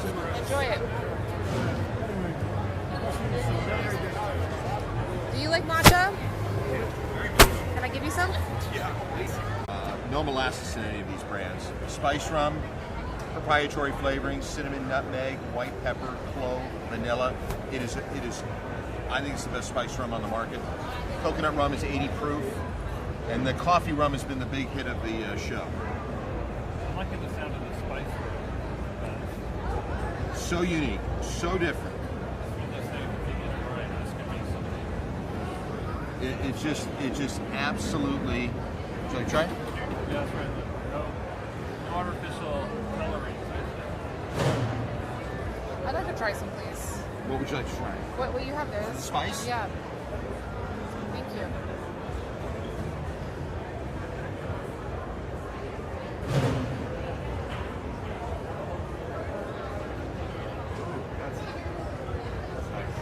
It's different. It's not your billion bottle brand right there. Root beer. Yes. Yeah. Sarsaparilla. We have a tea that has that flavor. Oolong tea. Okay. And that has that sarsaparilla, so you drink it, it has that root beer taste. Thanks, Michael. Got it. Yeah, that's what he's talking about. How do you use the coffee to? Is that in the distillation? It's cold brewed, and we then add the white rum to it. So it's just basically, we get it. Don't need to say anything. It's a medium roast. It is caffeinated. Then we just fire the white rum into the it. ruby white Then they balance is it out. technically in the law. Clock it in at 68 proof. You know, a little higher, and it got a little bit too much alcohol. A little bit lower, and it got too much sweet coffee taste. Try it with the matcha now. This is the spice one with the matcha. It's just It almost makes perfect. it creamy. And I'm looking at all your awards. Oh yes, Right, it is. the matcha tea, and it gave it a completely different taste. I'd like to share that with you. The spice, Go ahead and do whatever you. No, you can pour the. I don't want to touch your bottle, but you can pour your thing, and then I'll pour a little of this. Coffee.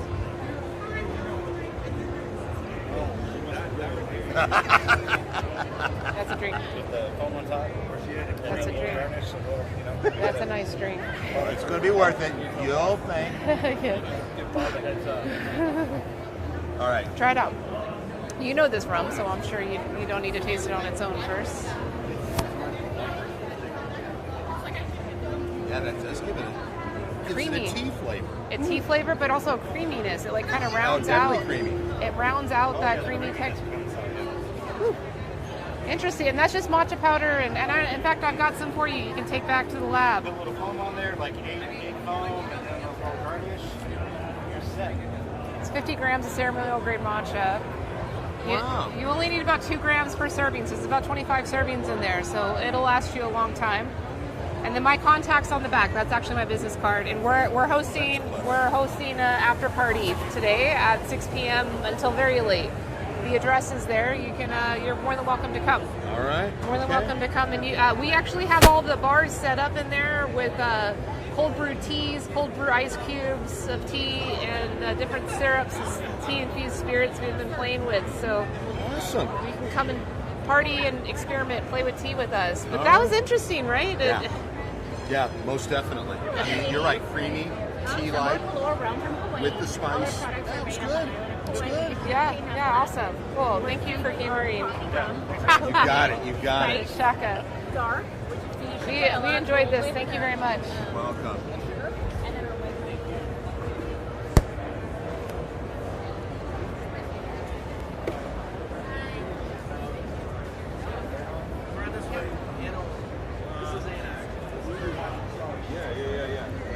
That would be good.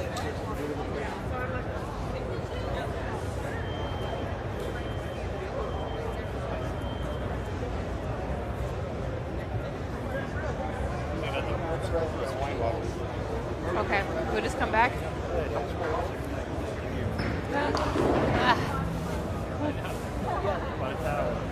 So you guys go ahead. Thank you. My pleasure. Hello. Hi, How you doing? Good, good. My name is Elise. Hey, Elise, Vic. Pleasure to meet you. Nice to meet you, Vic. We are live streaming to the internet right now. Are you comfortable with that? Yeah, it could be in a second. As long as let me drink water. I've been out all day in the heat. Yeah, you drink your water. Drink your. You know, that's the cool thing about live streaming is that nothing has to be perfect or staged. You know, just be comfortable. But we'd love to hear about your products. Okay, for sure. Would you like to taste some, by the way? Oh, hell yeah. What kind of crazy question is that, right? All right. Well, we're Middle West Spirits out of Columbus, Ohio. And basically what you see in front of you is all true grain to glass. We've been around since 2008, which in the grand scheme of alcohol is a little time, but in the grand scheme of a mid-sized supplier, it's quite a long time. Everything that you see here, with the exception of a few ingredients, is all from the state of Ohio. So our cooperage is from Jackson, Ohio. Our partners at Speyside. Essentially everything, even our glass is from the state of Ohio. So you're going to be tasting the OIO character vodka first. So the base of this right here is soft red winter wheat from Fostoria, Ohio. Now it's true character vodka, and if you're familiar with character vodka, you've probably heard of another little brand that's soft red winter wheat as well, called Grey Goose. So we're also available in 32 states now, which is quite significant for Columbus, Ohio distillery. So, and adding more daily. What do you think? The vodka, it's up there. Yeah. That's up there. Thank you. On the top. So the next thing that we have as well, this is our stone fruit vodka. So this is made with the Montmorency cherry. It's got some apricots in here as well, and traditionally your stone fruit, so peaches as well. A little bit of hibiscus and a little bit of almond as well. So mixologists love this product because it's a standalone, or you can use it as a modifier. And it's funny because our whiskey drinkers really like the vodkas as well, because the base of our whiskey is all soft red winter wheat, just like the vodka, so it gives you that whiskey mouthfeel that most vodka does not provide.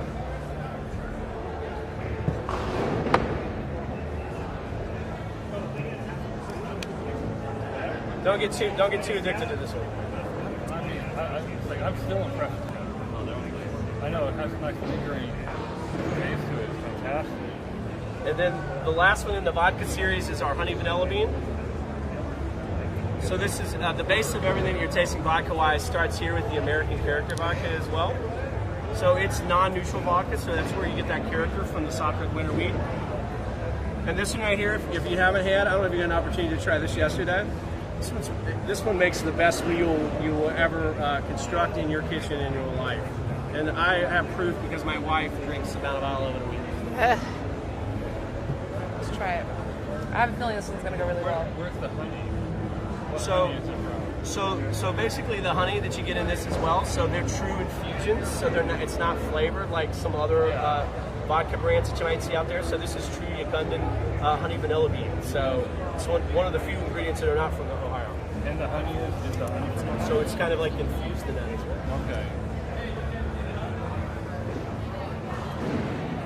Now I want to get you in trouble, by the way.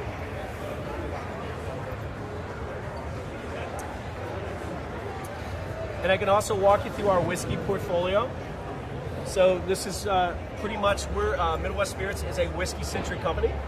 So we do 3 different types of whiskeys in the core series. So we do a wheated whiskey, we do the only dark pumpernickel rye in the United States, and we also do a bourbon as well. Which unfortunately we're out of bourbon, and that's a real shocker for us. So, but the bourbon cream we should still have. The bourbon cream for sure, which is one of the hottest SKUs in the country, not just for Middle West, but for all SKUs. So this is our wheated whiskey. So this is 95% soft red winter wheat from Fostoria, Ohio, and a little bit of 2-row barley as well. And wheat whiskey, obviously, all from Ohio for the most part. Everything's from Ohio except for the few ingredients I just named. And the Montmorency cherry, the vanilla bean, and then the cream from this is from the Wisconsin market. So everything else literally is from the state of Ohio. So I think that's big, really key when you're building brands, is to have those three things: authenticity, heritage, and innovation, because that's what people really gravitate to. And when you taste our whiskeys, you can actually taste the character. So these are all made by Ryan Lang, fourth generation master distiller as well. As you can see by the awards that we have, we've won everything from a double platinum on our rye at Ascot Awards a couple weeks back, gold medals on the rest of it, and then the bourbon cream, a platinum, and a gold medal for marketing and design as well.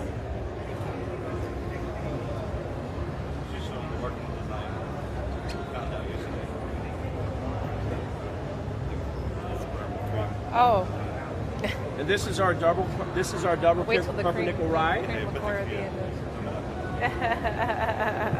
And this one right here is 96 proof.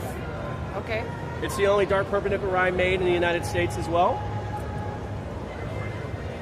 And the mash build is essentially 85% dark pumpernickel rye, 10% two-deck corn, and a little bit split between soft red winter wheat and two of Orleans. And this is my favorite, although I should say that on purpose.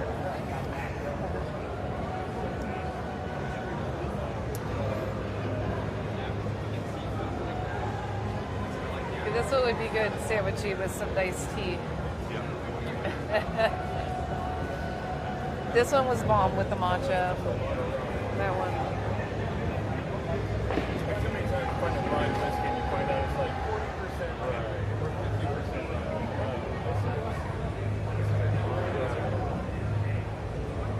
And then last but not least, one of the hottest SKUs in the country right now, one of the hottest categories, this is our bourbon cream. So the base of this is our Michelob Reserve bourbon. And believe it or not, everything that you're tasting here as well is that not only is it gluten-free, but it's also kosher as well, even the cream. And this product, if you like the national competitor, you're probably going to love this one.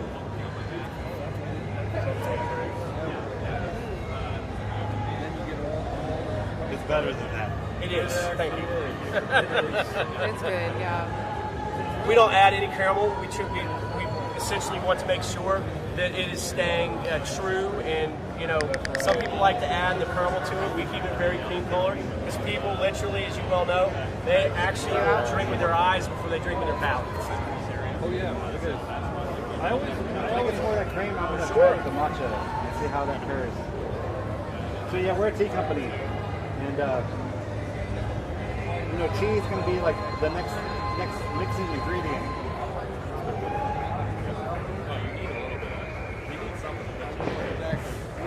Well, we have our brand ambassador here, so we'll let him be the judge. Okay, good. I noticed him noticing me getting the matcha out, so you'll want to try it. Need more matcha. Yeah. So yes, it's good. It needs more. It's a matcha latte. It is gorgeous. It's so good. It's so good. Do you know what stores in Nevada we're at? Sure. I'll tell you what. I'll switch places with you. Hi, Kyle. Hello. My name is Elise. This is Mike. This is Jeremy. We're tea people. We have no business interviewing you, but I talked to Jeremy for a little bit. Oh, you did? Cool. Awesome. Great. Yeah, so we just did the lineup, and it was awesome.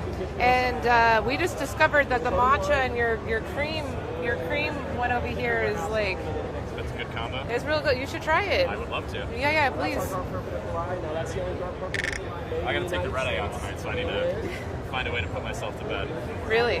Well, matcha will help. You know, I know it has caffeine, but it also has L-theanine in it, which changes the caffeine's reaction in your body from like a jolt of energy and your heart rate and all of that to like mental focus and body relaxation. So you can actually use that energy to like put yourself in a meditative state. Okay.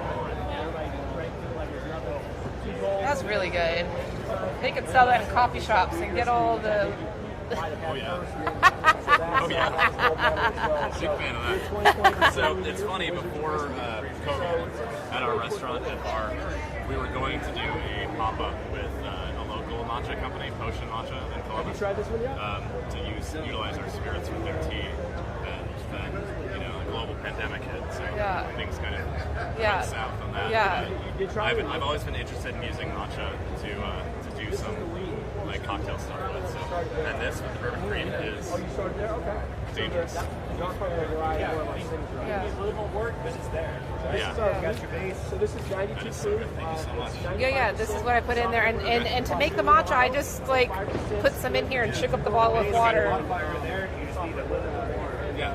But it's potential to have the matcha in the liquor itself, right? Yeah. That would be perfect. Yeah. Amazing. That's what they could. Just mix it in. If you can mix the matcha into the cream, rather than make it our own cocktail. Right. It's like a ready to go drink.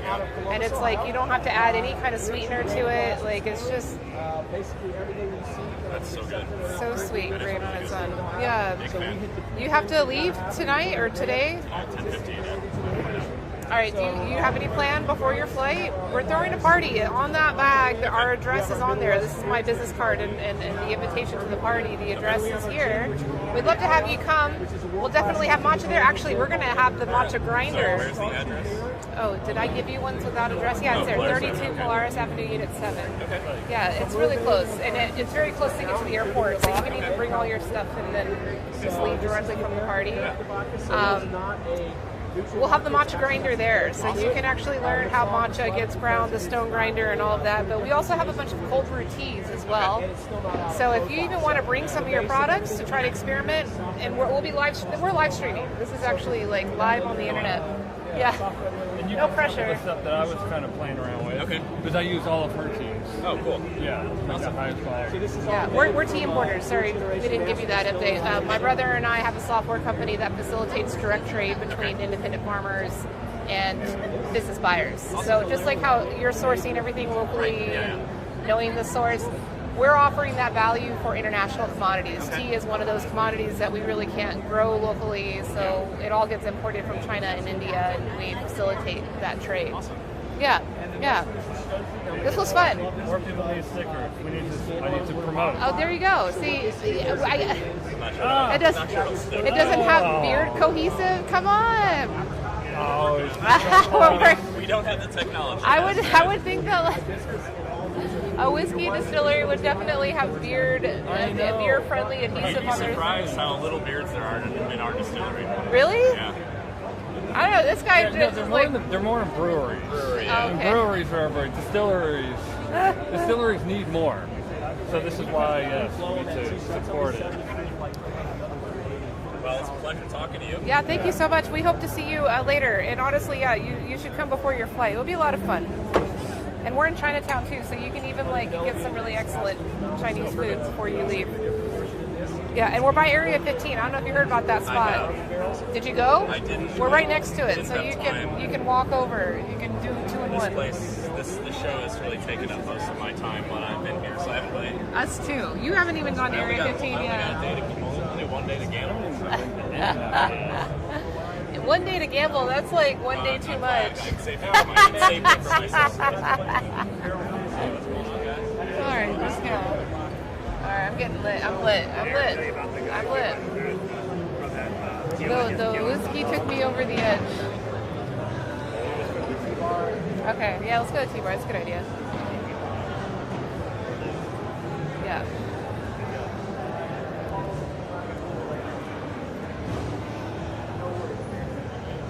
Nick says, come to the party, chat will be here. Hey, Bull! Virginia, thanks for stopping by. Sorry I didn't catch your comment earlier. We were in the middle of our little conversation, but if you're still here, much love. Thanks for coming by. And Nick, yes. Yeah, that man hello. That man definitely needs to come to our party with his bottles of whiskey, especially that cream bourbon. We're talking to the same tequila people we just had the cocktail from. We will. Michael wants to go see the tea.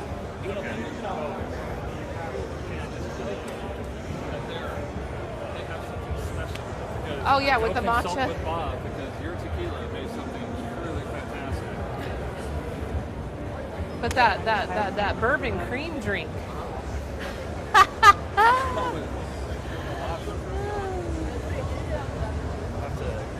gonna have to keep in touch with this guy. Yeah, for sure. Hi.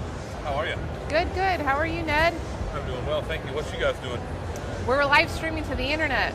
You're live streaming to the internet. We're on the internet live. We're going global.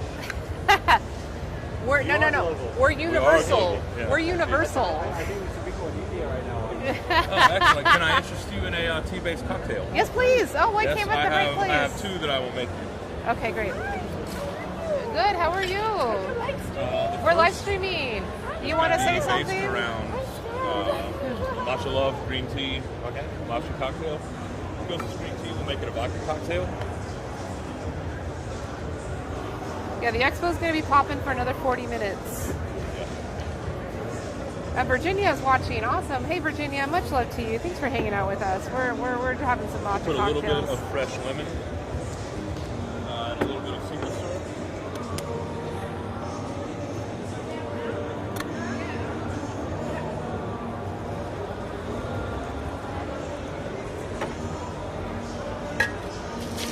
How's the day been so far? So fun. Yeah. So fun. We're a few tea cocktails in already. You've been looking a lot, you know. The base, the matcha, the modifiers, the vodka, the lime, and the what do you call that? Fresh lemon, simple syrup, and then matcha and the vodka, simply because green tea can get covered up pretty easily. So we wanted to keep it clean enough where the notes of the matcha and the green tea came through. Wonderful. Thank you. Yeah. There you go. I like that you're drinking with us. That's great. Thank you. Still tasting, yeah, you still taste the tea. Ned knows what's up. Make them like I like them. All right, so what's next? That's good. Good. All right, so up next, there's going to be a little bit more complex story. All right, let's get more complex here. So the next one, and by the way, that was Oyo Vodka, who's one of our sponsors. Oh, yeah, we were just at there. That vodka, that's the one we liked at the last table we were at. So for this one, we're going to be using Branson's Cognac, which is also a sponsor. It's, I think, 50 cents. 50 cents. I'm on hope. Oh, dude, Wait. great. So, hey, Virginia had a question in chat. She said, so you extract the matcha with the alcohol. Is that what you did in the last cocktail? No, the matcha comes in this, Yeah, it's what I think pre-made. is a kick-ass product. It's, excuse my language. You want to try something different, though? Yeah, I'm going to make something different, but We've somebody got who's freshly made matcha here if you want to. Yeah. This is not the right label, but this is just water. I put matcha and shake it. Yeah, this, I think this will try and compete with, like, basically Red Bull for people, because there's so much caffeine, it's kind of like an energy drink, which doesn't have taurine or chlorine or things like that for kidneys. Yeah. People love matcha and love green tea, it's healthy. All right, so now we have, we're back to the cognac. Okay, yeah, sorry. So Branson's Cognac made a kind of a double strength traditional Indian black tea syrup. Double strength steep for a little long to provide a little bitterness to it, which to tea is not desired, but to cocktails just adds a little bit of depth. And then we have some fresh orange juice, some fresh lemon juice. Yeah, so Vol, the matcha in that last drink was pre-canned, RTD. And it will develop into a complex but very well balanced cocktail that you can taste. I like that color. It's pretty. Because I like it. You can taste all the ingredients. I mean, it's, the lemon's just going to make it pop a little bit, but you can taste the orange. You can certainly taste the cognac and the complexity of that, and the complexity of the black tea. So it's like it's a nice little flavor art for sure. Yeah, we missed you yesterday. There was too many shenanigans going on before over there. We had to get over here. I'm glad you're here today. There you go. Thank you for sharing with us. Well, yeah, absolutely, man. Thank you guys. I mean, I think tea cocktails are great. There's so many different flavors of tea that it's good. Yeah, it's good. Oh you yeah, make syrup everything out of coming them. It's through. hard for other people to replicate your menu or copy your menu if you're using teas, because there's a lot of subtlety and finesse. They can come through and cleanliness too, but it has to do with the particular tea that you're using. I mean, I can taste the double brewed black tea, the sharpness of how you brewed that strong. but it mellows out, and it's like, I know it's there. Yeah. It's nice. I said like a flavor arc where it's like you're tasting this, and then it finishes kind of sweetly and nicely as it goes out. So I like it quite a bit. So cheers, guys. Yeah. Ned, can we learn a little bit about you? Sure. Yeah, so why are you here? Like, are you a bartender? Are you a mixologist? Are you a tea I'm person? a bartender and a mixologist. I do some, a little bit of consulting for more operations in mixology, but also mixology as well. My friend Bob from the sports bar. Who, Are you kidding? We know Bob. Yeah, Bob and I we go back like 20 Wow, years. we love Bob. Yeah. So Bob is like, hey man, they're combining the Tea Expo and the Bar Expo, and I think Tim, who's the director of the convention, would maybe like kind of do something to kind of help bridge the two things, or help facilitate the growth of the bridge between the two things. And so he asked me if I'd be interested in coming out for the inaugural World Tea Expo in conjunction and have like a mixology element at the tea bar. So we've served tea all day from our sponsors, which I've enjoyed learning about. I mean, there's some pretty cool stuff going on there. And then we designed a couple of tea cocktails to go out of the day to kind of make sure the tea people felt involved, and also, really from my perspective, to kind of spread a little bit of gospel of tea cocktails and get the bar people to think about how much they could do with tea. So we went to a lot of presentations, and what we learned is like when cocktails first started, tea was it, and then it went away, and then now we're just scratching the surface. Scratching the surface again, and yeah, not that many people use them, and you can really make things that have a lot of character. It's good. Yeah. This is the shit. This is my buddy. I'm off work now. I'm loving it. Yeah. You already know. Yeah, and I got another one here for you too. That was cognac based. This one is vodka based. Damn, this one's so good. Yeah, I like that one. Is this the one with the ice for the mix? Yeah, that's what I was getting Is this one? Yeah, that's so by doing me that solid the other day, you enable that cocktail to be birthed into the world. Yeah, serendipitous for sure. I love it. So this is what Bob created for us. Oh yeah, from the Ripples. Yeah. So he used the matcha I have here. Would you like to try this cocktail with fresh matcha? Sure. Yeah. We'll see how it's different with the RTD versus the freshly made. That one. Yeah. That's the one. It's a winner, right? Oh. Yeah, I made it the first time, and just like our field sponsor back out. Bob was like, hey, we have an extra cognac, and I was like, okay. I'll try and Building bridges, yeah. Hey, so Vol, this booth is called the Tea Bar. The World Tea Expo has like a general tea bar right next to all the booths, all the companies, and they're serving different tea from different sponsors here. So this is with fresh brewed matcha? Yeah, this is just fresh matcha. I just like had water in here, room temp water, and I added matcha powder and shook it up. Like, it's that easy. It's that easy. Yeah, I'm sure. I mean, you can taste how strong it is. Okay. I gotta get that other one, Ned. Right there. I'll take that one. I know.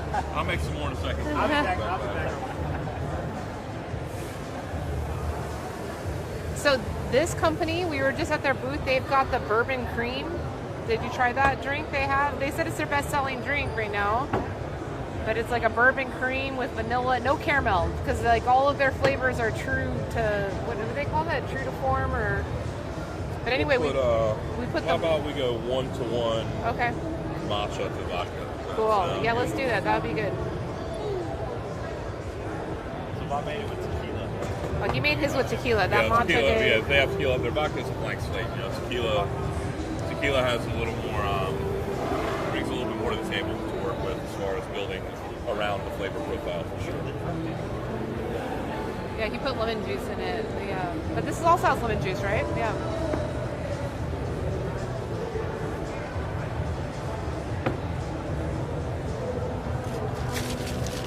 Certainly going to be a pretty drink. The Baby Yoda, right? That's what everybody's trying to make these days. I'm sorry. He's out of the way.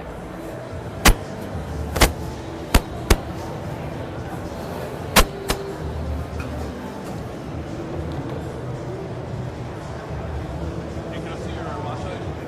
Yeah. You can come out pretty well, but I think it could be a little more pronounced. Cool. Use as much as you need. In fact, God, I've had people coming up asking if we were selling matcha all day long. you're selling it? Yeah, if we were selling powdered matcha all day long. And I was like, and one of our companies is, but they don't have any here. This is all kind of pre-product stuff. Is that your company? Yeah, this is my matcha. You take it home with you. That's for you. Yeah, thank you. I wish I had some of your cards because people were looking That is for my it. card. On the other side, that's my business card. Actually, I can leave some here if you. Oh yeah, you need some more? Or our show's almost done. Half an hour. Most of my tea people are on the way out. Hey, one of our viewers in chat is interested in where you're located, Ned. I am out of Charlotte, North Carolina. Charlotte, North Carolina. All right. Cool. My home bar is kind of a diving venue called Snug Harbor. Snug Harbor. Snug Harbor. There are several Snug Harbors across the country, including one in New Orleans. It's a fantastic place. I love it. Among that other is spots pretty. that I've, the Gritty Mule is one where it's a little more craft cocktail oriented. Our viewer on chat knows your spot. Yeah. I like that. Also a tea expert. Becoming one. Yeah, certainly. Yeah. All right, guys. That certainly is pretty looking. That certainly is pretty looking. I think this would make a fantastic egg white cocktail. They're like a coupe glass with something you can do like ripples on. Yeah. But the color green is beautiful, and if you had like, will be just a very light kind of off-white cream with the egg white, or you can use like, it's good. Salud. Yeah, cheers. Salud. Yum. That's what I mean. This is a dangerous cocktail. Yes. Makes you. It's nice. Yep. I like that. Thank you so much. Thank you. All right, so someone else in chat says that you have to come to our party. They insist that you come to our party. Are you Where? here tonight? I am here tonight. I'm actually, my buddies are going back tomorrow. I'm here tonight, but then I rented a Yukon for like 11 days to go drive through Utah, which I hadn't been to. So Awesome. So I'm just like, I bought all my camping stuff, but I'm just going to be, I didn't realize it was going to be like 115 in the desert, and any place where it got high enough to have trees is going to be on fire, which makes it well, yeah, what different. Southwest of Utah. There's no fires yet. You should be okay. Yeah. I haven't heard any fires. There's like a 10,000 acre. There's a bunch that have popped up in the last 2 weeks. Yeah. There's fires, There's a place above Moab where I was like, oh, well, I'll go do all that, but I'll be staying in a place that's like 9,000 feet, so I won't be like sweltering in heat. And like be right at the entrance to that place is like an 8,000 acre fire, which it's been contained now, but I still don't know if I'll be able to. Yeah, it's sketchy traveling where fires are, even just infrastructurally. You might want to melt at the pool. It's about minute 3. Hello, my friend. How are you? That looks healthy. Both are healthy. This is a matcha vodka matcha cocktail made with matcha love. Yeah. Yeah. That's right. And this is made with a more traditional matcha. Well, we got a question from chat. We got to ask Ned one last question. So these are both like matcha vodka, a little bit of lemon and a little bit of simple syrup. And I'll make another round of one with cognac. This will be cognac. Really good. Excellent. I'm glad you like it. I'll make another round of cognac. And that does not look like matcha. Which is, yeah, no, the RTD. I mean, you could tell in the color. Did you show the color difference? Because Vol in chat wanted to ask. You don't need to ask. It's much different. The world's different. You can see the color difference between the two. It's much different. One's yellow and one is green. That's the green one. That's the yellow one. A world of difference in the flavor. Right. Yeah, the color is, but the flavor. Oh man, it's crazy. It's crazy different. It's so good. It just grounds everything. I think that's the best way to say. Like when you add matcha to any cocktail, it just like it creamifies it, it grounds it, and. But the same thing happens to beer. When you add matcha to beer, it's just like if it's too hoppy, it's like now sort of smoother. It just tones everything down one step and makes it just really pleasant. Incredible. Yeah, Bull, thank you. She says yellow because proponents aren't as good. I mean, yeah, that's it. All right, you can head to the you can head. Follow him. He's got the next destination. I'm gonna make sure that Ned knows about our invite for sure. Yeah. So you guys can go. I'll follow. Where's the party you talking about? It's on the back of that bag of matcha. so you don't lose it. My address is there. We start from 6 p.m. until late. So come, please. I want to see you there. And bring Bob. I gave Bob the invite too. I'll be in the mercy of 5 or 6 person dynamic. And you can bring people. Bring people. If you got 5 to 6 people with you and you're looking for the next thing to do, and we're right next to Area 15, so you can go to Area 15 at the same time, which is an exciting new place. Please, I want Elise.